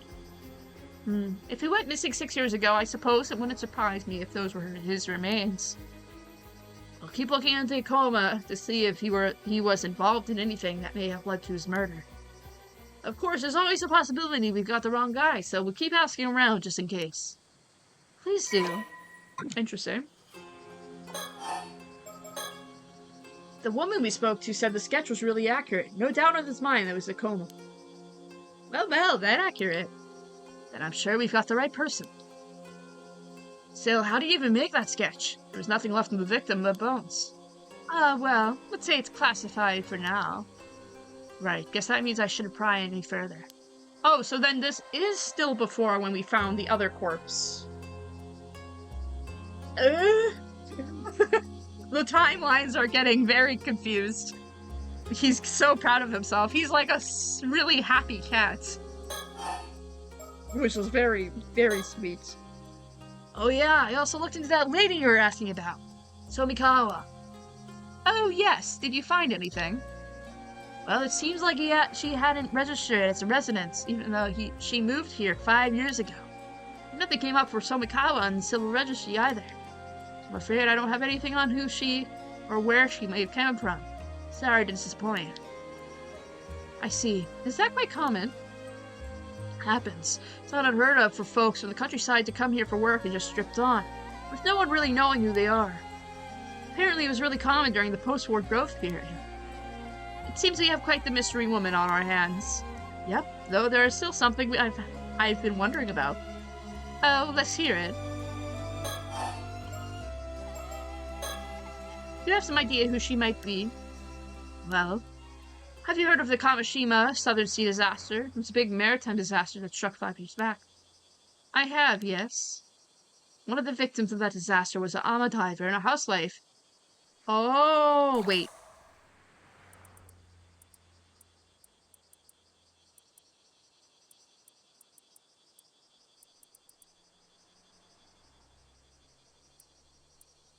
Wait, what? What? Wait! Oh my god. Wait. They are the same person. They are the same person. I mean, they don't look not similar. It's just... That's crazy. I mean, it's not too crazy, it's just...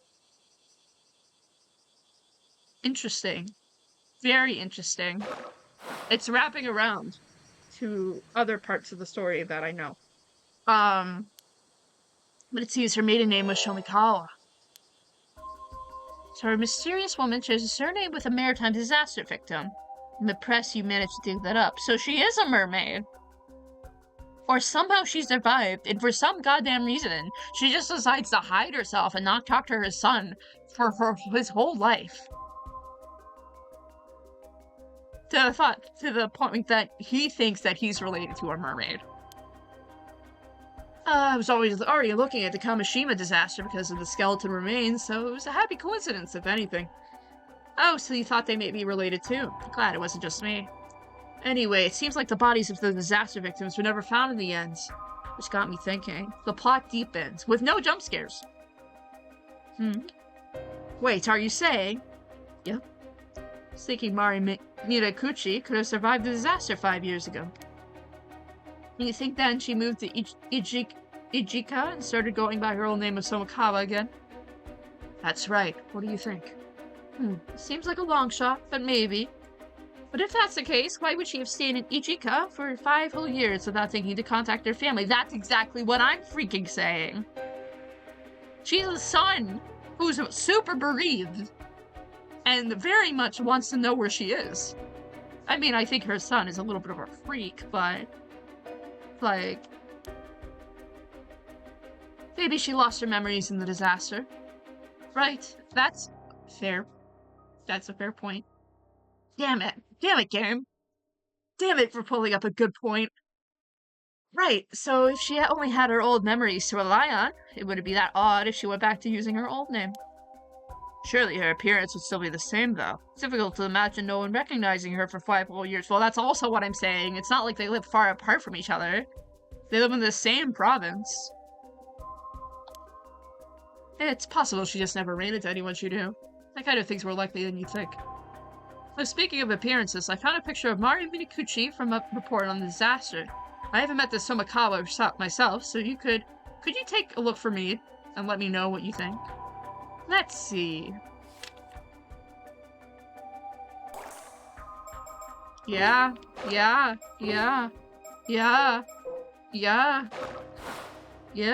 Oh, this is interesting. What do you think, Soda? She dated 5 years, had grown Bradley gaunt. I could certainly see how this woman may come to resemble Miss Shomikawa. My thoughts exactly. So you agreed it's a pretty solid theory. Certainly worth looking into, yes. But if she really is Mari Mikuchi, then there's something else that concerns me. Something else?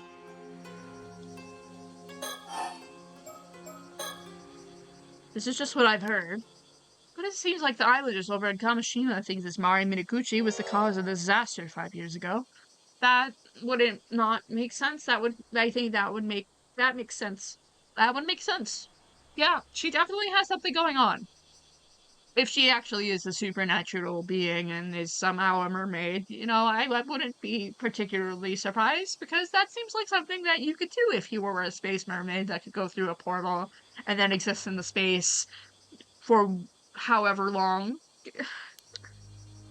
What? Why would they think that? No idea, but it seems like it's pretty much taken for granted that most folks over there, even just mentioning her name is sort of taboo. So I was thinking it would be that odd if she felt she couldn't go back home because of that. Surely not. This is as good of a reason as why she wouldn't want to come forward anyway. She really is related by the storm 5 years ago. She's a point of interest regardless of her connection to her skeletal remains. Perhaps it's worth looking into that first. Can I leave talking to Miss Somakawa for you two then? Well, you won't talk to her because she's gonna die in like an hour. Or she's probably already dead, so we'll handle that, yes. Oh, nothing here. Okay. Really? It's requiring me to think. So people believe this Mari Minikuchi called forth the curse of the raging waves 5 years ago, do they? They expect the curse of the raging waves to come up here, of all places. Wait. That's it, I remember now! The sole survivor of the Tatsumi, his surname was Somakawa. There was something else about Somakawa. Wooden box, surely that'd be too much of a coincidence. There is. We know that guy. Well, that's about all I have to report. Thank you, Detective. That was very informative. As for our next move, we ask you to keep looking into Kippei Ikoma for us. Roger that. Let's see if we can find Somakawa again and hear what she has to say. Unfortunately, it looks like our trip to Kamishima will have to wait until tomorrow. So it seems. Oh, you have business in Kamishima too? That was actually our original reason for coming here, yes? Now we've gotten caught up in all this other troublesome business, so it looks like dealing with that will have to come first. And here I was hoping to get this over with as soon as possible so I could get back to my husband. I see. You certainly are devoted to your husband. Oh, very much, though I do worry as he never eats properly when I'm not around. How much do you bet this husband is dead? How much do you bet that he's not actually alive? In any case, please do get in touch if you find anything else of note. Even if it's just something out of the ordinary happening, anything can be of help. Sure, will do. They're kind of making me worried that something may actually happen now.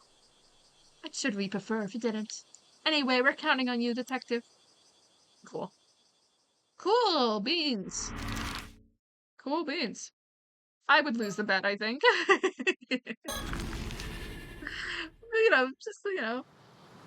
Just a bit.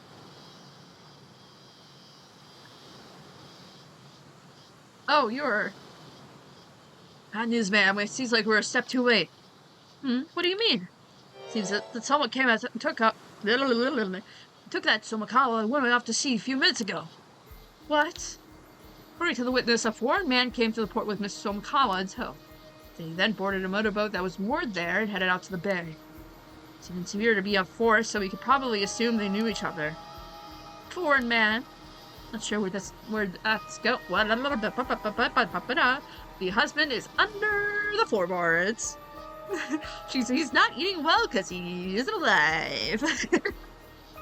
He's not eating anything, actually. He's like eating absolutely nothing. I'm not sure what's going on, but we should probably get on a boat and follow just in case. Yes, let's see it. Soda, what's wrong? Spiritual force is overwhelming. My body won't move. What's going on? What is going on? No. Girly? Oh, she's like going at it. Girl. Why did you do that? That's kind of rude. Like, you shouldn't do that. That girl over there, is she doing this? She is, like, extremely witch-like. Like, the most witchy I think I've ever seen. You could withstand this curse? You really are quite strong, mister. Sorry, but I can't let you go any further. I'll have to ask you to leave. Void Hikos Pneuma. Guardian Spirit, grant me the wisdom of the numinous. Oh, hi, guiding spirit, light my path ahead. Seems like they save us the effort of searching for them. So it seems. See if this girl can tell us what we want to know.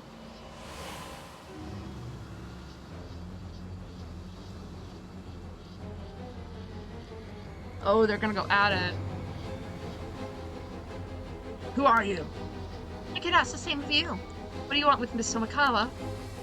So you know who Miss Tomikawa is, do you? Maybe. What's it to you? Ma'am, this girl's spirit sense is extremely potent, but she lacks experience. Seems hesitant to deploy curses against people. If I have an opening, I can use my curse of binding to restrain her. Usually it's too risky to use it on ordinary people, but that shouldn't apply here. Alright, I certainly wouldn't mind getting some information out of her, so this is as good as an opportunity as any. See if I can get her to lower her guard. When she wavers, I'll signal for you to use the curse of binding. Sound like a plan? Sounds like a plan. On your signal. Interesting. You only have 3 chances to use this curse? Use Soto's Kiryu's curse of binding to restrain your opponent when they let your guard down. Oh.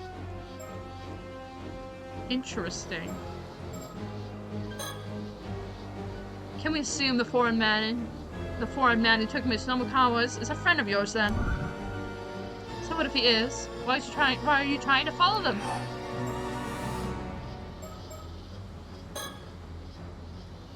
You certainly have remarkable strength for your age. Why, it may even be too much for us. What's with the Son of Grace? You're creeping me out. I don't know. Now, there's no need to be so uptight. How about we stop all this and talk for a bit? Not happening. You're just gonna use a curse the moment I drop my focus.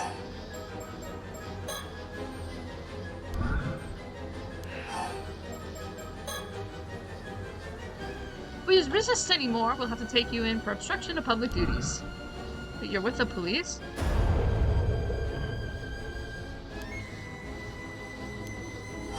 Uh-oh. I could say the same for you. You just want the relic for yourself, don't you?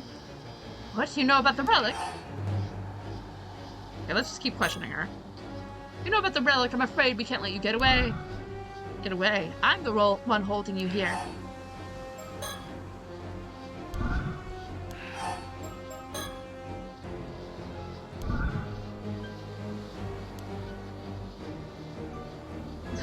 Sorry, but that won't work on me. I'm at a rebellious age, you see.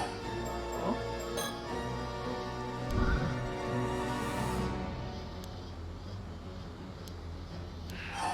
So she knows who we are. Oh.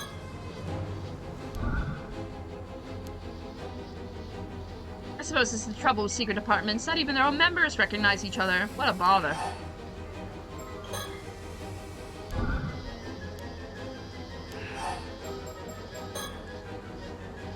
Even knowing we're from Paranormal Affairs, you kept a straight face and hide your ties. You can tell you're both bold and smart. Thanks, I guess. Will you give up now?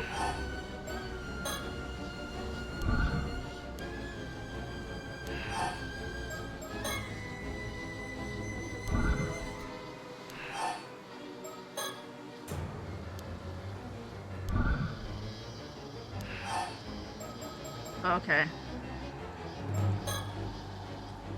Alright. I understand where you're coming from. We won't interfere anymore. Soto, you can stop now. Ma'am? Really? Thanks. Yeah, no. Ah, you grown-ups and your dirty tricks. Did well to be cautious of us, but I'm afraid this is how grown-ups get things done. Now, will you tell us what you're up to here? Ugh. Well, I suppose I slowed you down enough. You'll never catch up to the boat now. Hakwe Sastiri, guide my path, and with thy merciful hand uphold me. What? She broke the binding. Bye-bye. Okay, girl. Okay. Oh, confound it. Stop right there. Looks like she's giving us the slip. I'll be able to catch up to her now. So I'm gonna have to have a word with Paranormal Affairs about that girl. Interesting. I put in a call to Paranormal Affairs about our Earth young lady just now. I see. I'm assuming that she's indeed affiliated with them. Don't get into any labyrinths now, you feel. Yes, it seems her name is Circe Lunarlight. That is the most witch-sounding name I think I have ever seen in my life. She's an exorcist from England. Oh, she is from England. That makes a lot more sense. Who's come here on exchange. Part of her spiritual training, I understand. The Lunarlight family? I see. Oh, are they well known? I've heard of them, yes. They're a distinguished family of exorcists. Quite an old one, too. It would certainly explain the strength of her spirit sense. Right. In any case, it seems that she's in the care of Paranormal Affairs while she's in Japan. Honestly, I do wish they'd tell us these things in advance. What is she doing here in my prefecture? Well, it seems even the Paranormal Affairs isn't sure what she's up to. They've been looking for her. The sounds of things, she's been skipping her training assignments to travel around Japan, visiting all sorts of spiritual spots instead. She doesn't seem like they're keeping an eye on her at all. Unfortunately not. They asked me to tell her to return to Tokyo at once when we next see her. I see. More work for us, then. Yes, the things we find ourselves caught up in. She seemed to know about Tomakawa, too. I've got a bad feeling about all this. Shall we try looking for her? I imagine she's still in the area. No, not now. If that all is true, I doubt she'd be looking to cause too much trouble. Besides, I'm sure we'll run into each other again eventually. Well, I think that's enough trouble for one day. Let's call it a day. We'll head for Kamishima first thing tomorrow. Understood. Are we finally free to do the thing I wanted to do? My god. Oh, I'm gonna save. I'm not ending. I'm just saving. Because I haven't saved since the boat, I think. So I think it's important for me to save now.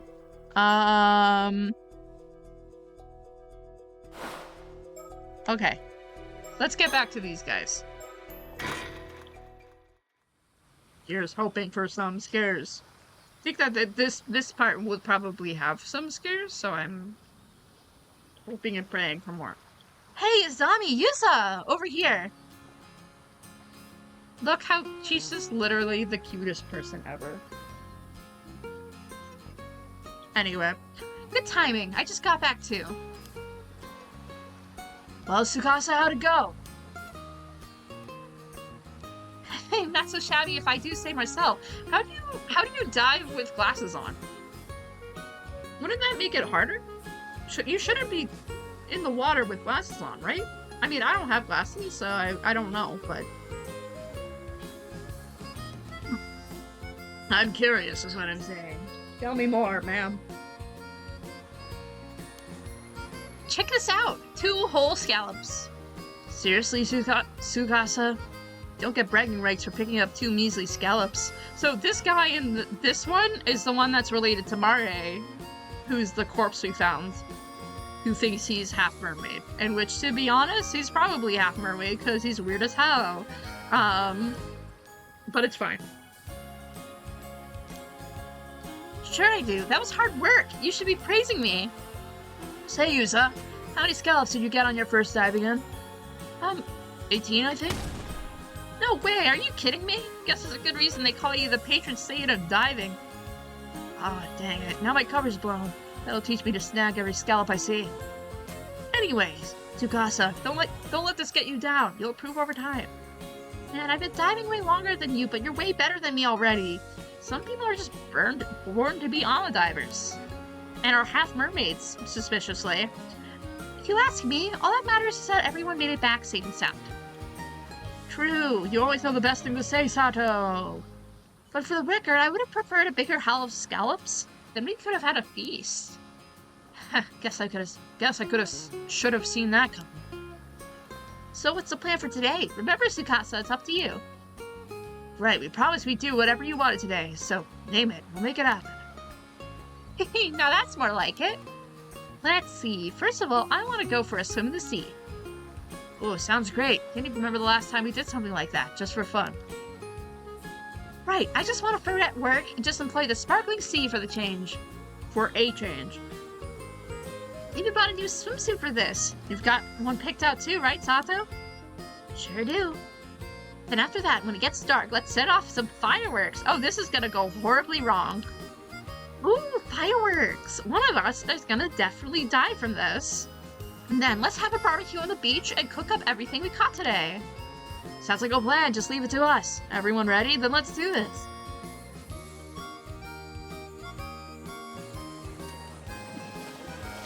Look, there's a shark and it's coming this way. Better watch out, Izami. Haha, that was a close one, Izami. What the heck? Good swimmer, but there's no way I'm good enough to outswim a shark. Oh, they're really cute, actually. It's okay, I'll get it pinned down. Just get out of here while you can. And here, take this fin as something to remember me by. Keep it with you always. Sorry, Yuzu. I don't really dig shark fins that much. Oh, my heart. Look at the sea. It's like there's diamonds floating on the surface. It really sparkles, huh? Sure is pretty. It really sparkles, huh? Sure is pretty. Can't wait for the Slice of Life episode to go horribly wrong, and I'm very excited for it, because I need some scares. Oh, this shark's pretty cool. Should've picked this shark instead of a life buoy. But he's having such a blast, I can't bring myself to ask for a ride on it. They're really cute. They're really cute. And they're definitely gonna die in 5 seconds. Oh no, it's night now. Oh no. This is like Jaws. They're gonna pull some Jaws shit on this. Like, they're gonna be in the water and then you're gonna hear a you know? It is a very pretty sky. One girl sky coming right up. I keep thinking Azami is one of the girls, but it's not, and that's definitely, that's one of the guys. One girl squid coming right up. Ah, don't throw it. It's piping hot. You're getting squid juice everywhere. Let's see how you like it. Catch this. Ow, ow, ow. That's hot. You did that to yourself. Hey, check out this huge sea snail, Tsukasa. It's massive. That's right. I may still be a rookie when it comes to scallops, but I've got a haul of sea snails to make up for it. So eat up, Azami. Have as many as you like. It's gonna be his last meal. Hey, can I borrow the lighter? Sure. Sure. Want some squid too? Oh, so I could just grill it directly? Yeah, that's the combo sheet especially. Fireworks style squid. Wait, you're actually doing it? Isn't that, like, really bad for you?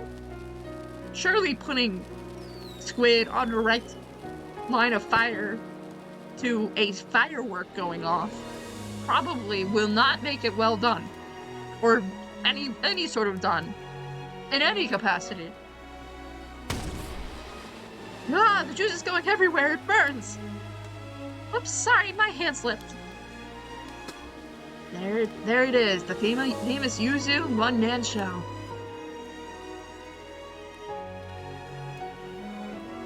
That looks so good. I want that. Yum, yum, yum, yum, yum, yum, yum.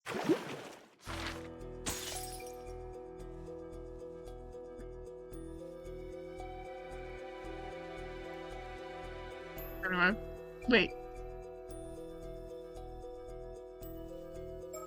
Wait, there's nothing, wait.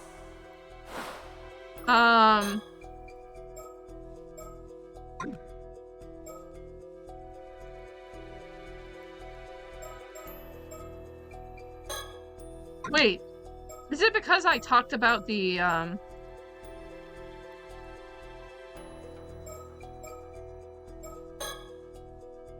we're lost on the narrative sea, for real, actually. I have an idea.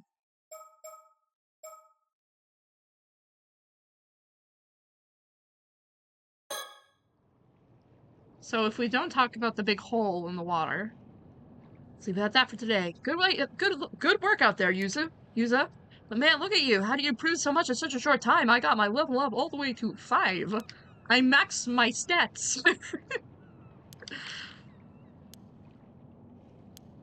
Okay. Okay, we've read this before. Okay, we go back immediately. We do not talk about hole. You got it. Kamishia Port. Here we come. Oh, interesting. So if we don't warn them about the hole, then they're gonna get dragged to the hole and everyone's gonna die. Asa.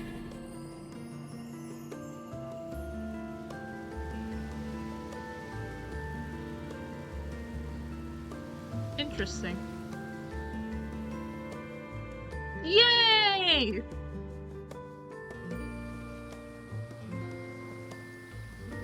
God, his outfit is so bad. Hey, Yuza! I took your catch to the market while you were changing. Oh, thanks, I appreciate it. It was seriously impressive haul for your first dive. The old guys at the market looked like their eyes were gonna pop out. Your status as Kamishina's patron saint of diving sure isn't for sure. Okay, that's enough of that. And thanks for carting all of that to the market by yourself. Chie? There you are, zombie. Don't tell me you went out fishing today. I just thought of freaking Chie Sakamoto, or whatever her name is, whatever her last name is, from Persona 4. Oh, Chie, how's your back doing? Not going to get better lounging around at home, that's for sure. More importantly, no one's meant to be taking their boats right now because of the storm that's on the way. Don't tell me you didn't hear. Yeah, but it's more of a warning than a rule, and the weather looked fine, so I figured it was okay. Should know better than that, a zombie. You youngins never listen, do you?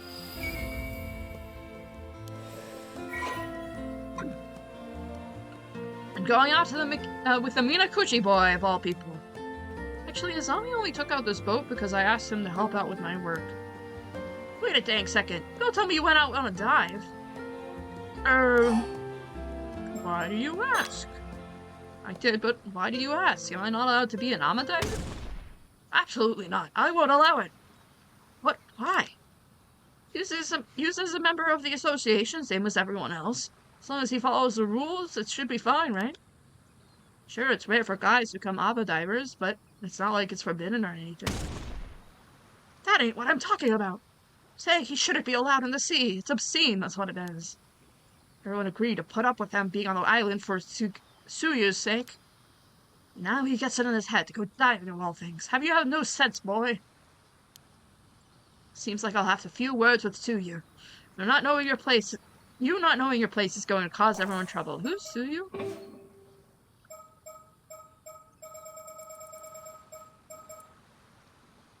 Do not know who Suyu is.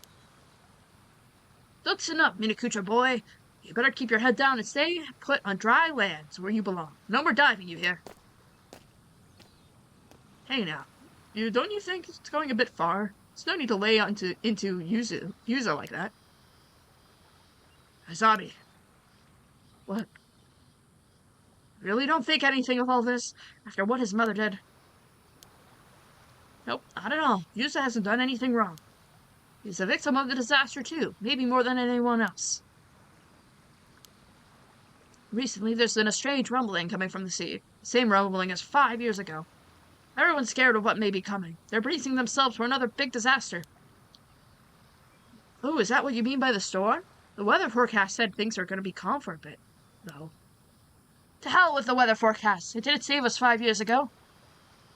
Anyhow, you see when we've gotta stay in the gods of the sea's good graces. No doing anything to upset them. Got it?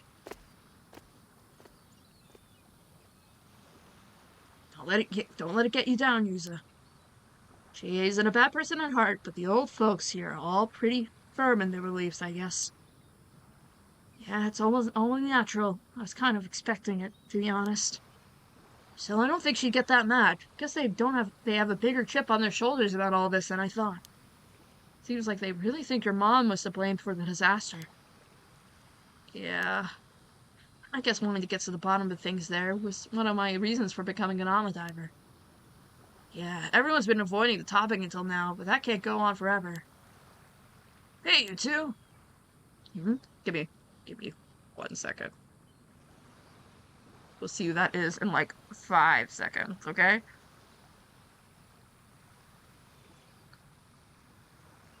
I just got like a notification saying you don't have enough space on your device, and I'm recording right now, so I'm like, I need to like uninstall something like pronto. Because if I lose this recording, I'm gonna be really sad. And it's gonna be a pain in the ass.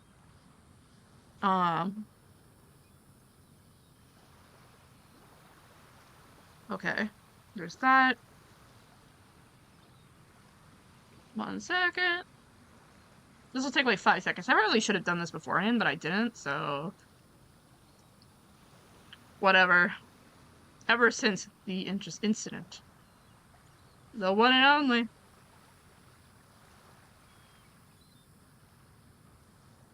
It's so loading.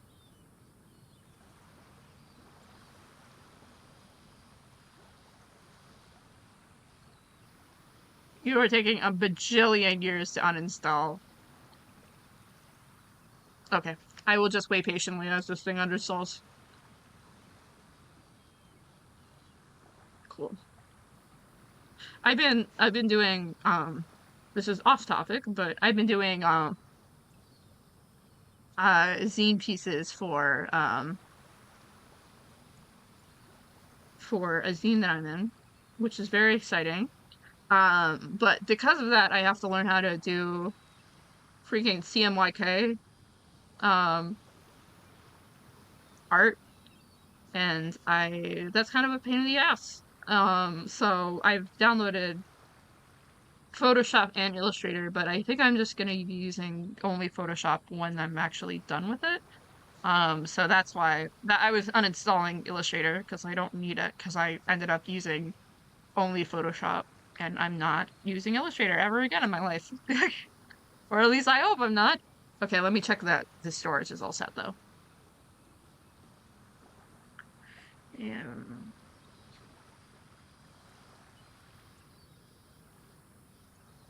Yeah, that's better. Yeah, that's uninstalled, so that's definitely better. Okay. Alright. I think we're good. I think we're okay. I think we're good. Okay. Continuing. Or at least I hope we're good. I hope we're good. Really hoping we're good. Oh, it's Kikuko. Kikuko. Yeah, you too over there. Could I get some help with these boxes here? I need to get to the warehouse. She's very pretty.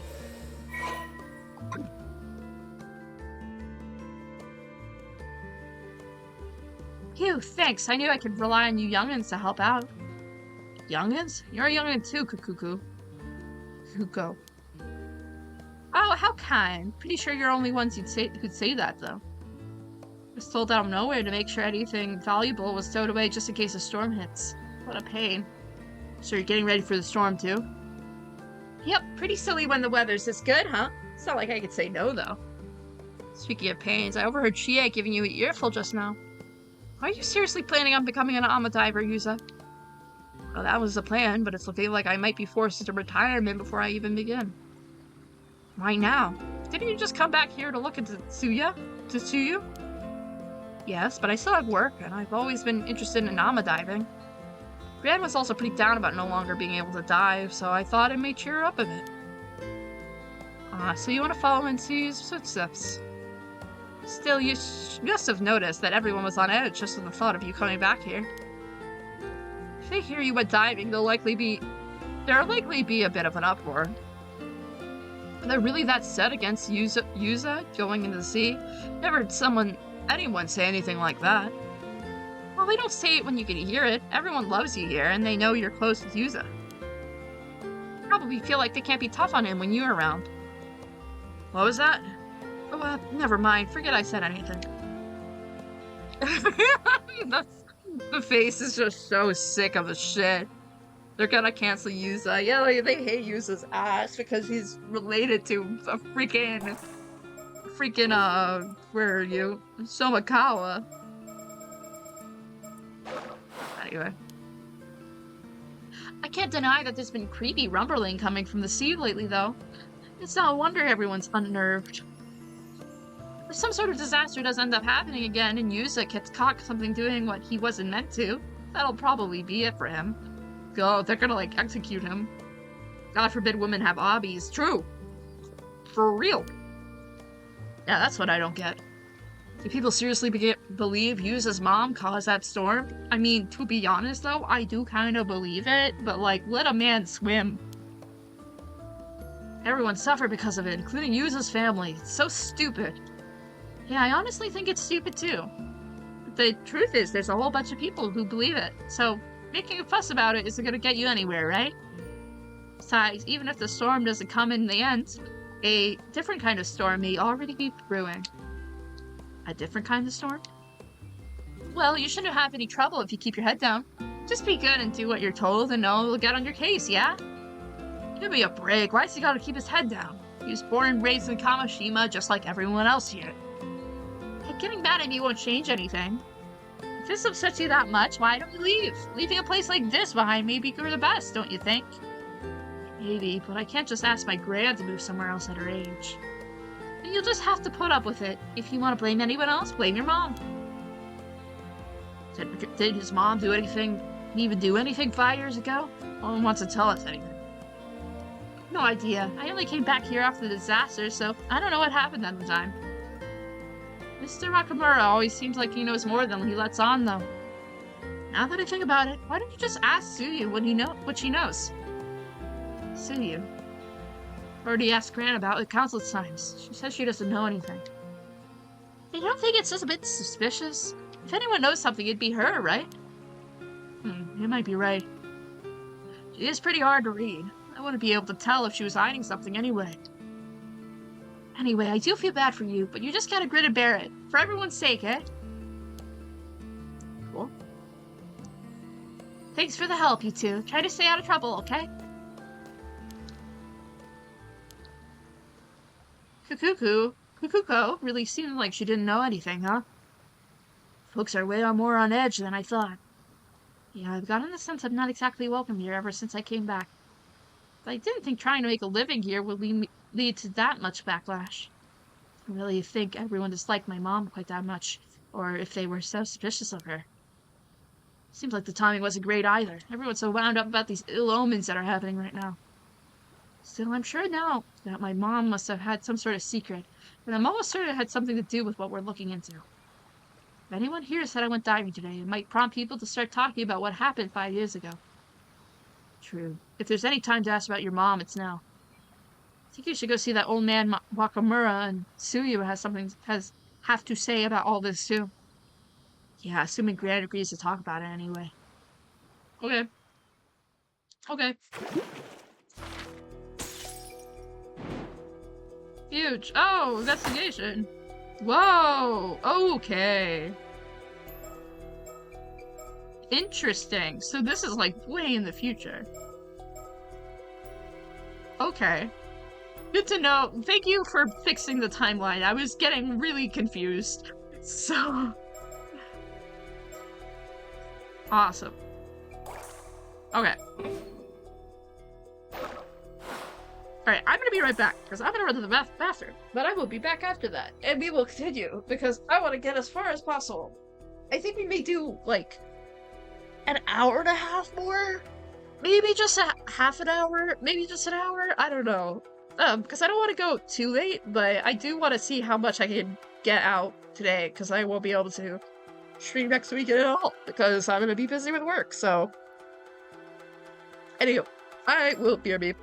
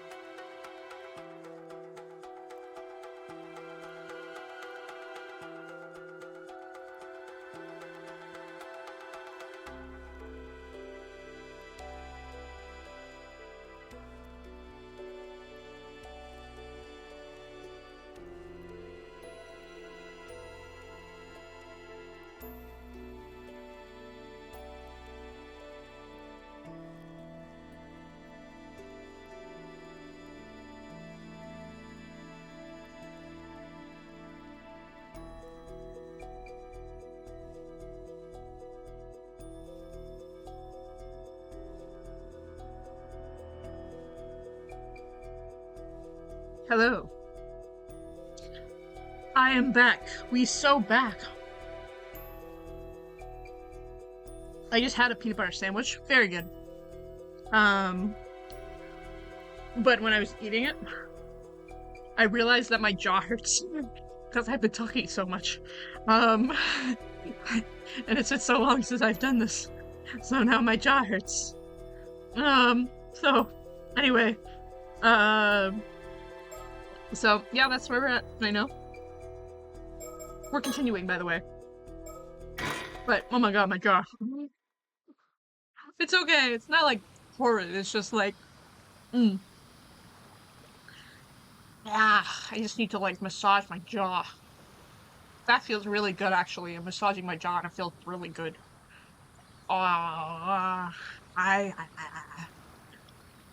Anyway, Drew, if there's any time to ask about your mom, it's now. Anyway. Oh, I like this. I like the little turtle. It's really cute. Oh, the little turtle! That's really... I don't know what that means. But I like the turtles. Anyway, so... let's go to everywhere that's not, like, the actual place we need to go to. Town clock. Oh. Well, if it isn't Shotaro. Hey there, you two. Just the man I wanted to see. Wouldn't happen to have seen Sato around, would you? Sato? No, I haven't seen her today. She was supposed to meet with me earlier, but she never showed. She didn't show? Did something happen? Oh, I'm sure it was just because of my old man's ridiculous request earlier. Honestly, I don't know what he was thinking. Still, he really has been acting off lately. Can't believe he'd say something like that. Something wrong? Oh, pardon me, it's nothing for you to worry about. By the way, Yuza, I heard you become an armor farmer. Or diver. Shawarudo! Shotaro, Shio, Shawarudo! True.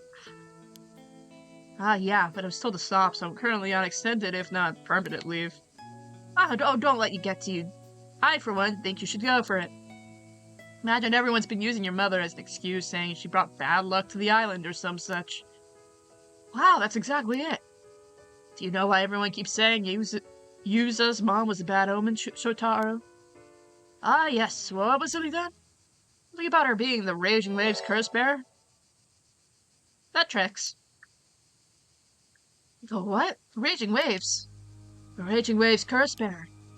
The Raging Waves is, well, exactly what you think it means, and the curse bearer has all the power to call forth the calamity of the sea. My old man was going on about it earlier, but it probably is just superstitious nonsense. Don't pay it any mind. But I really should get going. Let me know if you see Sato, okay? See you later. Pretty curious about what Shotaro said. Yeah, the Raging Waves curse bearer, huh? People really see my mom that way? Perhaps we should ask Mr. Wakamura what he knows. It's worth a shot, at least. Anyway, let's keep moving. Okay, let's go to Cho Street. Seems like there's a bit of commotion over there. Do they know something about the rumors? Want me to go and ask? That'd be great, thanks. Hey, what's up? Did something happen? Oh, if it isn't, it's Sami! I don't know if you've heard, but... we're gonna go gossip and not tell anyone! 15 minutes later! Welcome back. And once they get started, they never stop talking. Anyway, nothing about your mom, I'm afraid, but they did have some interesting things to say. Interesting things? You want normal news first, or the worrying news? Get the worrying news out of the way. Let's hear the worrying news. Okay, then. There are reports that 2 Amba divers have gone missing. Apparently both cases were in the Ichika town on the mainland. Oh wow, were they diving accidents or something? I guess so. Seems like it's still under investigation though. Ooh, okay, we don't know anything about that. The sea hasn't been that rough lately. But I guess it's a dangerous job, and you never know what may happen. Still, 2 Amba divers going missing one after another is pretty unusual, so it does make you wonder. It wasn't that long ago there was all that talk of human bones being found in the sea near Tova, you know that? I remember, yeah. Isn't that also near Ijika? Maybe that's why Chie was going on about bad omens. Yeah, definitely worrying news. Let's go with the normal news next. Oh, the normal news. So we've got a bunch of tourists visiting right now, as usual. What's really got people talking is that there are 2 foreigners among them today. Oh, really? I hear the Issei Grand Shrine sees a lot of foreign visitors, but it's unusual for them to come to the outlying islands like this. What's more, it seems they've been going around asking a bunch of questions. And get this. Apparently they said they come here looking for mermaids. Are those our 2 paranormal investigators? I think they are. Mermaids? Curious, right? Yeah, what when we were looking for them too. And that's not all. For some reason they were asking about your mom, Mari Minakuchi, too. What? But why would foreign visitors be asking about my mom? Seems like people think they're pretty shady. I was told not to go near them and anything. Well, I definitely want to hear what they have to say. I wonder where they are now. They're probably still in Kamishima, at least. The question is where. Wait, no, this is before they went on the island. Damn it. Damn it. Okay, wait, different people. Different people then. Yeah, it must be different people. Because at this point, they hadn't even gone to the island. They're still on the mainland. Never mind. Never mind. Well, I guess we could see 2 Westerners around. We'll know who they are.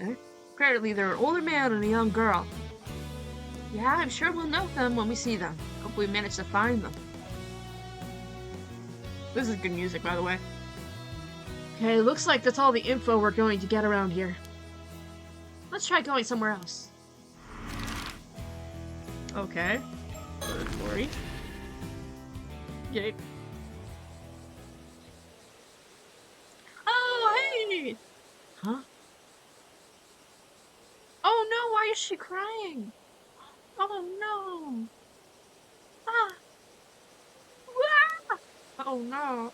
Tsukasa, Sato, what's going on? Well, I'm sorry, I can't explain right now. Tsukasa, come on, we're drawing too much attention here. What? What's different from this timeline to the other timeline? Hey, what was that all about? Something was definitely up with them. Did she, like, confess to the guy and the guy said no? Yeah, they practically ran off when they saw us. Asami was Tsukasa was crying. What the hell could have happened? I'm worried too, but Sato said she can't explain right now. Sure that they'll tell us what's up later. True. We should have killed them if they're not ready to talk about it. Still, with the feeling we probably should have told Shotaro we saw Sato here. Yeah, let's keep this conversation till we learn a bit more. Okay, let's go to... I want to talk to the person at the Minakuchi residence first, and then let's go talk to the big boy. Wow, look at her. Welcome back, Yusa. And, oh, Asami's here too. Thanks for having me. You 2 went out diving today, didn't you? How'd it go? Got a decent haul?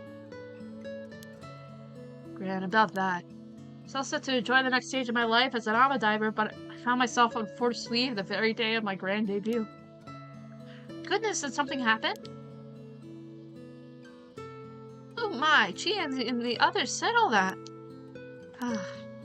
If I were you, I wouldn't pay them any minds. You're not breaking any rules, are you? Sure, it's okay. No point fretting over pointless details, is what I always say. Grandmother.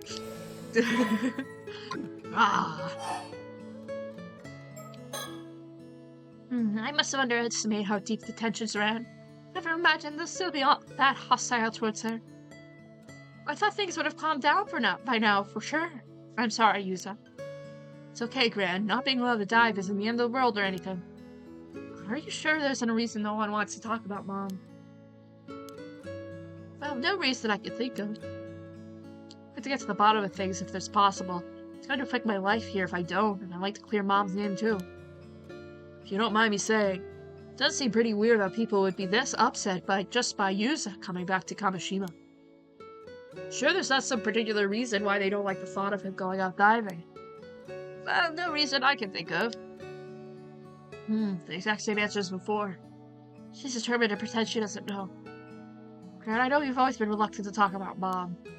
But I'm not a child anymore. It's about time you told me the truth. Oh, interesting. Because I can't think of any reason why everyone had such a problem with Mom. Well... Alright, to be honest with you, Mari wasn't actually human. Oh, okay. Well, we're going out with it now. Huh? You mean we were right? Are you for real? Wait, don't tell me you believe that. Can you boys take a joke? It's obviously kidding. Did all that seawater prickle your common sense? Wait, you were joking? Of course I was. I thought I'd mess around a bit to see if I could get a rise out of you, but you sure turned the tables on me. No, I don't believe that. Turning prank around me like that. I have nothing more to teach you, young Yuza. Oh, and here I fell for the hook, line, and sinker. It's no good. She's set on giving us the slip. We're not gonna get anything more out of her like this. Maybe she'd be more willing to talk if we had more information. Oh. Okay, end that conversation. And we're gonna go to our Wakamura then. Doesn't make sense for us to go further into it. You two again. What are you doing here? Ah, Chia is here too. We're chatting about something important right now. Scrab. Guess we have no choice but to come back later, huh? Uh-oh. Really? Really?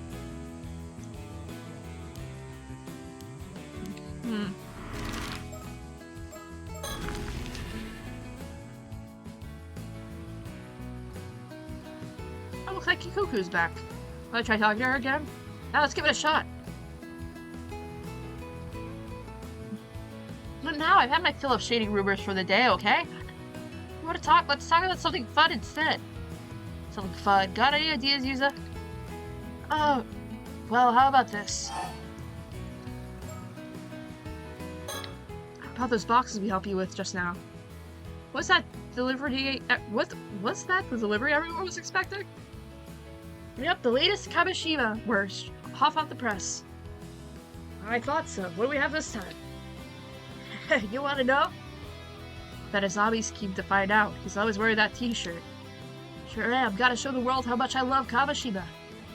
Ha! Tourists seem to love that shirt too. Wearing all the time makes for great advertising. Anyway, the latest addition to our souvenir lineup is this. What is that? A hand mirror? Bingo! A specially made hand mirror with a Hamashi Maru design on the back. So, what do you think? Looks great. What do you go with another hand mirror, though? Well, mirrors are a pretty prominent symbol of protection for sailors. Comes from the hope that the sea will be as smooth as glass, I guess. There are even regions when mirrors are used as offerings to the sea god.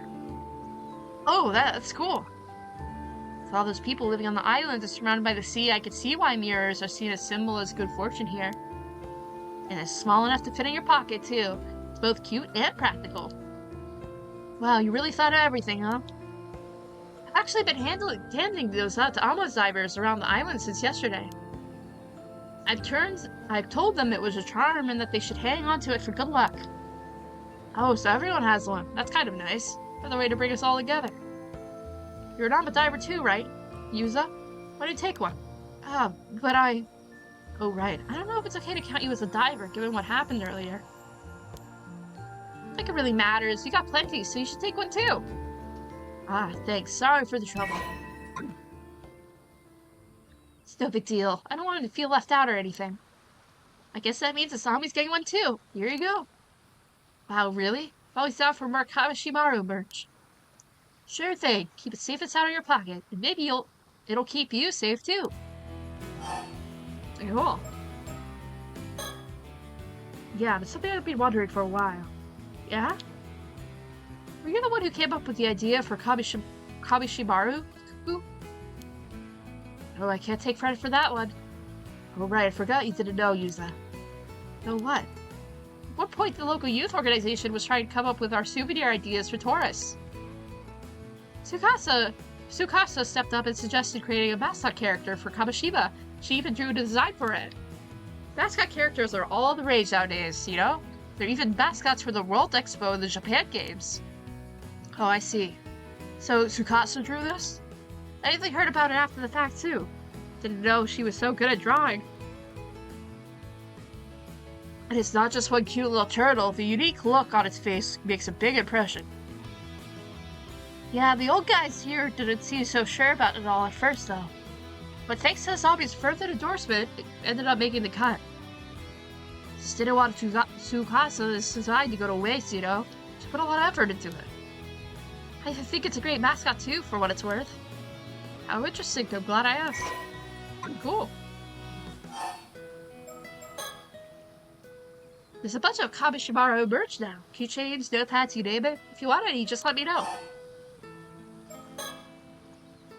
Everyone else is really happy to get theirs too. Even your grandma seemed to like it, Yuzu. Yuza said she'll be sure to use it from now on. Really, I'm glad to hear it. Did you go diving today as well, Kukuko?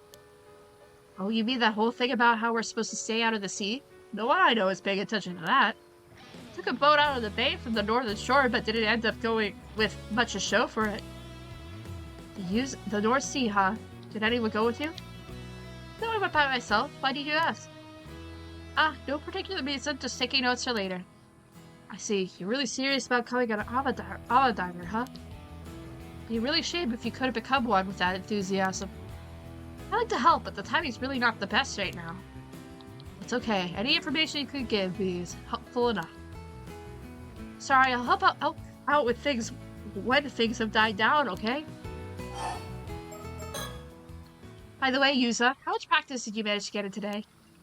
Enough to be able to do most things comfortably, I think. For sure, I can tell you've improved just a lot by the way you carried yourself. You must have real talent for diving if you were able to prove that much in one day. Wow, it's pretty impressive. You could tell all of that just by looking at him.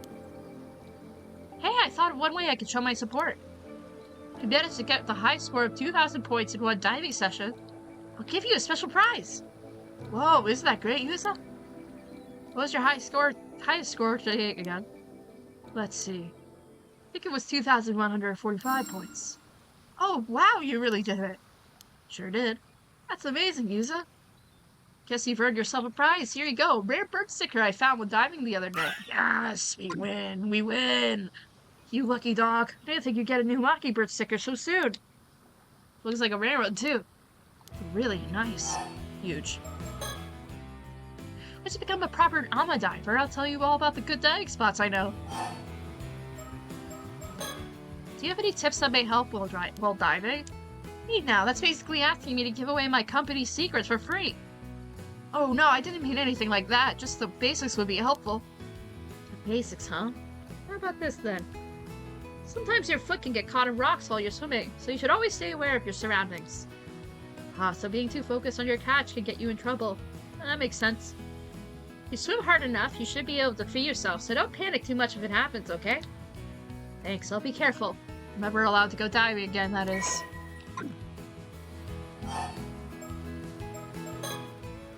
That's all I got for now. If you want more tips, try acting Suyu. By the way, have you happened to see 2 foreign tourists that were supposed to be visiting today? Wait a sec, foreign tourists here today? No way! What did they look like? Did they have blonde hair? Were they cool? I'm not sure. We don't know much about it. I guess that means you haven't seen them either, though. Yeah, I guess they didn't come this way. Hey now, you two have better not been thinking about following them around to Gop. You don't want them to think we're all unsophisticated louts out here, do you? Are you just asking whether or not they were cool? I don't know what you're talking about.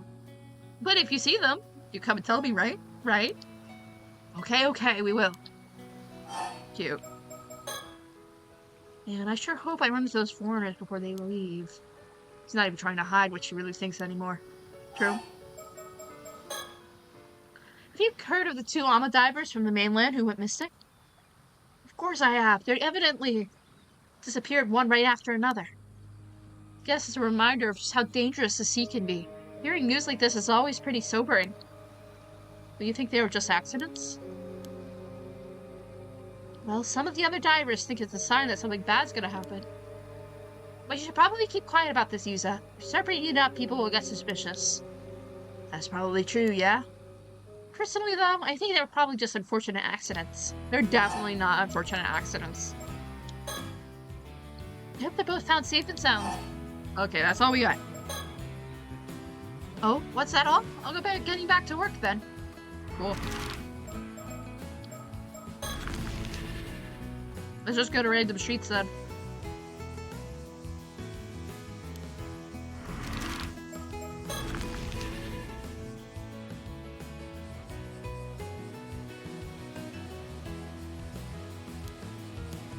Okay, I think we go to the grandma's house and we talk to her about the mirror, apparently. Oh, was there something else you needed? I need a lot of things. Sorry I had to leave early to go diving, Graham. Or is everything okay? How are you feeling? Well, I didn't have much pep in my step today, but it's fine because Sato came over this morning. She really is a saint, always helping me out in the cooking and cleaning and all that. Again? Gran, I know you're fond of her, but you really shouldn't rely on her too much. I didn't know Sato was coming over to help here. Yeah, she and Gran became friends recently, and before I knew it, she was coming over every so often. Sato's such a nice young lady. She even chats with me all about the latest TV drama developments. She's a bit naive in some ways, but she's a quick learner. Remembers everything I tell her almost instantly. Huh, I had no idea. They said she should relax here a while, but she left early today. Glad you're having fun, but make sure to thank her properly sometime, alright? Of course, of course. I'm always happy to help, you know? There's no need to depend on others so much. I know, but if someone has to help me get things done, I'd rather it was a lovely young girl, you know? Besides, she does a much better job at cooking and cleaning than you do, Yuza. See, I do my best to be a good grandson, and this is the thanks I get. Cute. Do you have any diving advice for me, Gran? Advice, eh? Let me see. You're looking at getting to a higher score in a single dive. You should focus on gathering everything you can, even the small fry. Getting 10 or 15 will earn you a bonus to your final score. If you manage to nab a big catch, switching your focus to bringing in as many small catches as possible should net you a good result. I see, that'll be great help. Good to know. Wouldn't happen to have any more. Well now, bold as brass are we? But I'm glad you're keen to learn. Let me see. Sometimes you can come across areas when diving is simply brimming with sea creatures. Call them bountiful zones. Bountiful zones, huh? Love to see one. On the other hand, areas with a lot of starfish are usually picked clean with no sea creatures to speak of. I call those places barren zones. Yeah, there's a diving minigame. We actually did the diving minigame for about an hour at the beginning of stream because it was so entertaining. But yeah, you go diving and you could go pick up little creatures. I got a shit ton of lobster and a lot of abalone. Yep, I just went crawling over those rocks like a little creature. I leveled up all of my abilities to the max possible, which is huge. But yeah, so diving minigame, very cool. It's definitely gonna kick me in the ass, and I'm sure that there's gonna be times when something's gonna grab me by the ankle, and then I'm gonna have to struggle to get free, and then it's gonna be really scary. But to be fair though, I've been saying that for around 5 hours and 5 minutes now, and I have not gotten scared yet. So like, who knows? Who knows? Like, who knows? This is very different from the first game, apparently. Which isn't a bad thing. I'm just hoping that the slow burn pays off, you know? Like, give me something. This is supposed to be a scary game. Give me something that's scary. There needs to be murder soon. But yes, it was very fun. So the more starfish there are, the less sea creatures there will be. Got it. A whopper of cats should be still hiding in the barren zone, of course. Always keep an eye on your surroundings. Interesting. So, how did your dive out in the bay go? The dive went perfectly. You may only know me as your grandson Yuza. But in truth, I'm a living legend. Kamashima's patron saint of diving. Well, now that does sound impressive. I was going to leave it at that, but you're serious, aren't you? You've improved by leaps and bounds since I last saw you. Why, if I were to put in numbers, you'd be rank 17. Wow, you could tell just by looking at me? Your grand's been around the Ama diving block, you know. There's nothing more I can teach you. You'll make a fine Ama diver, Yuza. Thanks, Gran. Do you proud as your successor. I've been forbidden from diving for now, so it seems my life as an Ama diver will have to wait. No need to fret. I'm sure that'll sort itself out in time. I don't know about that. Your grandson's the same as ever, eh? Whatever the case, I'm happy you're choosing to follow in my footsteps, Yuza. Good thing I fought to keep Mari's off at night. Yeah, but I don't know how I feel about being able to fit in my mom's clothes at this age. You never did get any taller after middle school, did you? Shh, short king. Good for him. Damn, has my consistent diet of fresh seafood meant nothing? It's nothing you need to worry about, Yuza. It doesn't make you any less charming. He's so short. You've heard me say this before, but Mari found it difficult to fit here in the islands. The environment she grew up was quite different, you see. She struggled to adapt to life in a small community. No other reason I could think of for the beef the others have with her. Really, though. You're going out again for a bit. Really, though. Really? I'm, like, incredibly surprised. Maybe Wakamura has more? I just want... Give me something. Oh, he's gone. Thank you. Ah, old man Wakamura. You mind if we ask you something real quick? It's one thing after another today. What now? Huh? Azami and a Kushi boy. I've heard from GA that you two went on the bay to do some diving earlier. Well, I've got a bone to pick with you, and there's no time like the present. Uh-oh. Ah, okay. So, boy, you serious about wanting to become an Ama diver? Huh? I thought at first you'd come out here to get my permission to dive. But now I hear you've been running around looking into Mari Midikuchi. What's the meaning of this? Urk. To be honest, we have been asking around. I guess there's no hiding it from you. Yuza, are you sure this is okay?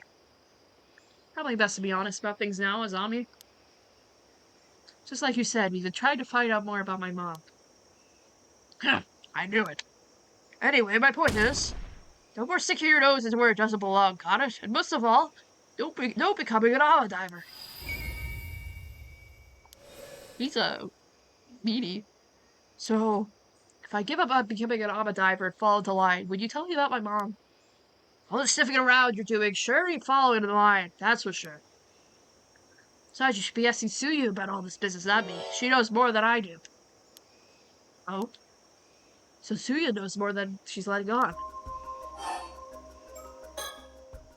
Grant said she doesn't know anything about my mom, though. Huh, so she even said that to you? What do you mean? Well, I don't know that much myself. Suyu's always been tight-lipped about Mari Midikuchi, where she came from, what her deal was. So you would say Yuza's mom was to blame for that massive storm, even though you didn't know for sure? Suyu, I'd say nothing to deny it. Speaks for itself, doesn't it? If you don't like what you're hearing, you should go ask Suyu about it yourself. Jesus, okay. Mr. Wakamura, what is the Raging Waves curse bearer? Huh, where do you hear about that? It's gotta be Shotaru. Boy can never keep his mouth shut. I heard it's some sort of curse that lifts the waves to a frenzy. Does something like that actually exist? It does. The Southern Sea disaster 5 years ago was caused by that very same curse. The curse of the Raging Waves? And your mother, Mari Migakuchi, was the one who brought it down on us. The storm was no natural disaster, it was entirely preventable. We'd only stopped her from going to the bay that day. Kawashima wouldn't have to suffer such a tragedy. What? My mom would have never done something like that. Just because you don't remember doesn't mean she wasn't up to something out there. As to whether or not it was intentional, who could say? It doesn't make any difference either way. I don't get how you could say Miss Maru was a curse bearer or whatever if you didn't know anything about her. Do you have any proof? Proof? I've got the words of a trustworthy sorcerer backing me up. That's all the proof I need. Sorcerer? You're basing this on what some woo-woo wizard said? Woo wizard. Okay. Okay, Tommy. Yeah, sure. Cool. Give me a break. You can believe what you like. Doesn't change the fact that curses and spirits are as real as anything else. Well, I don't have time to butt heads with you two. But I know what I'm saying is the honest truth. Looks like there's no point in trying to change his mind. Old man's as stubborn as a mule. So you really think there's a storm coming and that storm is caused by a curse? Of course I do. Some fellows who said they were with the police dropped by to warn me about it yesterday, in fact. The police? Why would the police be warning you about a curse? Yeah, I reckon they were just phonies trying to take advantage of the curse for their own benefit. Even you two must have noticed that rumblings from the sea over the last 2 days, right? That's proof the curse of the raging waves is getting stronger. So that's why you've been telling everyone to stop taking their boats out and prepare for a storm. Sure is. Naturally, I can't just come out and say it's because of a curse. There's no telling when or where it'll rear its head. It's too dangerous to go on in the water in these circumstances. Even so, we'll have to take our boats out again eventually. Can't keep this out to sea forever. You're damn tuning. Which is why I gotta find a way to stop this curse as soon as possible. Why would a curse be affecting the sea around here, though? Seems like you two still don't believe me. Fine, let's see if this will change your minds. A long time back, there used to be another island to the south of here. Taishima, it was called. Taishima? This is the first I've heard of it. They say it was devastated by an earthquake and tsunami nearly 400 years ago. But the truth of the matter is that raiders overran the island and slaughtered every last one of the people who lived there. Okay. The murdered islanders' resentments gave rise to the curse of the raging waves. The resulting storm and tsunami sank the island to the bottom of the sea, raiders and all. This is what triggered Shiku for. True. True. True. Yeah. True. True. True, true, true, true, true, true, true. Okay. Is that true? That curse is still rolling about in the seas near Herf to this very day. Just one little push and that storm can come barreling down on Kamoshima next. A push? So that will awaken the islanders' rage again. Such as someone with ties to those raiders, say a descendant of theirs, trying to near where Taishimi is. A descendant? Uh-oh. What mom? Wait, you're saying my mom was the descendant of the raiders who attacked Taishima? Taishima? Sure am, and as her son, you share blood. But how could that? I mean, natural, everyone would see you as a bad omen, no? Really didn't want you to back on the island, you know. You should be grateful I didn't have you shipped back to the mainland on the next ferry. You're telling me that this is how everyone's seen Yuza and his folks all this time? It's fine, Izami. Let's hear the rest of what he has to say.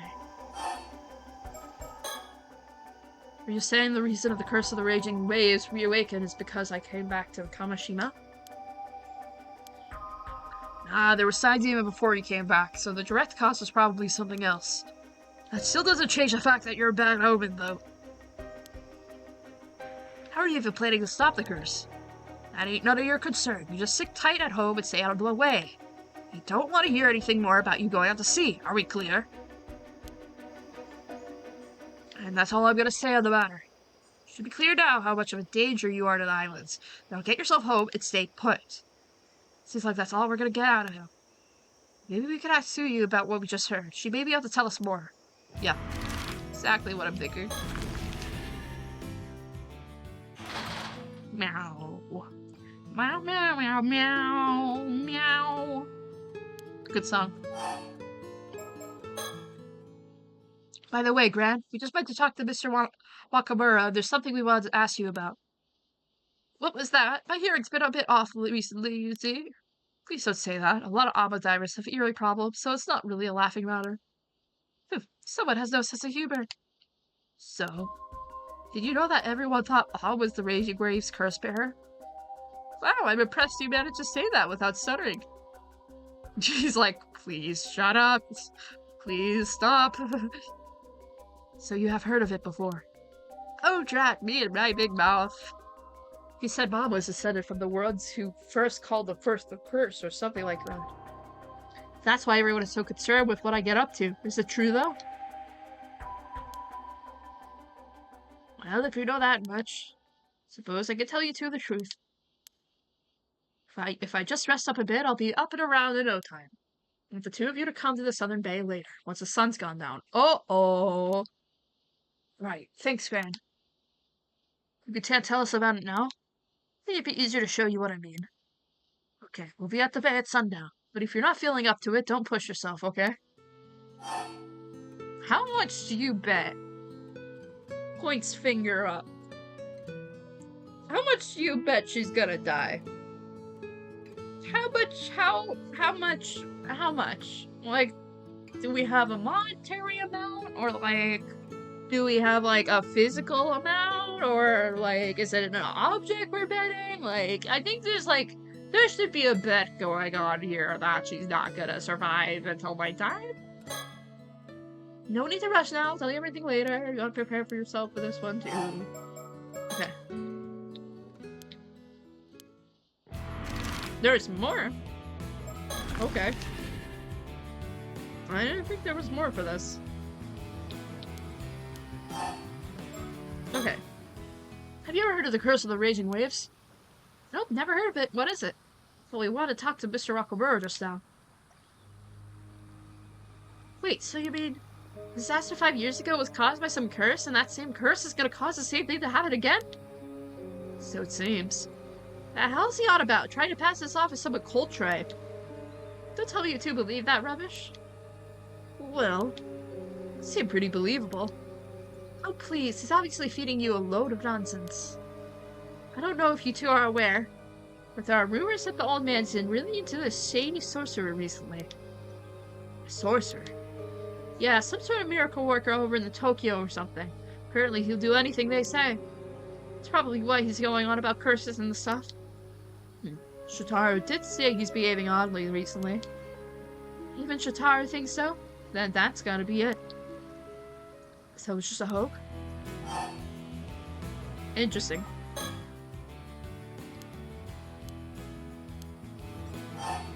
Okay. End conversation.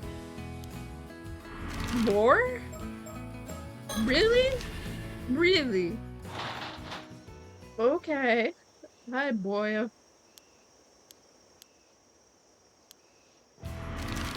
Okay, clearly there's someone that we're missing. Not here, though.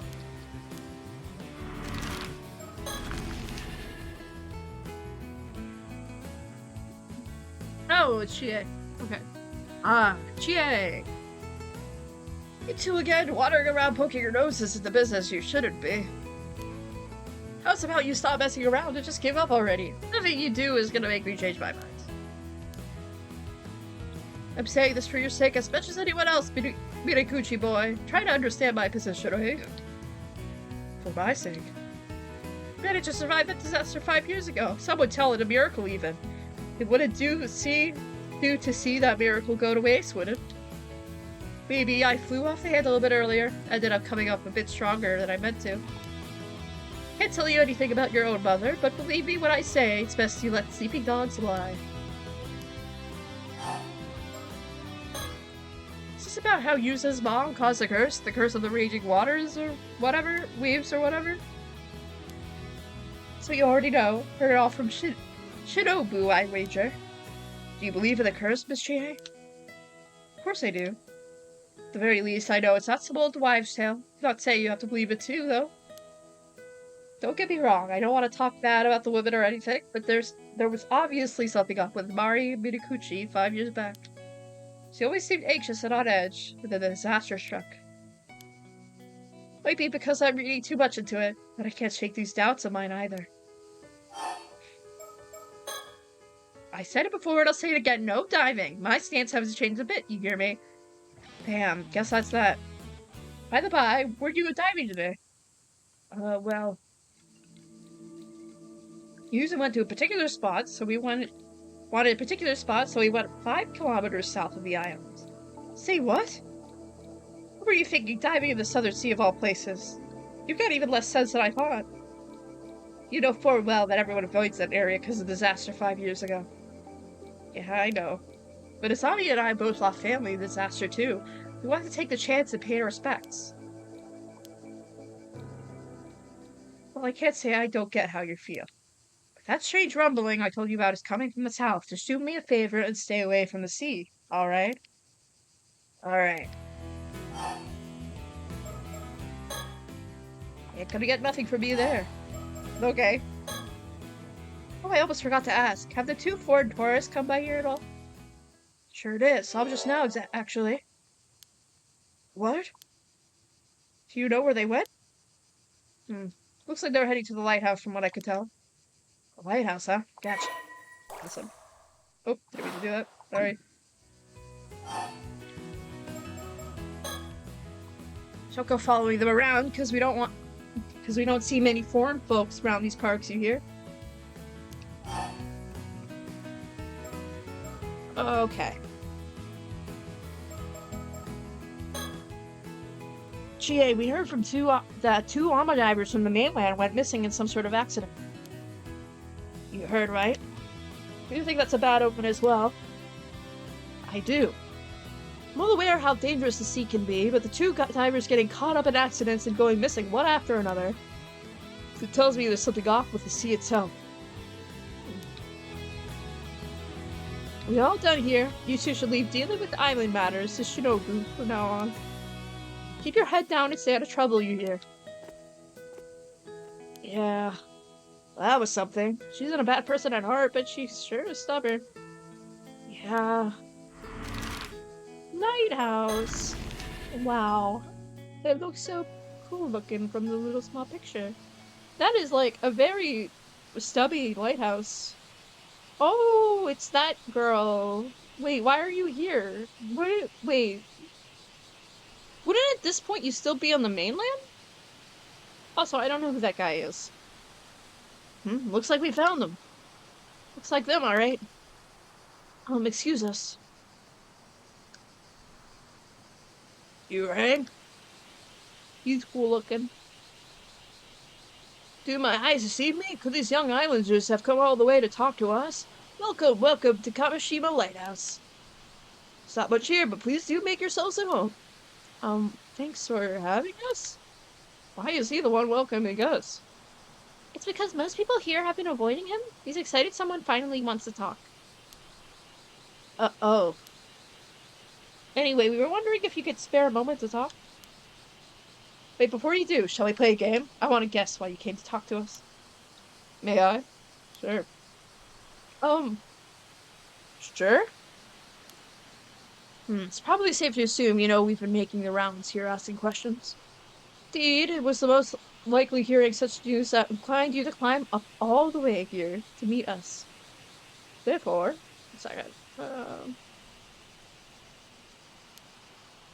I've got it. We've almost certainly done something to offend the good people of this island. Committed some manner of ill-mannered faux pas. Faux pas? Faux pas. I don't know what that is. I like this guy's expression. He's very quirky. You must have come here to tell us the lighthouse is off limits to everyone except authorized personnel. Actually, no. Oh my god, this guy is silly. The bitter taste of failure. And thus does my sins as an aspiring detective and in ignominy. I'd say that whole show was kind of a social faux pas, at least. Don't worry, he's always like this. He'll bounce back in no time. See, you must be pretty resilient. Since you didn't guess right, do you mind if I continue? Do you mind if I continue? Okay, buddy. Oh, asking my permission, are we? Well then, by all means, permission granted. Thank you. Yes, my name is Arnva Barnum. Barnum. So close to being... You just need an H. You really just need an H. You're, like, so close. You're so close to having the right last name. You're, like, literally, like, one letter off. That was scary. Arnav Barnum. You could call me Avi as a sign of our Newfound friendship, and also because I like it better. Okay, cool, boy. I like this guy. Arnav Barnum. Okay then, Avi. Such a pleasing ring to it. And what can I do for you, young man? Will this girl be your daughter? Not quite. Miss Circe Lunalight here is a distant relative of mine. Distant relative? Oh. Yes, Miss Circe Lunalight would be me. Nice to meet you. Lunar Light. I'm Yusa Mitakuchi, a resident of Kamishima. And this is Azami Kumoe. Nice to meet you. Yusa and Azami, eh? Pleasure's mine. Wait, Minakuchi. Oh, you know us. Uh-oh. Oh, so we piqued your interest, have we? I'm a fantasy writer by trade, with a reach spanning the Atlantic from Bonnie, England to vast America. I forgot this guy is supposed to have an English accent, I'm assuming. Not that any of his books sell at all. That's right, for some reason no one buys my novels. Quite the mystery, no. Alas, a fantasy writer has no need for mysteries. What's that? I earn more of an occult writer, so that may be what might as well be my main job now. Humbug, I say! Stick a socket in and mind your own beeswax. I see. In any case, I'm just your average free spirit, footloose, fancy-free, and all that. What's that? You're wondering if my bohemian nature is the reason I remained unattached and unwed? Humbug, I say! Stick a socket in and mind your own beeswax. You seem to be enjoying yourself. He's very quirky. I am indeed. Why don't you try it yourself? 1, 2, 3... Humbug, I say. Oh, I'm good, actually. Thanks. Impressive as it is, I succeed doing this pose 3 times might have been a bit much, yes. This guy sure is hard to keep up with. He's so silly. Why are you so silly, boy? At any rate, I recently found myself with a pressing need to visit your fair country for research. Fortunately, young Circe here happened to be studying in Japan and kindly agreed to accompany me as a guide. Your guide? Indeed, she's quite the enthusiast when it comes to Japanese folklore and occult phenomena. It's such a pleasure to converse with as well. Ishishima is a deeply spiritual region, full of sacred places I've always wanted to visit. We traveled around the mainland before coming here, but this place stands above and beyond. My nose is almost started bleeding from the exhilaration. Barnum! Is Barnum a playable character? Because if so, I'm very excited. In fact, I think it did a bit. You must have been really excited, huh? Is that really a special... Is this really that special compared to other places? Of course! It wasn't called the land with wither repair and the waves from the eternal world for nothing, you know. The lava wither what? What's this? You never heard it called that? It said that Yamachihimo no Mikado, the Empress of Ancient Japan, was searching for a suitable place to try Amaterasu 2,000 years ago.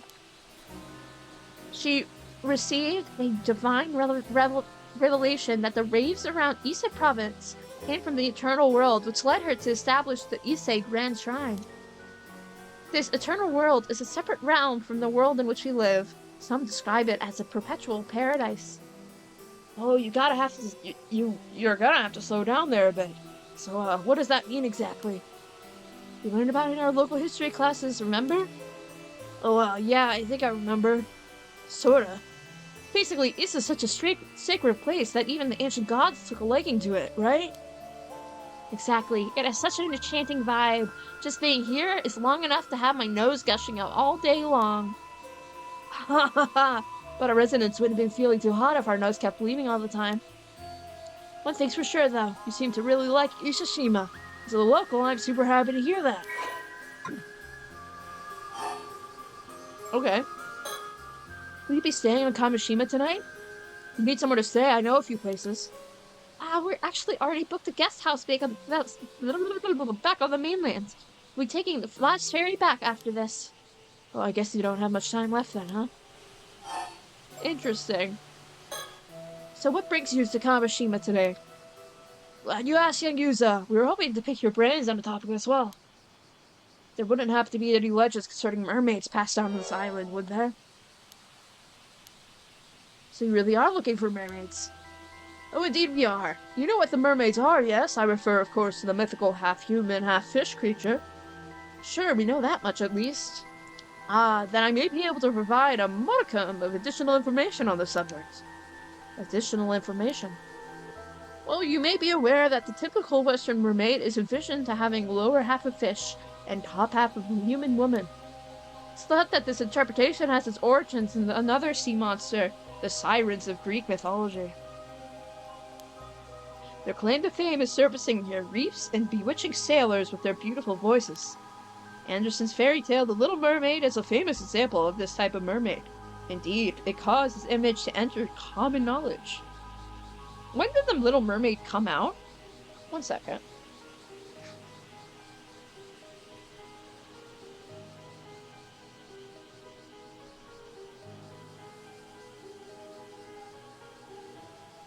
I mean, I guess they're talking about the book. Well, yeah, they're talking about the fairy tale.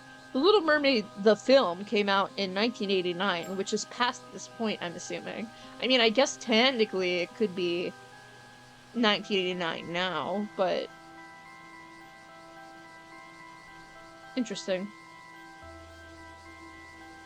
These are just things that I think it's important to, you know, double check. Anyway. Yeah, that's what it comes to mind when I think of mermaids too. A typical mermaid, right? How popular was The Little Mermaid, the fairy tale, in the year of 1980 something? Ah, but the mermaid that appears in ancient Japanese folklore is quite different. This mermaid only has the head of a human, while the rest of the body's being is a fish. It appears it was seen as more of an evil spirit or yokai in nature. The legend that eating its flesh will grant immortality also implies that it was seen as more fish than human. Sure, that makes sense. People would definitely think twice about eating something that looks human, huh? This isn't to say there's a difference in Eastern and Western interpretations of mermaids, mind you. One could rather assume that there are several different types of creature that could be encompassed by the term mermaid. After all, there was also reports of more humanoid or demi-human mermaids being sighted in Japan or in later years. Different types of mermaids, huh? Personally, I think lumping the two under the same appellation is a mistake. After all, they're two different creatures that just happen to share the same trait of being half fish, half human. It leads to misunderstandings when conflicting stories gets passed down, or the whole concept gets treated as a cult malarkey. I think I see what you mean. Listening to you talk about them, it sounds like you believe mermaids really exist, Avi. But of course I do. After all, I didn't come to research mermaids. I came to look for mermaids. Bum-ba-da-dum! Bum-ba-ba. I think that's actually what he meant. Not that. It's bum-bum-ba. Gotta eat them all. Yeah, they're gonna, like, have some fish, like, sushi with, like, you know, mermaid flesh? I suppose. This is all very compelling. Isn't it? I think it's the first time someone's agreed with me on the matter. Okay. And that brings me to our next question. You wouldn't happen to have any local info on mermaids, would you?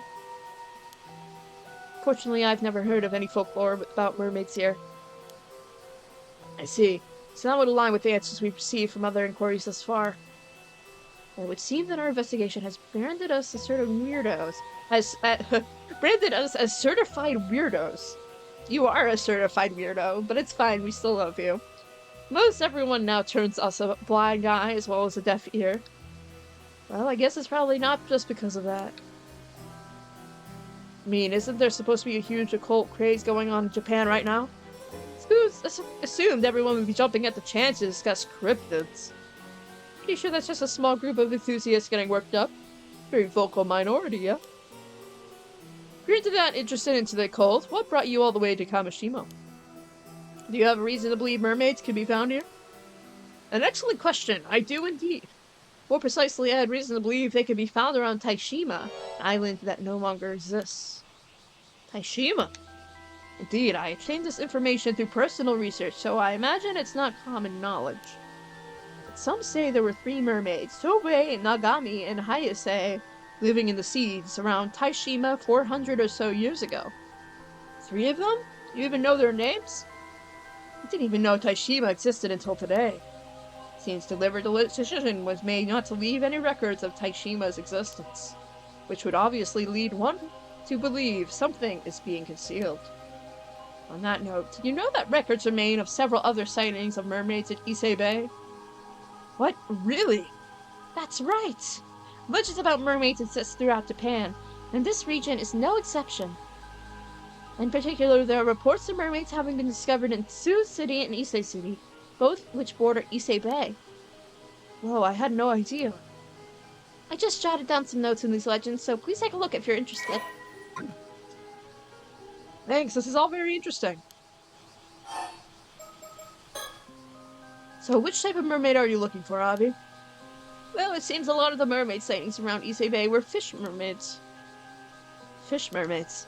The mermaids sighted around Taishima were apparently the human mermaid sort. So it stands to reason that any mermaids around here would be human mermaids as well. By human mermaids, you mean the sort that are closer to humans than fish, right? Indeed, the ones closer to fish, meanwhile, are known as fish mermaids. Or, that's what I call them anyway. I see.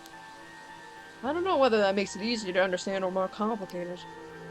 In that case, mermaids whose flesh would make you immortal if you eat it would have to be fish mermaids then, right? Another fine question. It is indeed difficult to imagine people eating the flesh of human mermaids. But I personally believe that human mermaids also have the power to bestow immortality on people. Oh, I wonder. How about another refresher on myth and legend? Are either of you familiar with a place called Ryugu? Ryugu? Is it related to Ryugu Palace that appears in the tale of Irashi Taro? Just so. It could well be considered that the inspiration for the undersea palace in that familiar fairy tale. Whoa, I was right. The Ryu, dragon, surely refers to the god of the sea. It's not so common for deities associated with water to be serpentine in nature. This would then make the Ryugu the place where gods of the sea reside, the place of the Dragon King. Huh, I had no idea Ryugu Palace was based on something else. Ryugu is known for being home of the priestess who attended the god of the sea. Those women are collectively referred to as Otohime.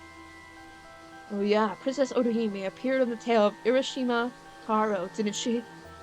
Yeah, but she was described as the ruler of Ryugu Palace in a fairy tale, so she was actually a priestess?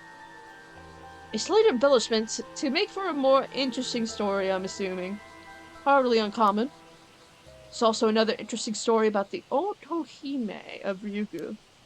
Said that they were half fish, half human woman in appearance. In other words, they were mermaids. Oh! But what's that I hear you say? That's all well and good, but where is this Ryugu Palace anyway? You want to know? You're dying to know, aren't you? Very well, then take it, Sir. Oh, right. A matter of fact, Ryugu is said to be the exact same place as the Eternal World I mentioned earlier. Oh, really?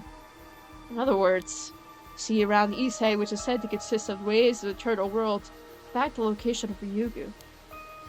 Ryugu is the home of the Otohime mermaids, right? That's right.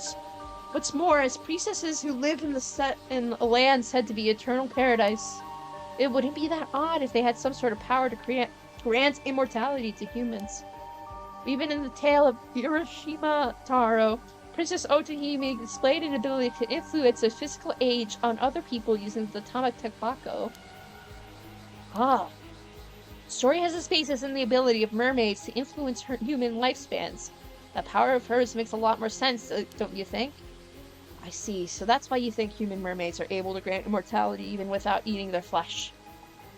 Oh, you see? Intriguing, is it not? Ugh. But how would you even get to Ryugu?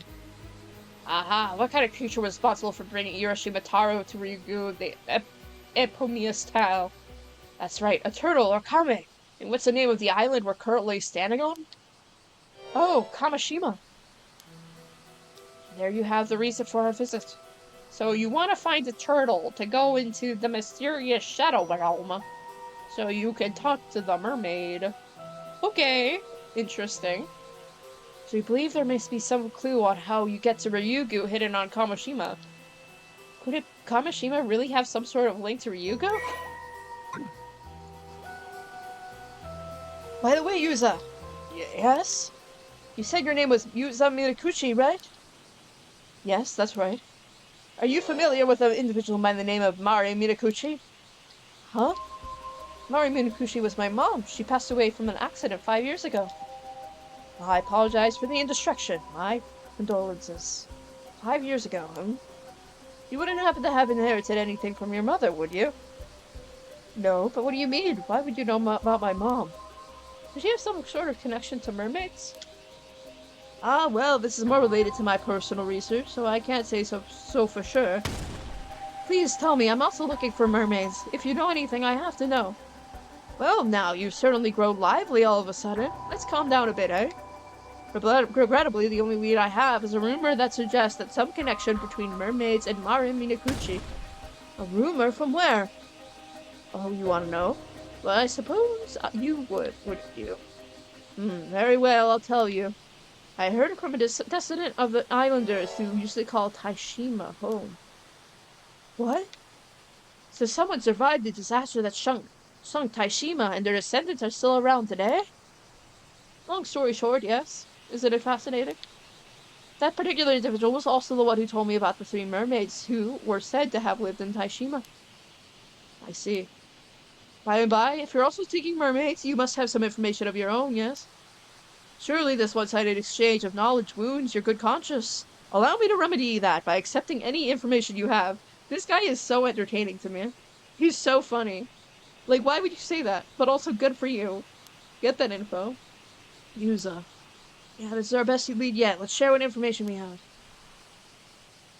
You see. Oh, so you're saved by a mermaid during the disaster 5 years ago. And you believe the mermaid in question might have been your mother? Yeah, I know it sounds pretty far-fetched. And I know some of it probably comes from me wanting her to still be alive. Oh, no, on the contrary, I find it very interesting. Very interesting indeed.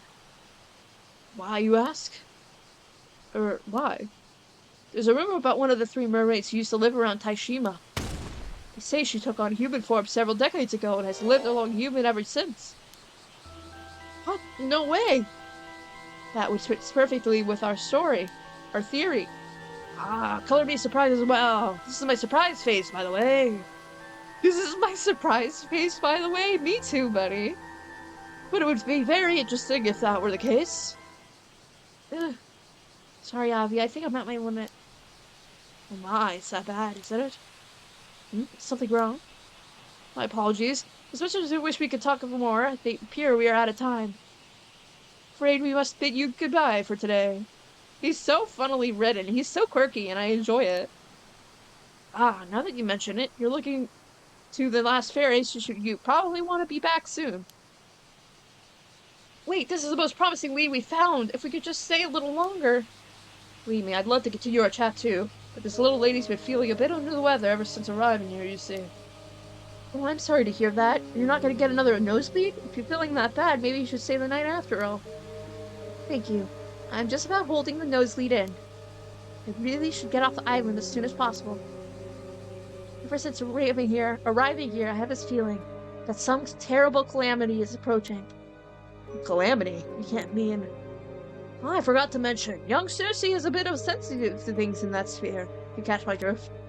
Oh, okay, but... As reluctant as I am to part waves, we really must go. Best thanks for the information you shared. Never fear, we'll be back tomorrow. Tomorrow. Yuza. Oh, I'm sorry, excuse me. Okay. You right? If you find any more leads in mermaids today, you please let me know as soon as possible, please? Oh, I didn't expect you to be all that interested. Very well, if I hear anything else, I'll be sure to let you know. If you just give me your contact information, perhaps. Thank you. Oh, we exchanged phone numbers, I'm assuming. Interesting. And that sure was a stroke of good luck. I never thought they'd had so much information for us. We managed to learn a lot, but it seems like getting away any more from them today will be tough. We need that information by tomorrow, though. More? What? Okay. Wait.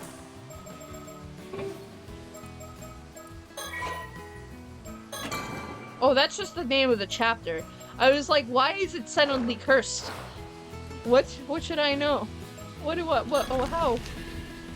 What do we even have to do anymore? I felt like the explanation, or the exploration section would have been over by now.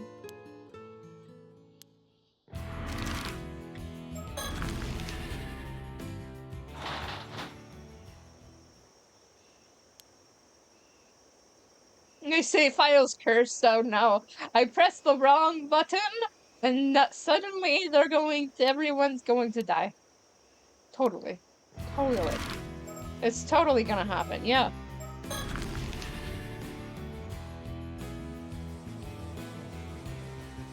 No?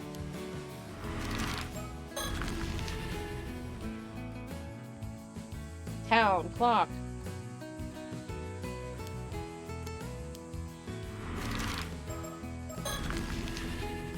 Okay. Really? Looks like the sun's starting to set. Why don't we go over what we learned so far? Yeah, good idea. First, we learned that my mom was considered cursed by some of the islanders. Yeah, it said that she was descended by the person who originally called forth the curse of the raging waves, or something like that. Because he thinks the curse is about to break out again, Mr. Wakamura is trying to find a way to stop it. Not everyone on the island believes it, though. Cuckoo and Shotaro doesn't believe it at all. Yeah. We also managed to speak with those two foreigners who were looking for mermaids. They sure were full of surprises. And there's also a rumor about mermaids living near Taishima, a nearby island that was destroyed, and one of them was assumed human form. Never thought we'd find something to support the idea that my mom might have been a mermaid. Okay. Okay, I'm just... Most of this we've already talked about recently. Oh! Asami, just realized something. Yeah? The curse of the raging waves is in danger of breaking out again. Wouldn't that mean its curse bearer is still alive today? Oh damn, you're right. Your mom is, well, not with us anymore. Well, she is, though, but you don't know that. Mr. Wakamura seems to think I was the direct cause of the curse reappearing, too. Yeah, he'd probably be coming down on you even harder if he thought you were. So the person responsible wasn't here 5 years ago, but here is now. Well, assuming the curse is real anyway. Yeah. Still do worry if my mom had something to do, has some sort of link with mermaids. Okay. Yeah, let's see. What's wrong? There's a bunch of noise coming from Chio. I think I heard screaming. Murder? Murder? Murder. Murder. Finally. Make it scary. Please, dear God. Did the grandma die? That feels like that would have happened. But they're like, oh, I wonder what Mima's gonna tell me when we go to the thing tonight. And then suddenly Mima's dead. That would be pretty convenient, right? Like, that feels like where we're going towards. Let's go. Let's go. Uh-oh. Why? Why? Uh-oh. Oh, yeah, it is a murder for sure. Oh, no. What happened? What's wrong? Sakasa, what's going on? I don't... But then Sato just... You're joking. What? No, my girly! Oh, they hate women. Oh. Yay. I also thought that she was gonna die, so, like... I love when my theories are right. Sato, there's blood everywhere. What happened? Did they update her profile yet? No. Damn. Sato just suddenly... but then she got cut down. Whatever it was, we have to get her to clinic. Wait, what's happening? Whoa. Sato, her wound is... The wound is gone? What? but she's... Oh. Oh my god. Wait, what? Sato, are you okay? Sato!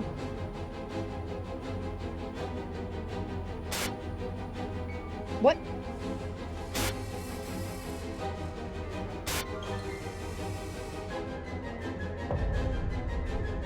Oh, Sato. Shit!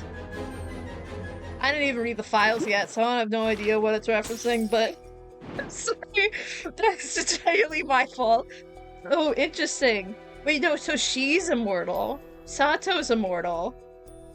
Oh, that makes a lot of sense. Wow. So she's the immortal one. That's really funny because I didn't read the files.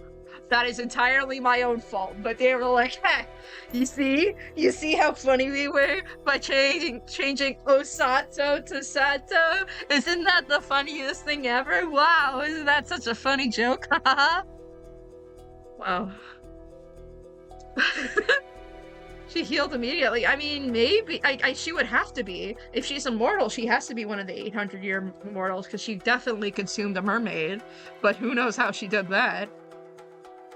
Maybe she's just 1 more billion years old. Or maybe she's just like... actually only like 18. I don't know. I'm turning on my light. It's getting too dark out.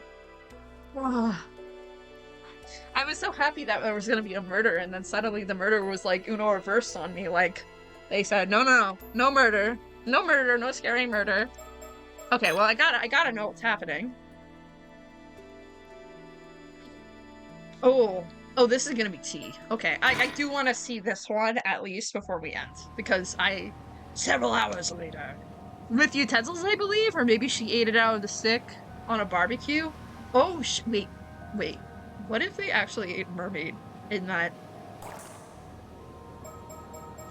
one section where we don't get chucked into this whole situation? What if they were actually eating mermaid flesh that was made to look like squid?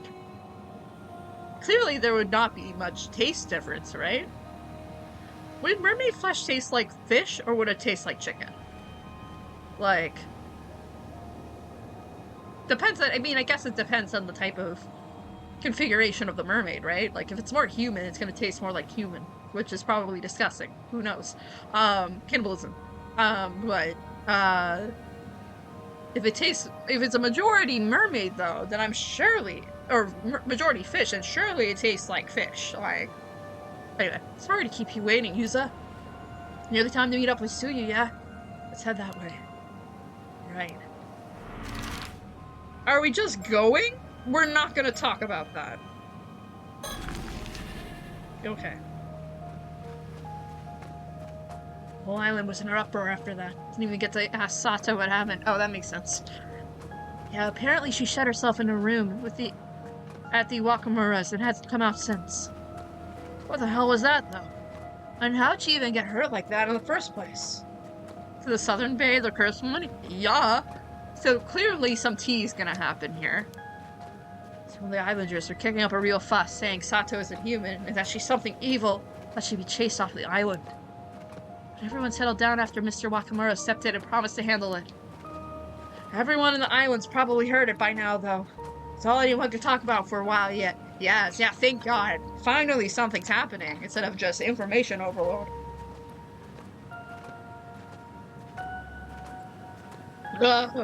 Throat. You go back home afterwards, Yuza? You always stayed out to do some digging. Gran wasn't at home anyway. She hasn't recovered enough to be able to move around that much, though, so I'm pretty worried. Yeah. I think I promised to meet her at the bay still on. Let's go and see.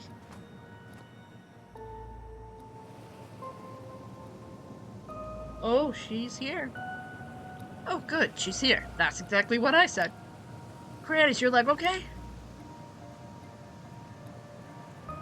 Gran, it's me.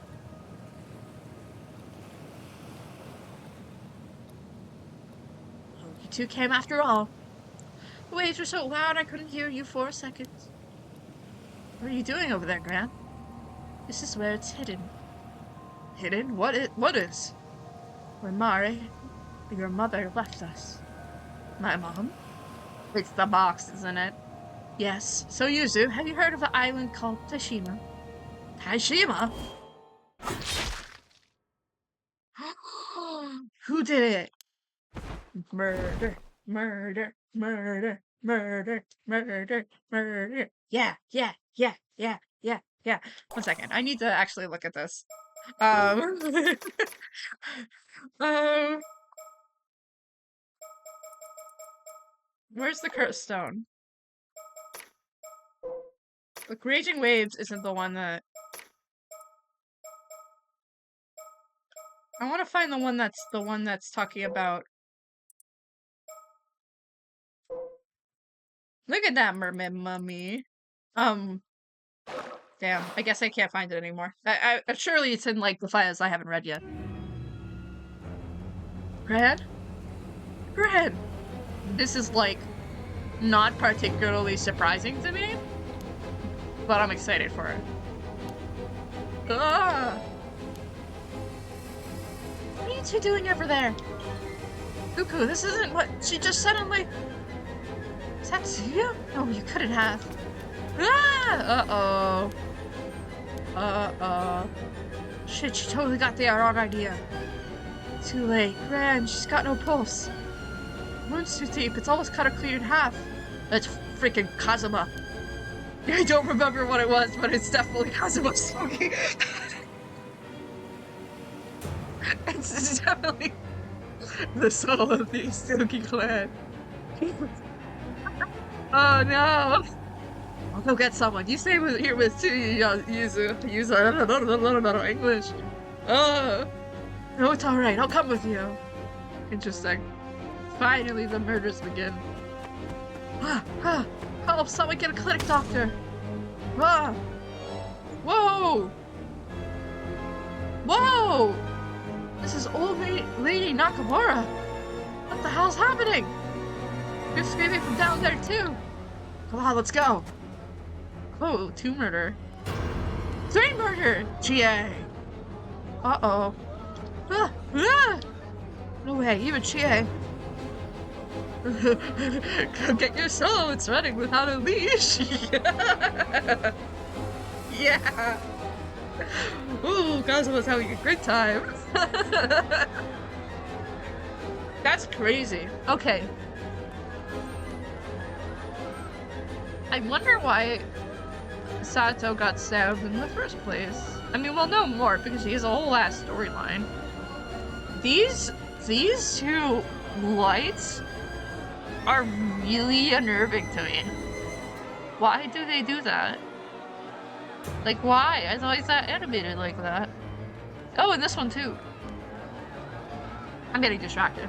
Anyway. Someone help! 2 more people to collapse over there. I really should be paying attention and being more or less distracted, given that there's a whole bunch of murders taking place. But I'm just happy that something's happening. What's happened? Help me! I don't want to die! Boo! Damn it, there's too many victims. We're not gonna have enough people to help at this rate. Uh-oh. Like a true massacre. There are more of them here too. Oh shit. Oh my god, is that Kukuku? I mean, I guess that's good for us so we don't look like a murderer. Starts sweating a little bit. Someone tell me what's going on here! What's with those gashes appearing out of nowhere? This isn't right. There's no way this is normal. Is it a virus? Or was there really a curse? This is crazy. Wow. Those affected by the phenomenon died instantly.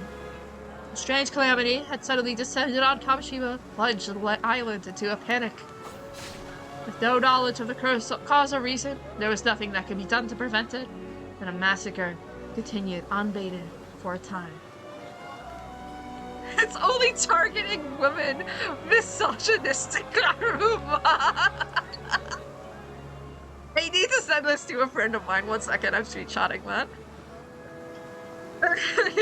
With no context. I had to...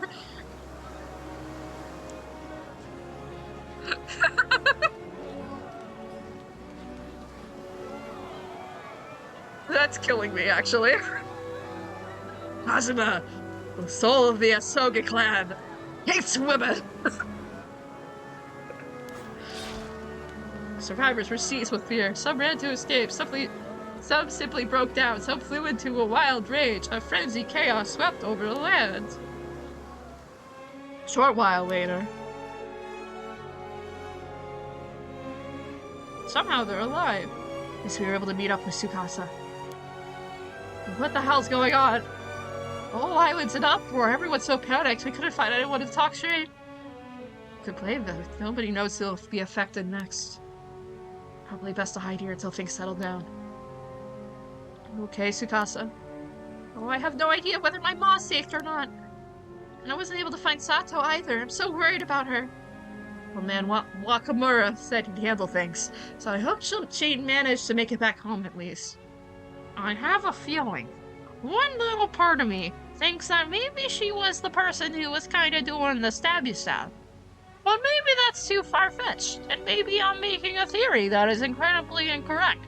Who knows? Maybe I'm wrong. But me thinks that maybe, perchance, she's the one who did it to herself, and then she started stabbing people because she's 500 years old. And she's sick of this shit. And which I don't blame her. I'd be also sick of this shit.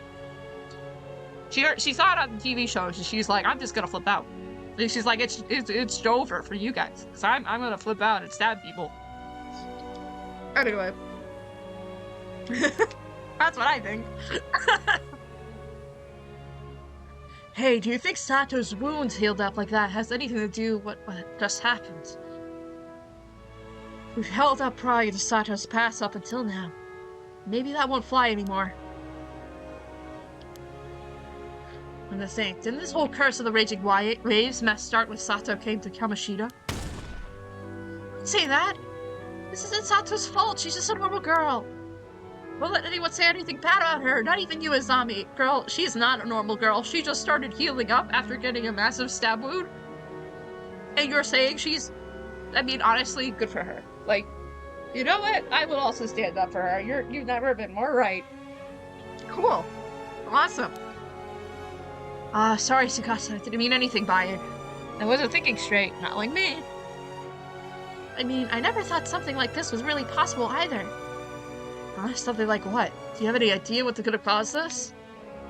A little while ago when we were at Old Man Wakamura's place, some Kai foe that threatened to kill all the women in Kamoshida with a curse. Another curse? Who was it? What do they want? And cause of a soul. I don't really know. He said something about no mercy, just punishment for anyone who dares defy him. It was really creepy. What the hell? All those people had to die just because some guy didn't get what he wanted? Well, I mean, that usually tends to happen a lot of the times, but like, hands off, or hands up, you know, misogyny, am I right? Old Man Wakamura said he'd do something to stop the raging waves curse. Things just got worse instead. Zami, calm down, it's no use getting mad at him. I was right, it's a misogynistic ghost. Kazuma, you can't do that. You're right, sorry, Tsukasa. Guess I did get a bit heated. Even so, that means those gashes were deliberately caused by someone using a curse, right? So they're the one responsible for all of this. Right, even if the massacre was caused by something supernatural, someone made it happen. About that, something's been bugging me about this the whole time. What do you mean? Didn't seem like the victims were being targeted at random somehow. They were all women for a start, so I was trying to think of some kind of point that would tie them together. Listen, Tsukasa, I think there's a very easy way to go for this. It's probably misogyny. Like, just gonna, like, put it out there for 1 second. It's probably misogyny. And they're also just haters, clearly. It's both of those things. Together. Two things. Together. Anyway. That's our Tsukasa, sharp as ever. So what were you thinking? Could they have been targeted because they were Ama divers? I mean, that too. But I think it's important to note that they're misogynist. Like, that's also important. Now that you mentioned it. Weren't all the victims we saw on the way here Ama divers? I guess most of the women on Kamishima have at least some Ama diving experience. Ah, but they went after Sato first, right? That wouldn't fit.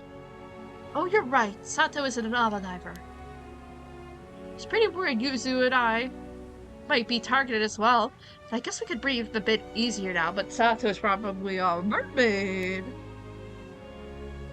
We still don't know what the conditions are, though. None of us are out of the woods yet. Wait, the victims were only women? Ah, could the killer have been using this to find their targets? But that would be the culprit is. What's up, Yuzu? Yuza, you figure something out? Whoa! Whoa! Hands up? Wasn't expecting that. I thought he was the main character. But okay. I mean, I did say that I thought he was gonna diversity win. Stop. Stop, stop, stop. Diversity win. Diversity win. Misogyny's been cancelled. The man's been killed. Oh my god. That's crazy. That's so funny. What? Oh, Yuza, your head, it's... No! Your head's been beheaded. Scary. Hi! It's been like 6 hours since I've last seen you. It's been a while. How's it going? A man has been killed. And also a lot of women. Yuza, you seem to have lost your head. He's listening your honor. Oh my god. It's so funny to me. Oh no! Well done in your efforts thus far. I forgot to say, it seems a mysterious attack that befell Kamoshima. This resulted in Yuza Minakuchi quite literally losing his head. That is so funny. Wow! He literally lost his brain. Way. That's so funny.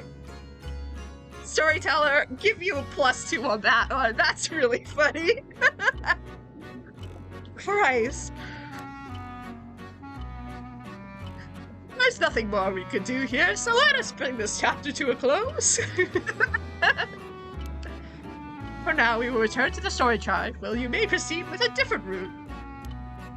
I wish you the best of luck on your journey. Thanks, man. Really appreciate it. Oh my god. Oh, that's awesome. Anyway, one second. I have to blow my nose.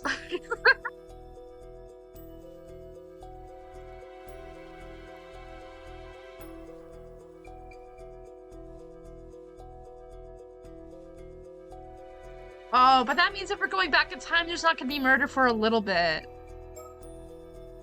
We want to be past that point, because I want the murder.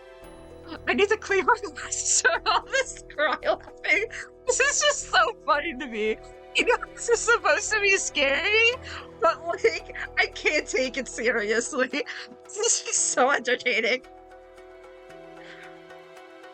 Oh, there's not gonna be murder for such a long time. God. Finally, after 6 hours and 10 minutes, they finally stab someone. My god. Come on, guys. You need to get more efficient.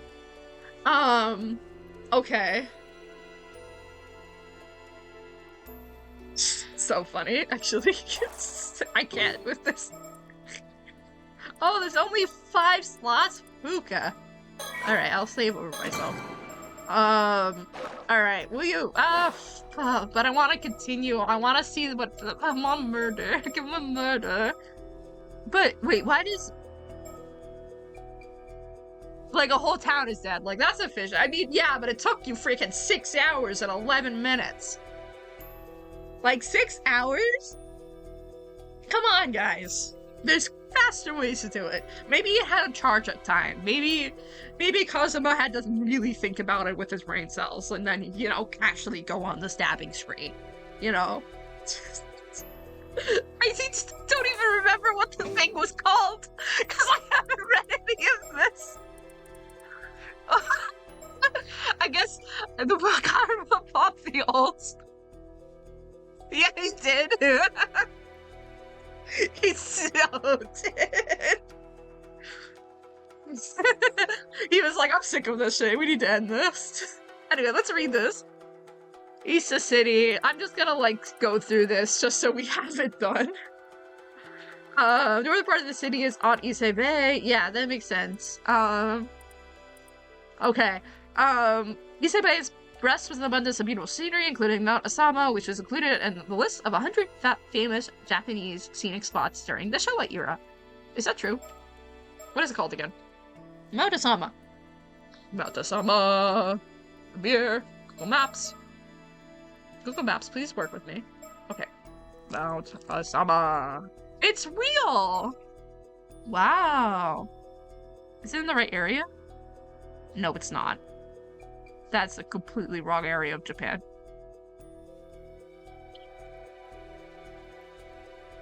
Oh, well, Issei's real, though. Issei's real. Yeah, Issei's real. What? Kamashima's real. Kamishima's real. What? Wait, Kamashi is real? Okay, wait, actually. That's crazy. Kamashima's real. Wow. There's a shrine? That looks exactly like one of the backgrounds. Oh my god. I'm not even joking. 1 second. Let me show you. Let me show you. 1 second. This is huge. Window. Maps. Yeah. So I'm looking up a lot of things. Let me show you. Did I even... That is so cool. But, like, I want to look around to see if we can get some stuff. Yeah. Okay, so this is the shrine. This is clearly one of the backgrounds. One of the backgrounds where they had, the 2 girls and one of them was crying. This is the shrine area. Exact same shrine area. There's a helipad. Ooh. No. Kamamishi. What's about the bottom side of the island? I mean, I guess that's just an ocean. That's really cool, though. It's a different shaped island, which I think is interesting. Karst rocks? There's also islands that are behind it. Like, okay, what I was looking at before is Ise City's over here. This is an actual city. Which is cool. There's no, like, island that's in this area, by the way. But this is the bay. This is still the bay. I don't know. Legoland Japan? I can't believe that the mermaids went to Legoland. That's crazy. Wow. I can't believe that they're familiar with building blocks. Anyway, I will remove that now. Taishima doesn't seem to be real. I can't seem to find it, at least just by searching it on Google Maps, but, you know, I don't see it on the map, so I'm assuming so. Like, they prefaced at the beginning that the areas of this game aren't real, but there's a... Oh, that's the exact... Yeah, true. Best not look it up in case of spoilers. That, too, as well. But I think that's cool that at least Kamashima is real. For the most part. Anyway.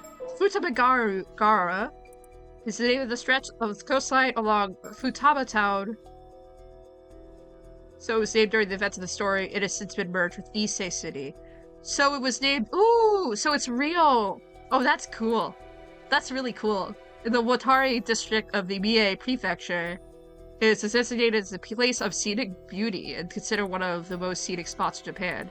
Wait, let me look this up, actually. Futabagara. Okay, 1 second.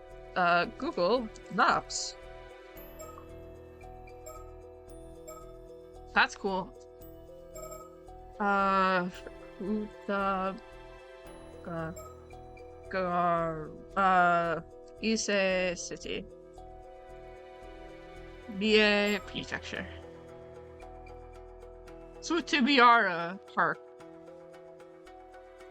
Okay, like I see it. I think I would have to do some more research, but yeah, it's definitely it's been merged with Ise City, which is cool.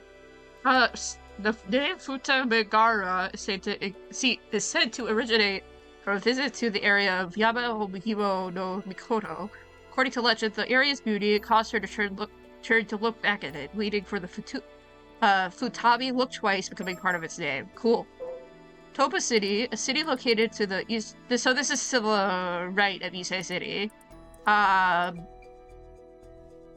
It's almost famous for being home to the highest number of active AMA divers in Japan. Are AMA divers real? I want them to be real. It's real! It's real! That's cool. That's really cool. Japanese tradition that holds that the practice of AMA may be 2,000 years old. Whoa. That's really cool. They did so much research for this. And they are majority women. Awesome. Hell yes.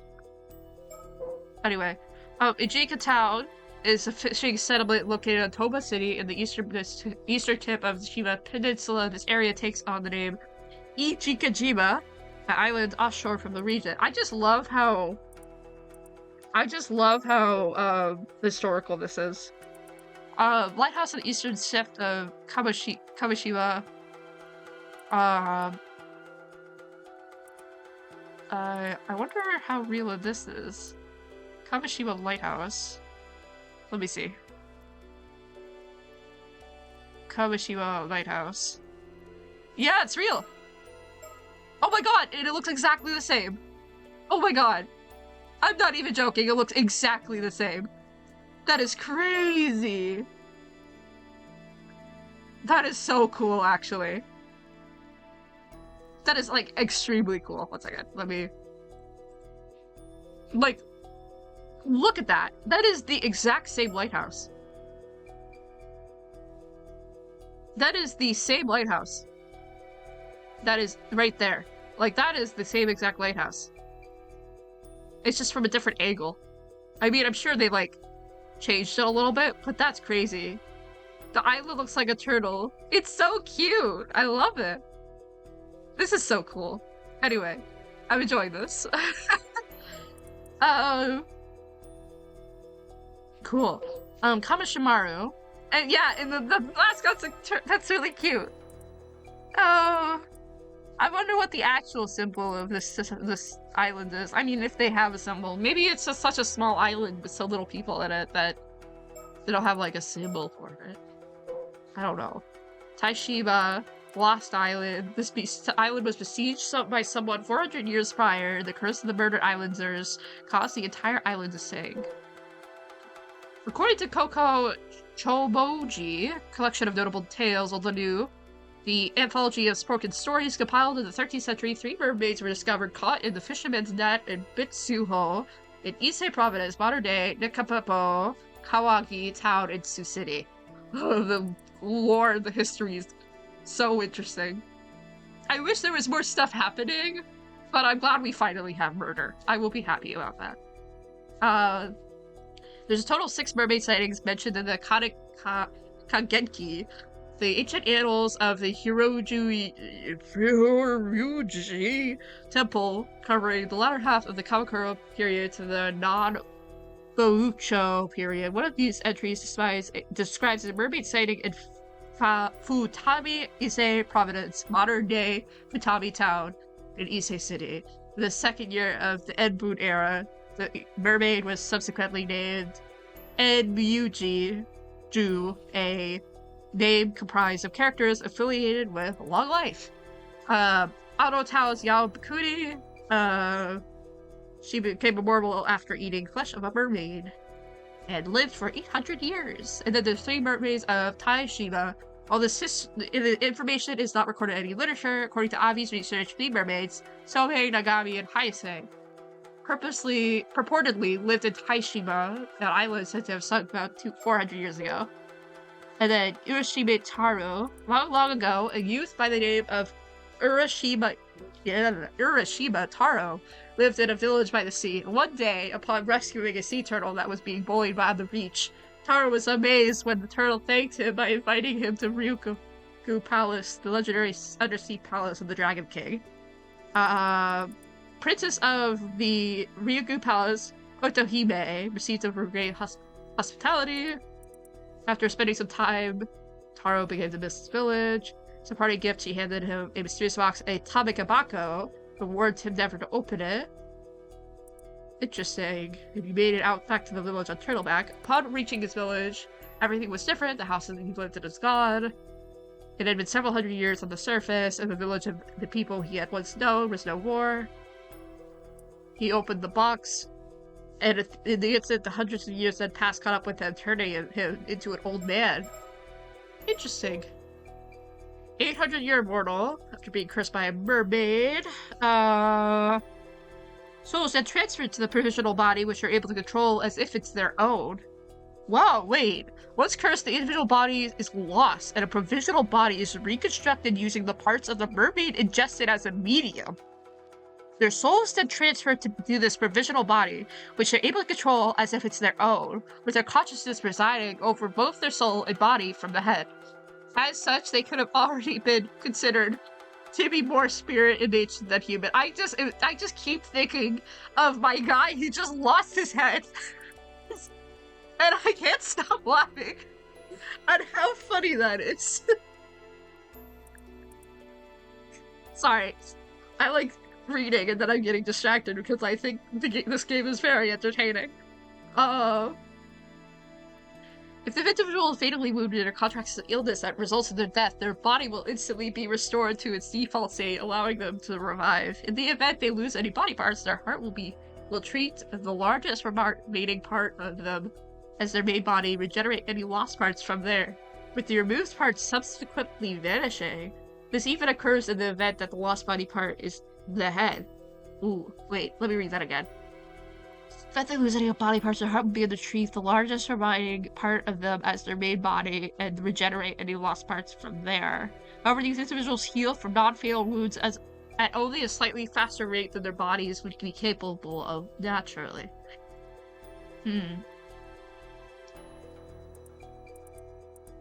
Interesting. So it's like that guy. Yeah, that's what I'm getting.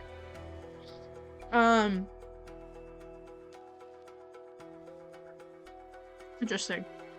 Like said of this provisional body is 800 years from the time of creation. Due to the individual original body being lost, not even the mermaids responsible for the original curse is able to spell it. The individual will only see the end of their lost life once 800 years have passed. Okay. Cool. Alright. That's good lore. Haike. Oh god. Okay. Cool. The Taira clan. Taira de Tatamore. Known as one of the most prominent samurai families of the Heian period, alongside the Minamoto clan. The Taira clan was originally based in the Kanto region, like in Pokemon. However, following Taira no Manasakato's uprising against the central government in the year 935 and its suppression of the hands of the Taira no Sanamari, the latter's son, Horihira, moved to the Ise province, where he came to wield significant political power. This is when the start of what would become known as the Ise Taira clan. Okay. Taira clan, I don't remember where this is from. Thus, the Taira clan came to dominate the political landscape of the time. The golden age of the Taira clan did not last long. Their arrogant land rule kind of shook people. They tried to rebel as they should. Kiyomori died of illness in 1881, or 1181, not 1881. Despite losing one of the key members, the Taira clan continued to struggle against their opponents, but no avail. In 1185, they were finally defeated in the Battle of Dan no Ora, and many of the members, including Kiyomori's grandson, Emperor Goku, who was still a child at the time, was lost beneath the waves of Dan no Ura burdened with unfulfilled ambitions. Paranormal affairs. I'm just gonna do this. Because I talked about this at the last part. Kiru Nagagoshi, that is the same as the last game. Or the Genji. The Genji? The Heike are related to the cursed katana with cut the bones. Oh! Yeah, they should have named that, like, the bone cutter and put it under curses for me and me specifically. I don't know where to find these things in the actual thing unless if I read them myself. Yeah, okay. Yeah, Nakagoshi is, I believe, the same guy. Yeah, his Due. Yep, that's the same thing. Yep. That's the same thing as the last game. Occult craze. That's okay, I don't even need to read that. Various abnormal occurrences attributed to the spirits of the dead are collectively referred as spiritual phenomena. Curses. Conditions. Spirit sense. Okay, I don't need to read this. Yeah, I don't need to read that. Toba seabed skeletons. Encasements, multiple human skeletons were recovered from deep fissure in the Toba seabed. Initial estimate indicated that at least 5 bodies have been disposed of there. Following had not been made available to the public. Studies indicate that the individual of the sketch is Kipe Ikoba. Ooh. Each skeleton shows signs of clean... Oh, so this is related to the skeletons that is related. That makes a lot of sense because I remembered that it was brought up, but I couldn't remember why. So this guy just decided to go over and do a massacre because his bodies was found and he was stinky and sad about it. Yeah. Okay, diving tips. Okay.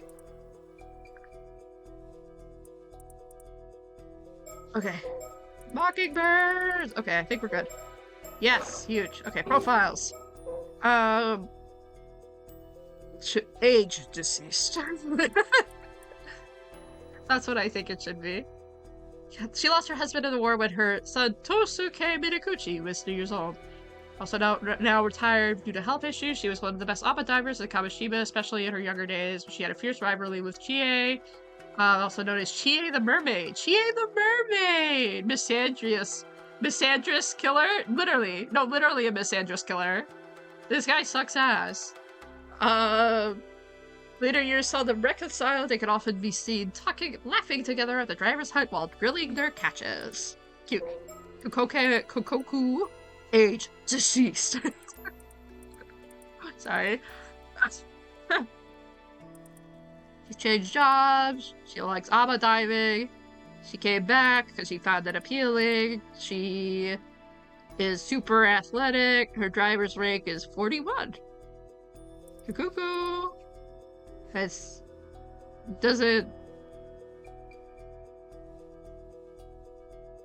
really bad luck with partners.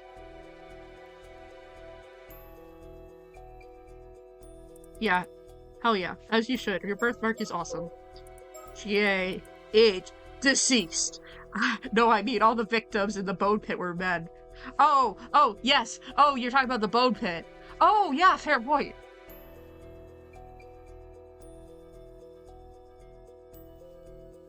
So, clearly these two must have different motives. If one's a misogynist killer and one's a misandrous killer, then they clearly are two different people that have no association to each other in any capacity. You get what I mean? Clearly that's what it is. She has been working as an ABBA diver for close to 40 years. Well, not anymore. Her estimated dive rank is 6'7". Good for her. She's truly iconic. Okay, Barnum. He's unmarried. Oh. Okay. It's seriously nothing for her. Okay. Finally caught up. I'm just saving again because I want to. I want to continue. This is fascinating. I mean, it is 5:31 though. I need to get my life together. I have to eat at some point. But I'm having fun. I don't know, man.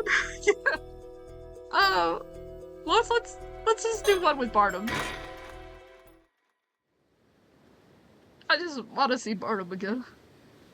They don't know. Whoa. After much hustle and bustle, we finally managed to make our way to Issei Bay. Nice!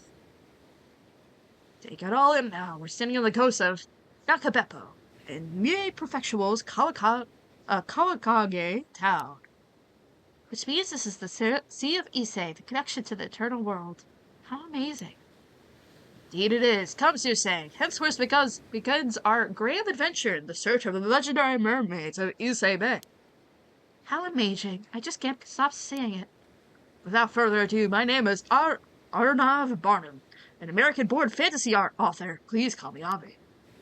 Who are you introducing yourself to? Weirdo. Oh, well, I simply thought a new beginning called for a new dramatic flair, you know. Sure. With that out of the way, perhaps my darling guide can provide me some insight on the goings-on of this locale. Sure, I've got you covered. I could turn around all the way. Look how pretty that art is. While this area is now called Nakabeppo, long ago it was a region called of the Issei province known as Betsuho. Records indicate the 3 mermaids were caught in a fisherman's net along this coast back in the Heian period. Now that's what I'm talking about. Let's hear more about those mermaids. They had human heads with the mouth of monkeys and the teeth and bodies of fish. When they spoke, and even shed tears like humans. Could this be the fish mermaids you mentioned before, Abby? Indubitably. Yes, this must be the place. I'm getting goosebumps. Right? I feel the same way! This is so exciting! I'm not reading that file. The endless expanse of the Issei Sea, the eternal world, may lie just beyond this horizon. After all, Issei Province is the land whither repair the waves of the eternal world. The eternal world is purported to be perpetual paradise, a separate plane from the world we live in, yes? Could it be that mermaids hailed from such a place? Cool. Kawagi Town might be located right next to Mie Prefecture's modern capital, Sioux City, but there's something you have to keep in mind. This was also the birthplace of the Heike, a branch of the Heian period's preeminent Taira clan. If you're going to talk about Issei province, then you absolutely have to mention the Heike. If you have the passing understanding of the topic, the Heike took part in the Genpei War, correct? That's right. That was the war of the Heian period, where 2 great samurai families, the Miyamoto and the Taira, locked horns and really got into it. Among the Heike, Taira no Kiyomori was a particularly famous figure who appeared in many creative works concerning the event. His father, Taira no Tadamori, was one of the responsible for securing the Heike's high social standing. So Tadamori was Kiyomori's father, right? With names like that, how can anyone hope to keep them straight? That's history for you. I'm afraid you just have to memorize them. Suppose you're right about that, then memorize them I shall. He's so American. Apparently Tadamori was born in Sioux City, in a place called Ubakshina. Ah, so that's why they call this area the birthplace of the Heike.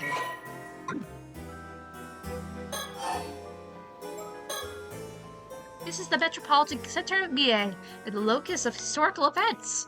I guess that makes it the perfect place to start a new journey. Can we get back to the mermaids? Can we get back to the mermaids we mentioned? I had the wrong voice for a second there. What became of the 3 that were caught in the fishing nets? At that time, the lord of this area was Taira no Tadamori. Did you already forget him, did you? Well, the fisherman thought the mermaids were a fascinating find, so he placed 2 of them into boxes and presented them to Tadamori. Oh, Lord Tadamori must have been well pleased with that. How could he not be? It was known that eating the flesh of mermaids grants eternal life. Actually, Tadamori evidently said they were disturbing and gross and refused to accept them. Ah, what a waste! However, the fisherman cut off the remaining mermaid and ate it himself. Enough history. Can we get into mermaids and spaceships? A very American thing to say again. So what happened to him? Well, the fisherman said it was pretty tasty. Well now, tasty isn't it? Tastes like chicken? And that's all I got. That's it? That's all I could find in existing records. The act of eating a mermaid's flesh alone might not produce any results. Suppose then there must be other requisite conditions, wouldn't you say? Well, considering the sheer number of eyewitnesses' reports concerning mermaids, it is odd that there aren't more immortals walking around.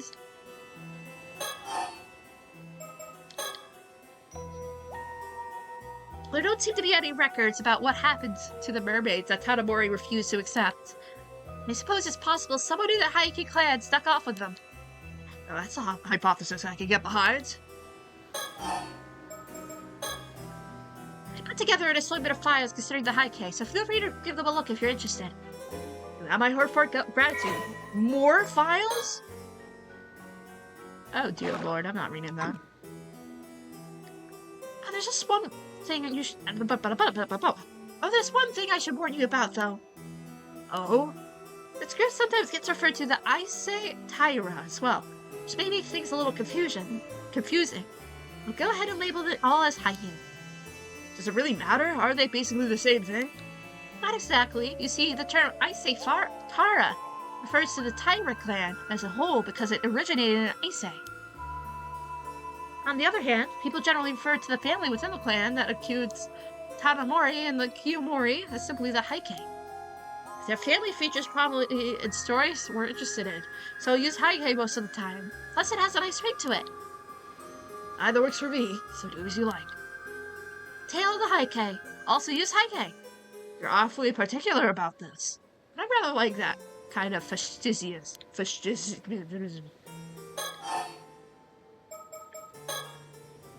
Anyway, after a number of events, the Heike would go on to lose the Battle of Danonora, be completely eradicated. I believe I know about this one. Danonora is found in the Kyushu, is it not? Bingo! The clan chased out of Kyoto and pushed further and further west until they were eventually wiped out there. It pains me to think of such resplendent, glorious clan meeting such an ignominious end. Here, more's the pity. That's why the Heike's resentment is particularly strong, and many remnants of it remain today. Shrines and monuments have been erected throughout the land to attempt to quell that resentment. Ah, now we reach your particular field of expertise. Because the clan fell from such an exalted position so abruptly, that resentment is exceptionally persistent and quite pervasive. That said, famous places related to people like Taira no Kiyomori is well attended by worshippers, so they're relatively stable. The puffed up and pretentious Heike clan members that no one remembers who caused the most trouble. I seem to recall a number of individuals going so far to claim that those outside the Heike clan could not even be considered human. But if that's the case, are we really safe here? You don't think we might find ourselves assailed by these lingering grudges? Much of the Ise province is protected by shrines, and the area is suffused with spiritual energy, so we're probably safer here than most places. But that's just the land itself. Objects or people that the resentment have seeped into are different stories altogether. That's somewhat troubling to hear. Well, either way you look at it, this region is still home to many places and things associated with the Heike. Excellent. I believe I got a grasp of the situation at hand. It's time we make our way to the next locale. We're on the clock after all. Let's get to it. Move. Let me think, actually. I want to see what his brain's like. We've all come all this way to a distant foreign land seeking mermaids. Of course, I have my own reasons for trying to locate these mythical creatures. For now, I intend to scout the land in order to learn as much as I can about its lore and legends. Ah, but it occurs to me that I never actually explained the particulars of my Ise Bay mermaid excursion to this girl. No matter, it's nothing of consequence really, so I'll just introduce my reasons a bit at a time. Cool. Good for you, buddy. Oh, you're up here. Oh. You're up at Nako Beppo course. So, yeah, okay. So you're like way far away. Auto Town. Okay. Cool. You're standing in the middle of a road. Girl, you can't do that. Well, it would seem that we have arrived. And where are we now, so say? This is an area in Auto Town known as Kurosawa. Kurosawa is quite famous because of Yao Bikuni legend. I'd be surprised if there was anyone who hasn't heard of it. Sorry to say I haven't heard of it. Wait, really? Come now, don't act so shocked. You can't expect me to know every little thing, and besides, I'm not even from this country. God, you are so American. He is so American. Oh my god. The very reason I requested you to be my guide was so you could teach me about things like this. Guy doesn't even know who this, freaking Bikuni guy is. I even know who Yao Bikuni is. Because I read the files, eventually. Yes, that's true. Okay, I understand. I'll be counting on your explanations. Cool. Wow, look at the shrine. It's so pretty. Ah, the fabled beauty of the serene Japanese countryside. Really is charming. Oh yes, it is. It's the chirping of locusts combined with the unrelenting heat. This is a Japanese summer, alright? It's fascinating to think that such a peaceful place could be home to such profound historical events. Practically jittering with excitement. I can see that. Now let's try to keep a cool head, shall we? What's down there? Some sort of shrine? This shrine is apparently dedicated to Sugawara no Michizani. We should pay our respects before we leave. Not like someone we knew. True. If Yao Bikuni really did exist, I wonder what sort of life she led. Can't begin to imagine what it would be like to live for hundreds of years.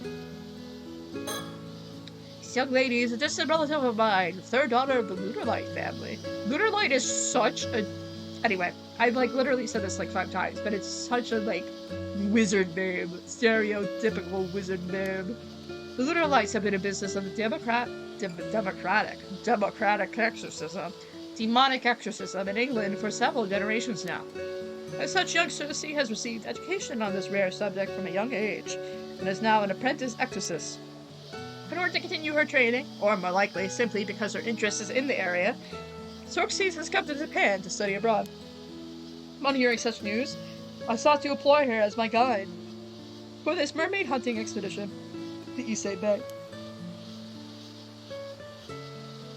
She is apparently quite fond of Japanese myths and folk tales, and has already explored a number of areas concerned with the occult. Interested in visiting Mie Prefecture at least once during her story, she immediately agreed to my request. Cool.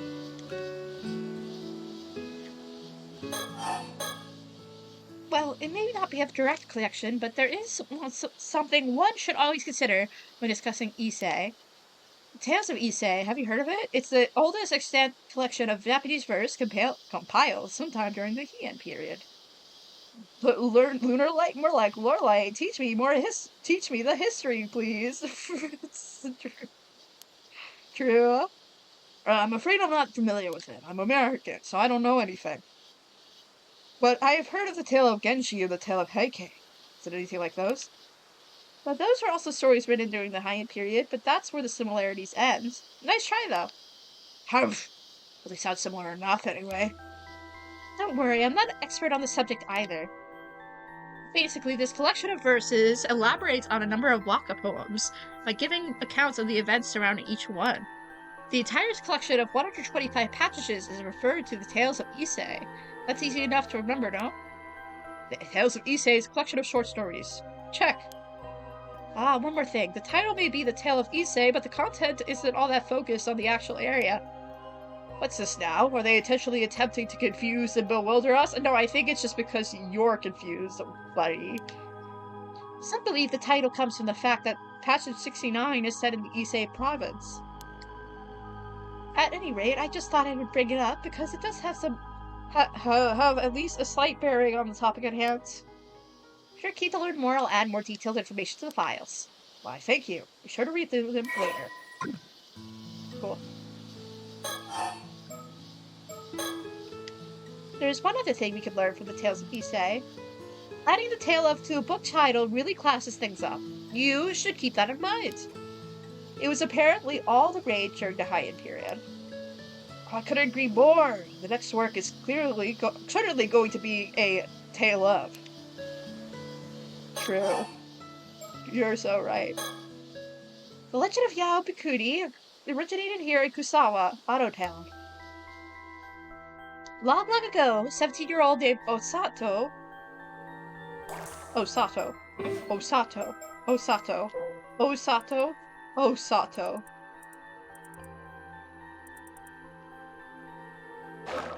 Hey, girly. We're talking about you. Teehee. Yeah, it's her. It's for real her. She unknowingly digested the meat of a mermaid that was served during a village gathering and became immortal. Oh, that's unfortunate. I feel bad for her. After subsequently being persecuted by the other villagers, she became a nun and made a pilgrimage around the entire country. At the end of the story, she eventually returned to the village and lived out the rest of her very long life. Tales told in the other part of the country play out in almost exactly the same fashion. Yeah, I guess that's true. Cool. The legend of Yao Bikuni, the girl who ate the flesh of the mermaid, lived for 800 years, has been passed down all over Japan. Not only here in Mie Prefecture's Ano Town, but in Fukui, Aichi, and the Gifu prefectures as well. In total, the story has been found in 121 locations in 28 prefectures throughout the country, or at least that's what certain research has indicated. Doesn't that sound like a lot? Were there really that many different Yao Bikunis out there? Obviously, not all the legends can be true, but I actually have a theory on the subject. Would you like to hear it? By all means. Most of the legends refer to a woman who stopped aging and living for 800 years after consuming the meat of the mermaid. At that point, because others would find it strange that she wasn't getting older, she wasn't able to live in normal society anymore. I suppose that would be natural. Would explain why she withdrew from the world and became a nun. Exactly, and that's how she got the name Yao Bikuni, the 800-year Bikuni nun. With 800 years in her hands, she could have easily made a pilgrimage around the entire country. How interesting. Buddhist priests are known for trekking throughout the land as a form of aesthetic training. And if we consider 121 locations where the legend was found with 800 years to spare, she could have spent 6 years in each location. 6 years would certainly be enough time for her to make a name for herself in every location, right?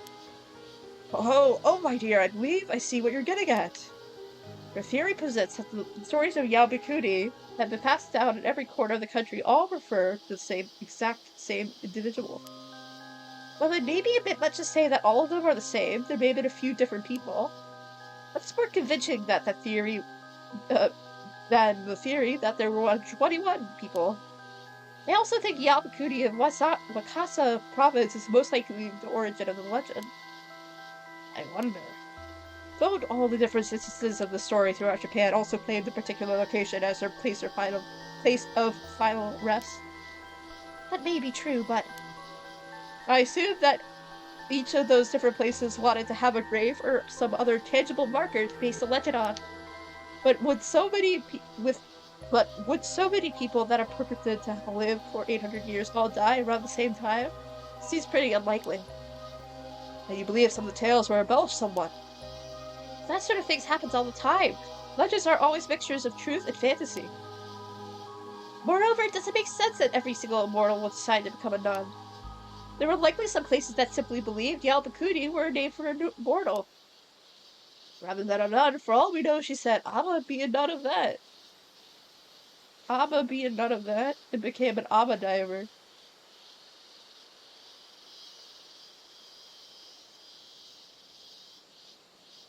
I don't even know if I should give him any praise for that.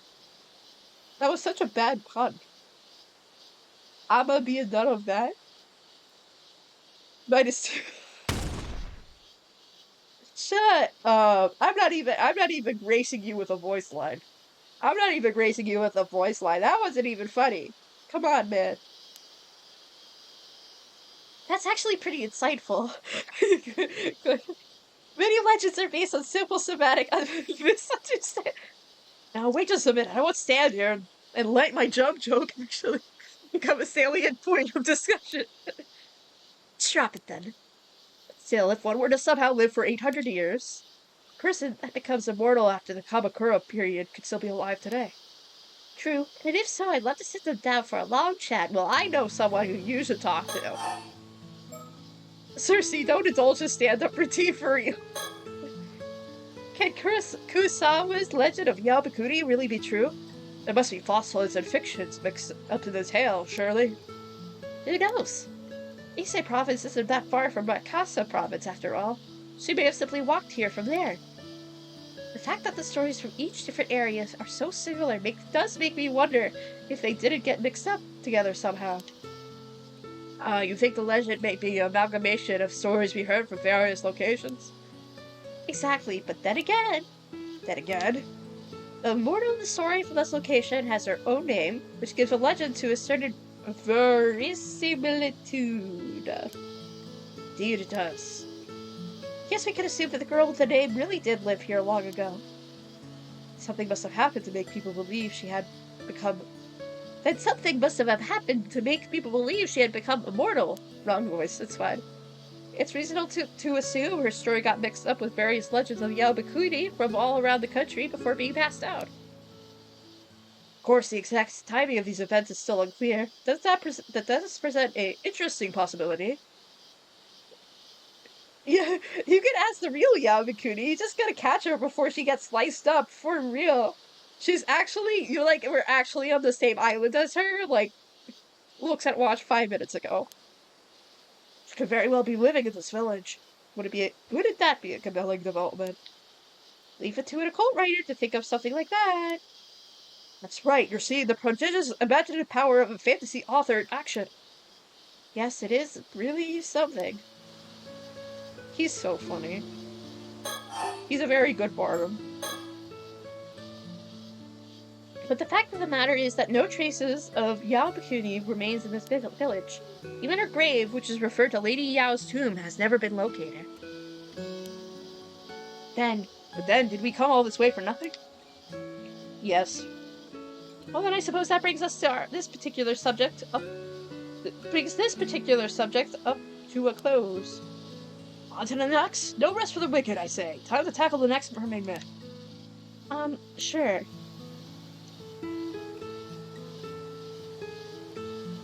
Okay. No talk? Think? Yabakuni really does exist. I wonder what sort of life she led. Can't believe to imagine what it would be like to live for hundreds of years. Okay, where do you want me to look then? Look at her? As far as this girl is concerned, I suppose I could be considered a guardian of sorts. So I could find myself completely caught up in her pace and completely thrown off guard. If anyone should be shaking things up around here, it should be me. Move, maybe? Oh, right. Yep. That would track. Futa Migaru. Gara. Futa Megara Ghost. Wow, look how pretty it is. And here we find our next subject of inquiry. What place might this be, my dear? This is Futa Megara, the coastline that lies beside Futami Town. It's just over from Issa City. Then we finally penetrated the outskirts of Issa City proper. Things are certainly beginning to heat up. We've heard that Issa City was the prefectural capital from the fact that Mie Prefecture was once known as Ise Province. Not bad, eh? Well, I can understand how you would arrive at that conclusion. But the truth is, Mie Prefecture is composed of 4 separate provinces: Ise, Shima, Iga, and Ki. Is that so? But that doesn't change the fact that Ise City is regarded as the spiritual capital of Japan, making it a very important location. Very interesting, but the sun has already begun its setting descent, so perhaps we should pick it up bit.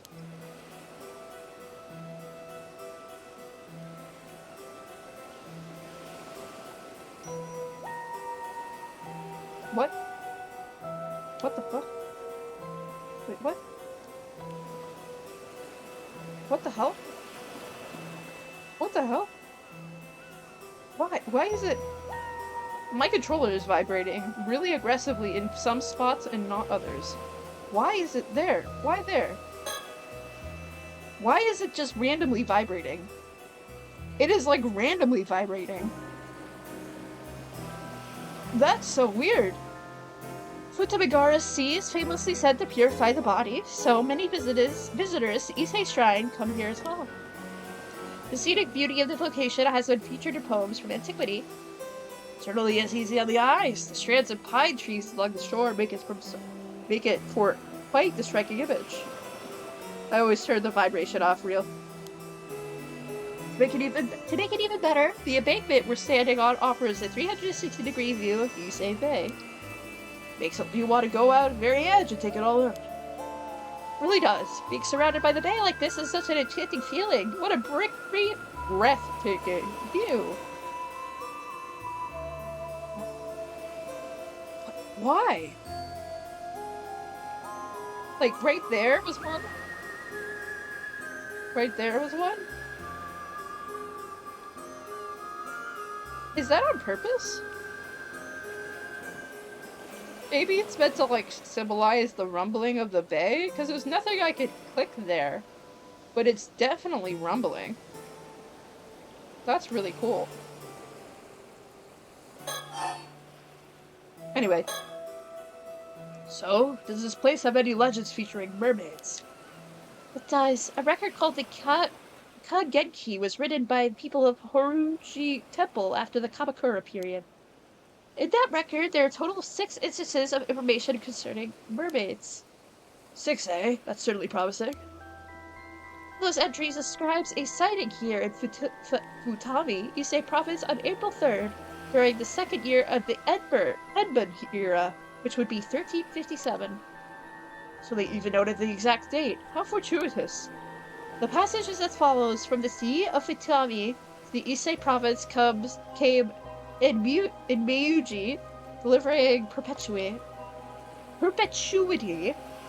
So, what exactly does that mean? My guess is that a mermaid was spotted in the sea by Futami, and it was named Enmyuji, meaning health and long life, because it granted longevity. Ah, it granted longevity, did it? Finally, we're getting to the good stuff. Yes, it's another account related mermaids to Yao Bikuni. It seems the idea of mermaids granting immortality had already been established at that time. Indeed, and now we have a name. So, what sort of mermaid was this, and what became of it? No clue. Get with the Vey records. These people write down the appearance of some fantastical creature, and then they let it wander off.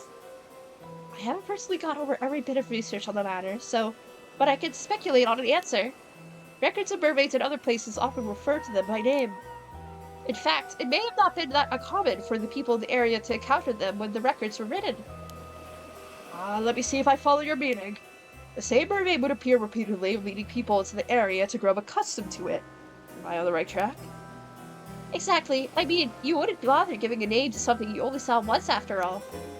These people may have come to this kind of rapport with the mermaids. At the very least, it doesn't appear as though they were trying to capture any. Mermaids that people didn't want to capture. But they weren't seeking its flesh. Perhaps there was a way of attaining immortality even without the meats. Maybe mermaid meat really was just that tasty and nothing more. And if that were the case, then it makes perfect sense that they would view the mermaid as a divine creature. They treat it as an auspicious being that blessed others with long life. You may be onto something there. This makes me think of the theory you mentioned about how there may be two different kinds of mermaids. Oh, you remembered. I stand by my theory. There's the fish mermaid, which looks more like an aquatic monster or beastie, and the human mermaid, which resembles a demi-human or nymph. Indeed, that's the simplest way to describe it anyhow. Assuming the mermaid in question had a name, form relationships with humans and grant them longevity. It stands to reason that it was one of the human mermaid variety. You may have a point. The mermaids we've encountered thus far have been caught in nets. It appeared to be more like fish mermaids. It seems more likely that the mermaids who grant longevity are actually these human mermaids. Interesting. That in turn would suggest... My word, would that mean that one could become immortal without eating their flesh? I'm not sure. There are countless legends that reference the need to consume their flesh. But I can't help but feeling there's more to it.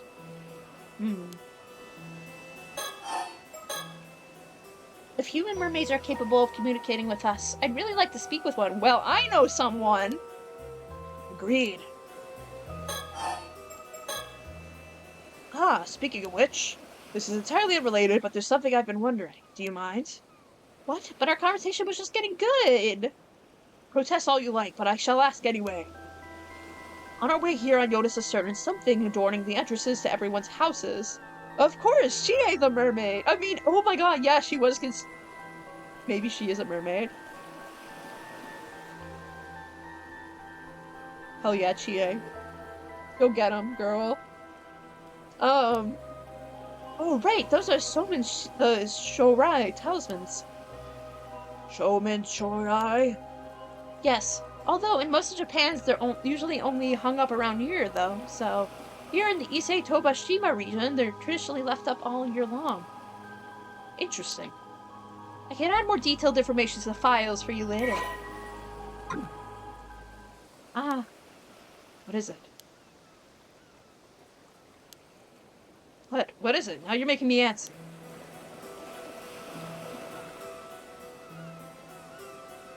Why are you looking around like that? Why were you looking like that?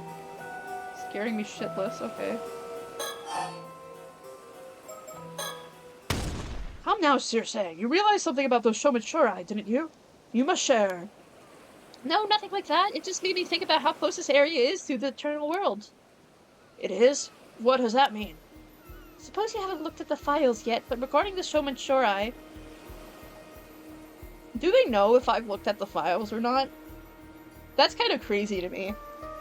That's, like, really crazy to me. Its origin goes back to the legend about deity Gozo Tenno, who was courting the princess of Ryugu. Ryugu, you say? That's right, Ryugu is close to this place. In other words, that places it really close to the eternal world. If it's true, that's so awesome. Well, I know, like, at the beginning, I was reading all the files with the storyteller in view, and he said, well, you know about this already because you read the files, so... I wouldn't be surprised if they had a checker for that, because this is the second time they did that. Which is really surprising. I guess that's something they're checking for some reason. Maybe it's just like a knowledge check, so, like, the people that are made the game know that, like, you're knowledgeable enough to get the story. But that's really cool. Yes, and furthermore, Gozu Tenno was also the guardian deity of the Gion Soja temple. The very same Gion Soja that gets mentioned in our good friend, The Tale of Heike. So it is! What was again? From the bells of the Gion Soja echoes from the impermanence of all things, right? Making sure players get the context. Yeah, and I think that's a really cool thing to do a check like that. Maybe that's why they shoved freaking what's-her-name's face, her encyclopedia article in my face, so I got the joke during that time she was stabbed. That's kind of funny. Anyway, it sounds so cool that I even memorized it. I haven't got a clue what it means, though. Yes, that's the one. As for its meaning, you can look it up yourself. Fine. So what you're saying is... Isashima is a land with deep ties to both Ryugu and the Heike. And that is exactly why the Showman Shirai tradition is so established here. I'm imagining a curse echo that kills you if you haven't read the files, and it's so fun. Oh my god. That's why his head got cut off. This game is like, you need to read right now. That reminds me.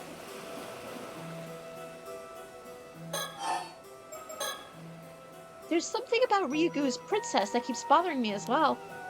She certainly is mysterious, huh? That reminds me. About Fudamigaru. Garura. Dear me, how time flies when listening to your lectures, Circe. The sun has already gone down. I suppose I got carried away. Sorry. Well, if that results in such a lively view of the sea at night, I'll not complain. You're right, just look at all those stars. Ah. Oh no. Why am I playing? Uh-oh. Are you actually gonna scare me, game? Look, the heavens are entirely enveloped in this shower of dazzling pinpricks of light. What a sight to behold. That music, yeah, for real, actually. Would you happen to be versed in constellations, Circe? Well, I've dabbled a bit in astrology, so I guess I know a thing or two. Excellent, do tell.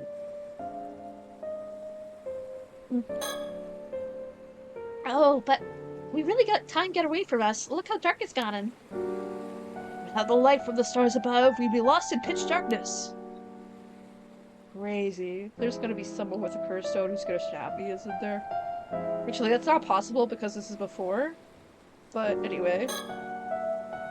Dear me, I dragged her around all day long, didn't I? Perhaps I should say I had her drag me along all day long. As her guardian for the time being, I suppose I ought to have had us retire earlier. Though Circe herself seems to have limitless reserves of energy.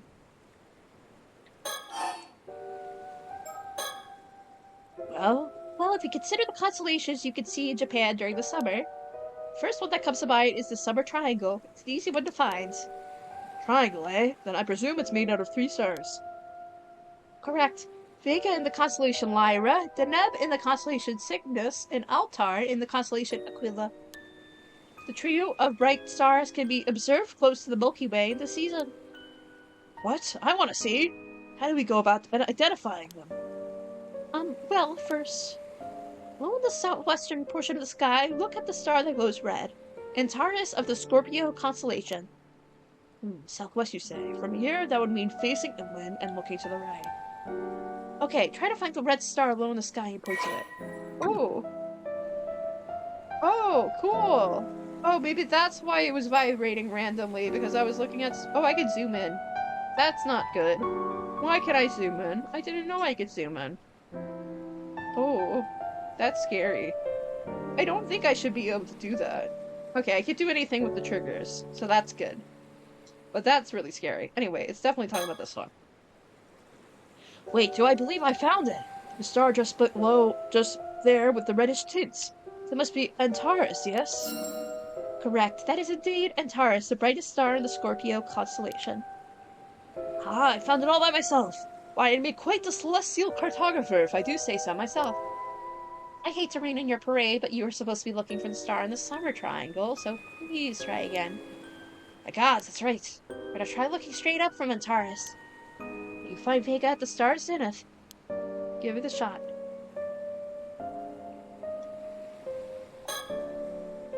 There, that must be it. Bingo, that's Vega, one of the 3 stars in the summer triangle. In Japan, Vega is also called the Orihime star, and is famous for its connection to the Tanabata Star Festival. Then it must mean that Hikoboshi would be on the opposite side of the Milky Way from that one. Exactly right. Can you figure out which one that is? It's the one that I could see right there. One of the other stars in the summer triangle is in the same area, so see if you can find it. There it is. Eureka! I've spotted it. Ooh, that's Altair, one of the 3 stars in the summer triangle. Part of the Aquila constellation, Altair is known in Japan as Hikoboshi for its role in the Tanabata Star Festival. Oh, that means I've managed to spot both Orihime and Hikoboshi. It's as if I've drawn the 2 star-crossed lovers together with my own hands. How overjoyed they must be. Yeah, nice work. Weird ass, you were so weird. I didn't expect you to be such a romantic.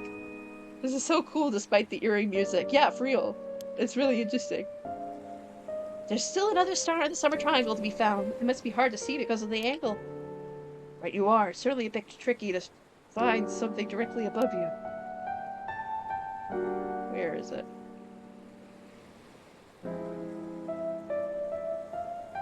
Oh! Yeah, that would do it.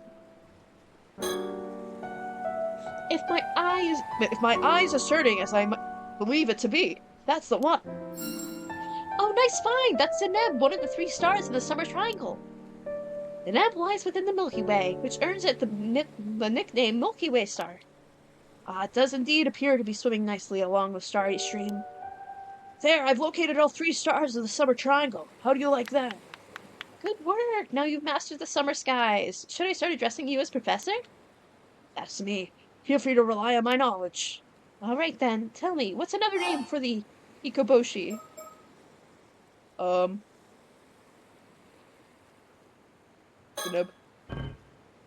Uh-oh. I'm ruined! Surprise tests are my only weakness. Regardless, we've seen all there is to see here in Futa Migaru. We can so far to call this a wrap. I think that covers all the mermaid legends for Mie Prefecture. But is there anywhere else that you're keen to visit, Sursei? What? We haven't even visited the Issei Shrine yet. If you ask me, we barely scratched the surface. So you've got a point then. Well, it's getting late, so let's save that for tomorrow, shall we? Alright. Okay. The next day. Alright.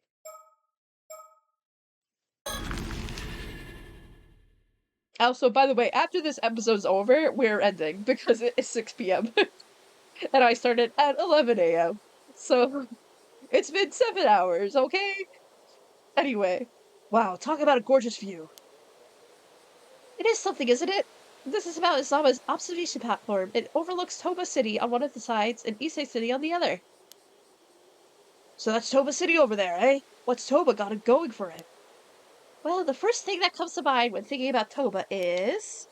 Toba Castle, built in the Sengoku period by none other than pirate daimyo, Lord Kuki, who at one time led the Kuki naval fleets. Oh, that's more exciting than I anticipated. As for the Toba Shima area, it's famous for having its highest population of ama divers in Japan. Aha, I knew there'd be something touristy. What a fantastic blend of culture and history. Surroundings. Apparently Mount Izama's peak sits around 555 meters above sea level, so it's not that high. But as it's situated on the tip of the Shima Peninsula, it offers a magnificent view of Toba's base, coastline, and the outlying islands. Since we stopped by the shrine this morning, I assumed we take the mountain path. All I can say is this place takes my breath away. This place takes my breath away. Ooh.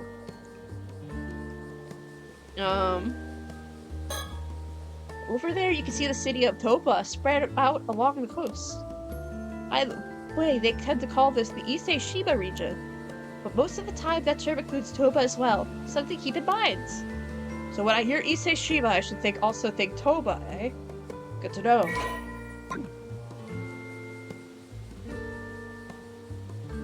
Cool. It's very pretty.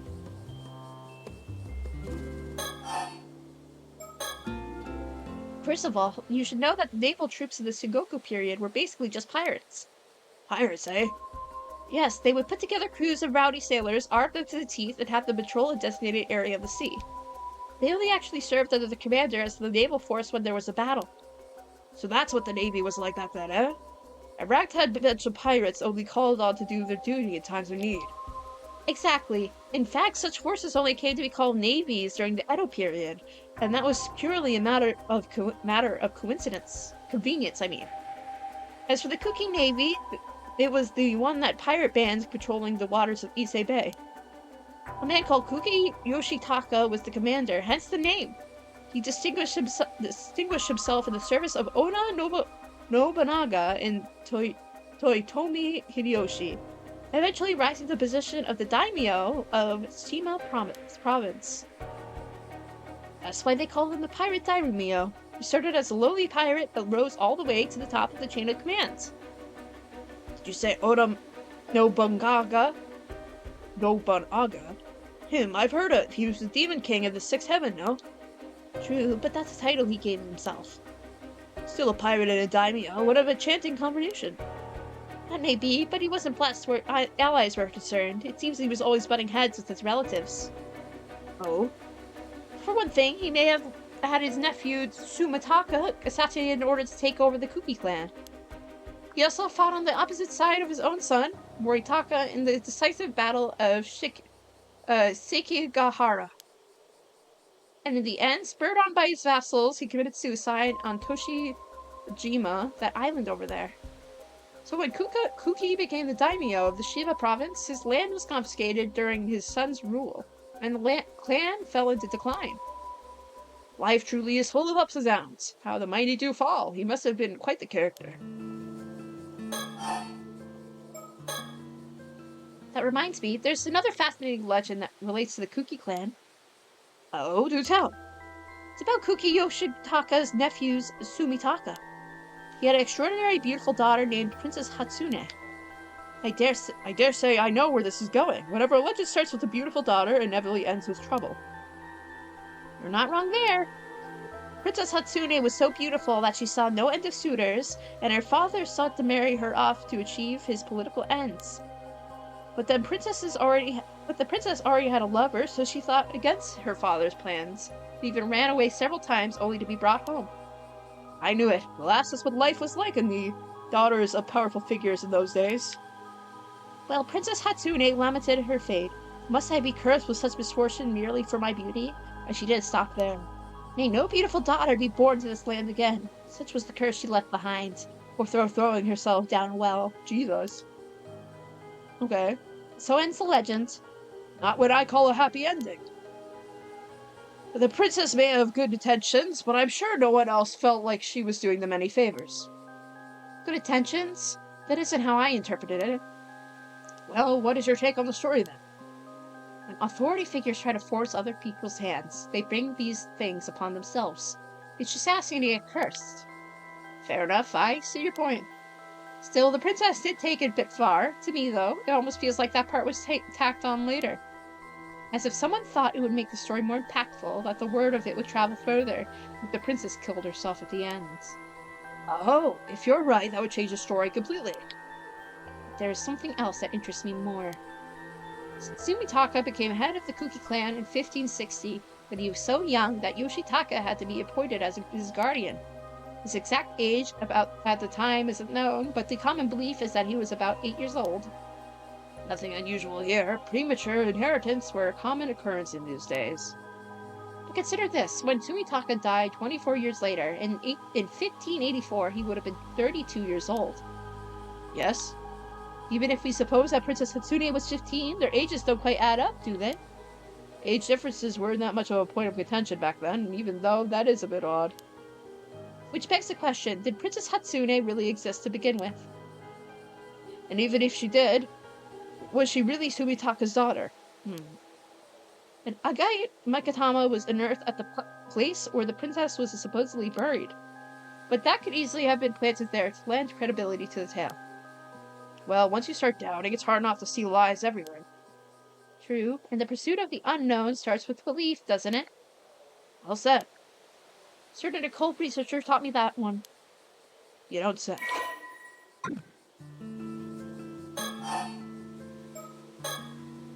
Oh, I just realized something. Kuki Sumitaka died, or was assassinated, exactly 400 years ago. Is that significant? It is. A special spiritual significance is attached to the periods of 400 years. Well, I'm sure that's totally unrelated.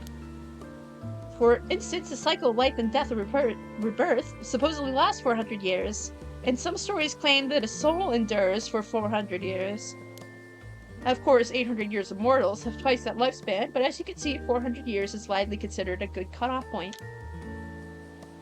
So there's a chance something happens after 400 years.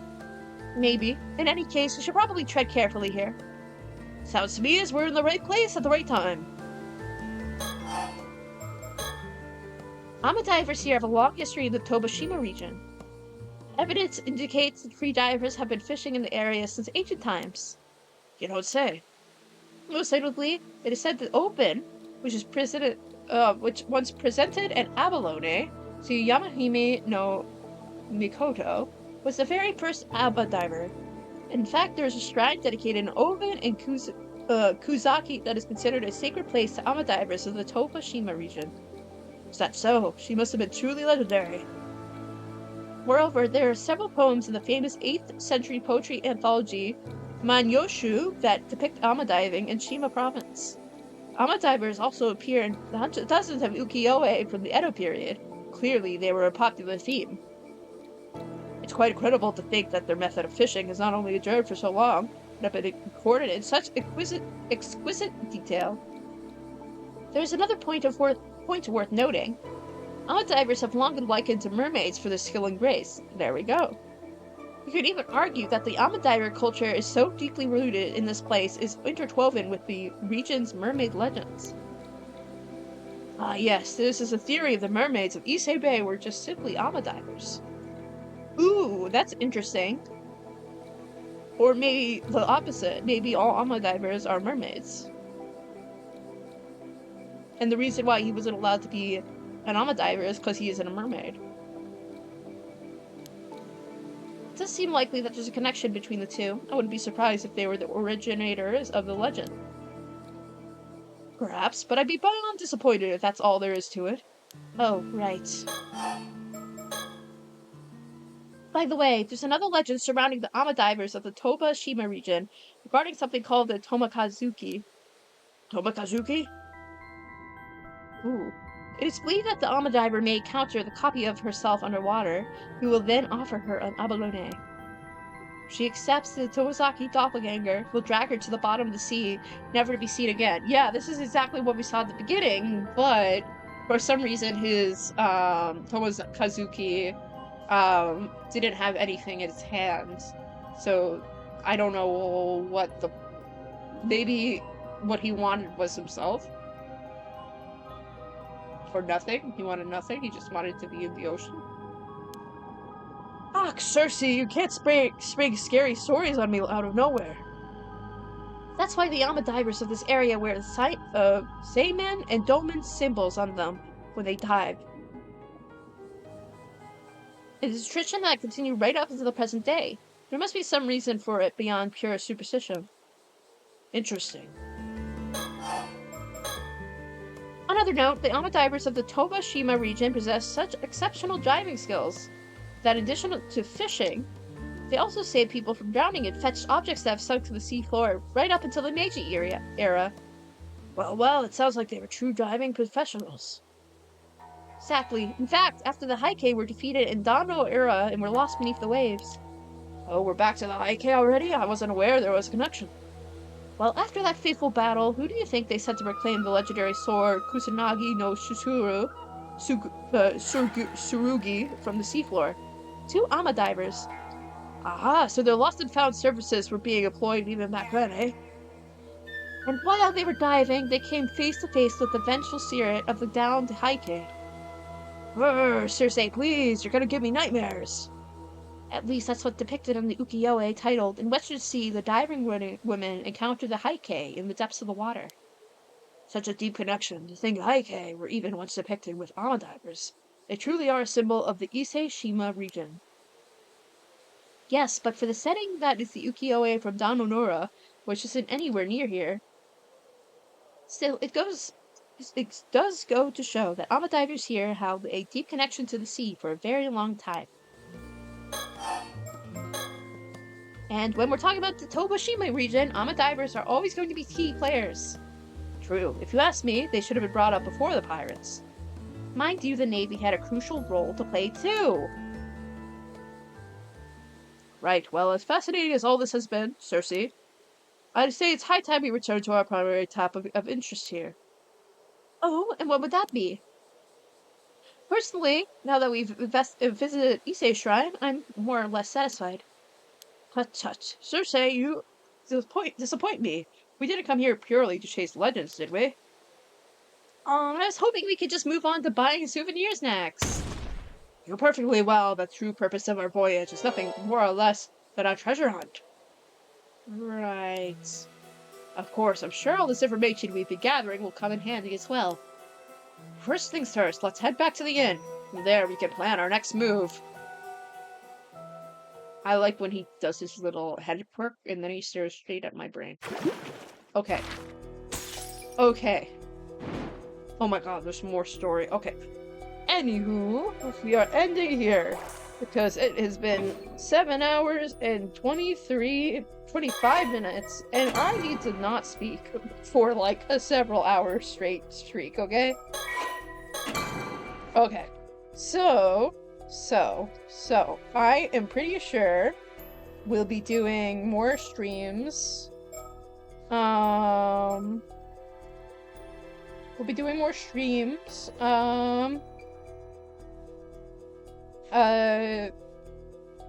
Tomorrow. You're the first one, so I think it's I just went on Twitch and then suddenly some random person's stream went on and now I'm just like, okay. I just want to look at someone who is playing Paranormasight: The Seven Mysteries of Hanjo, because if they're doing that, then that's cool.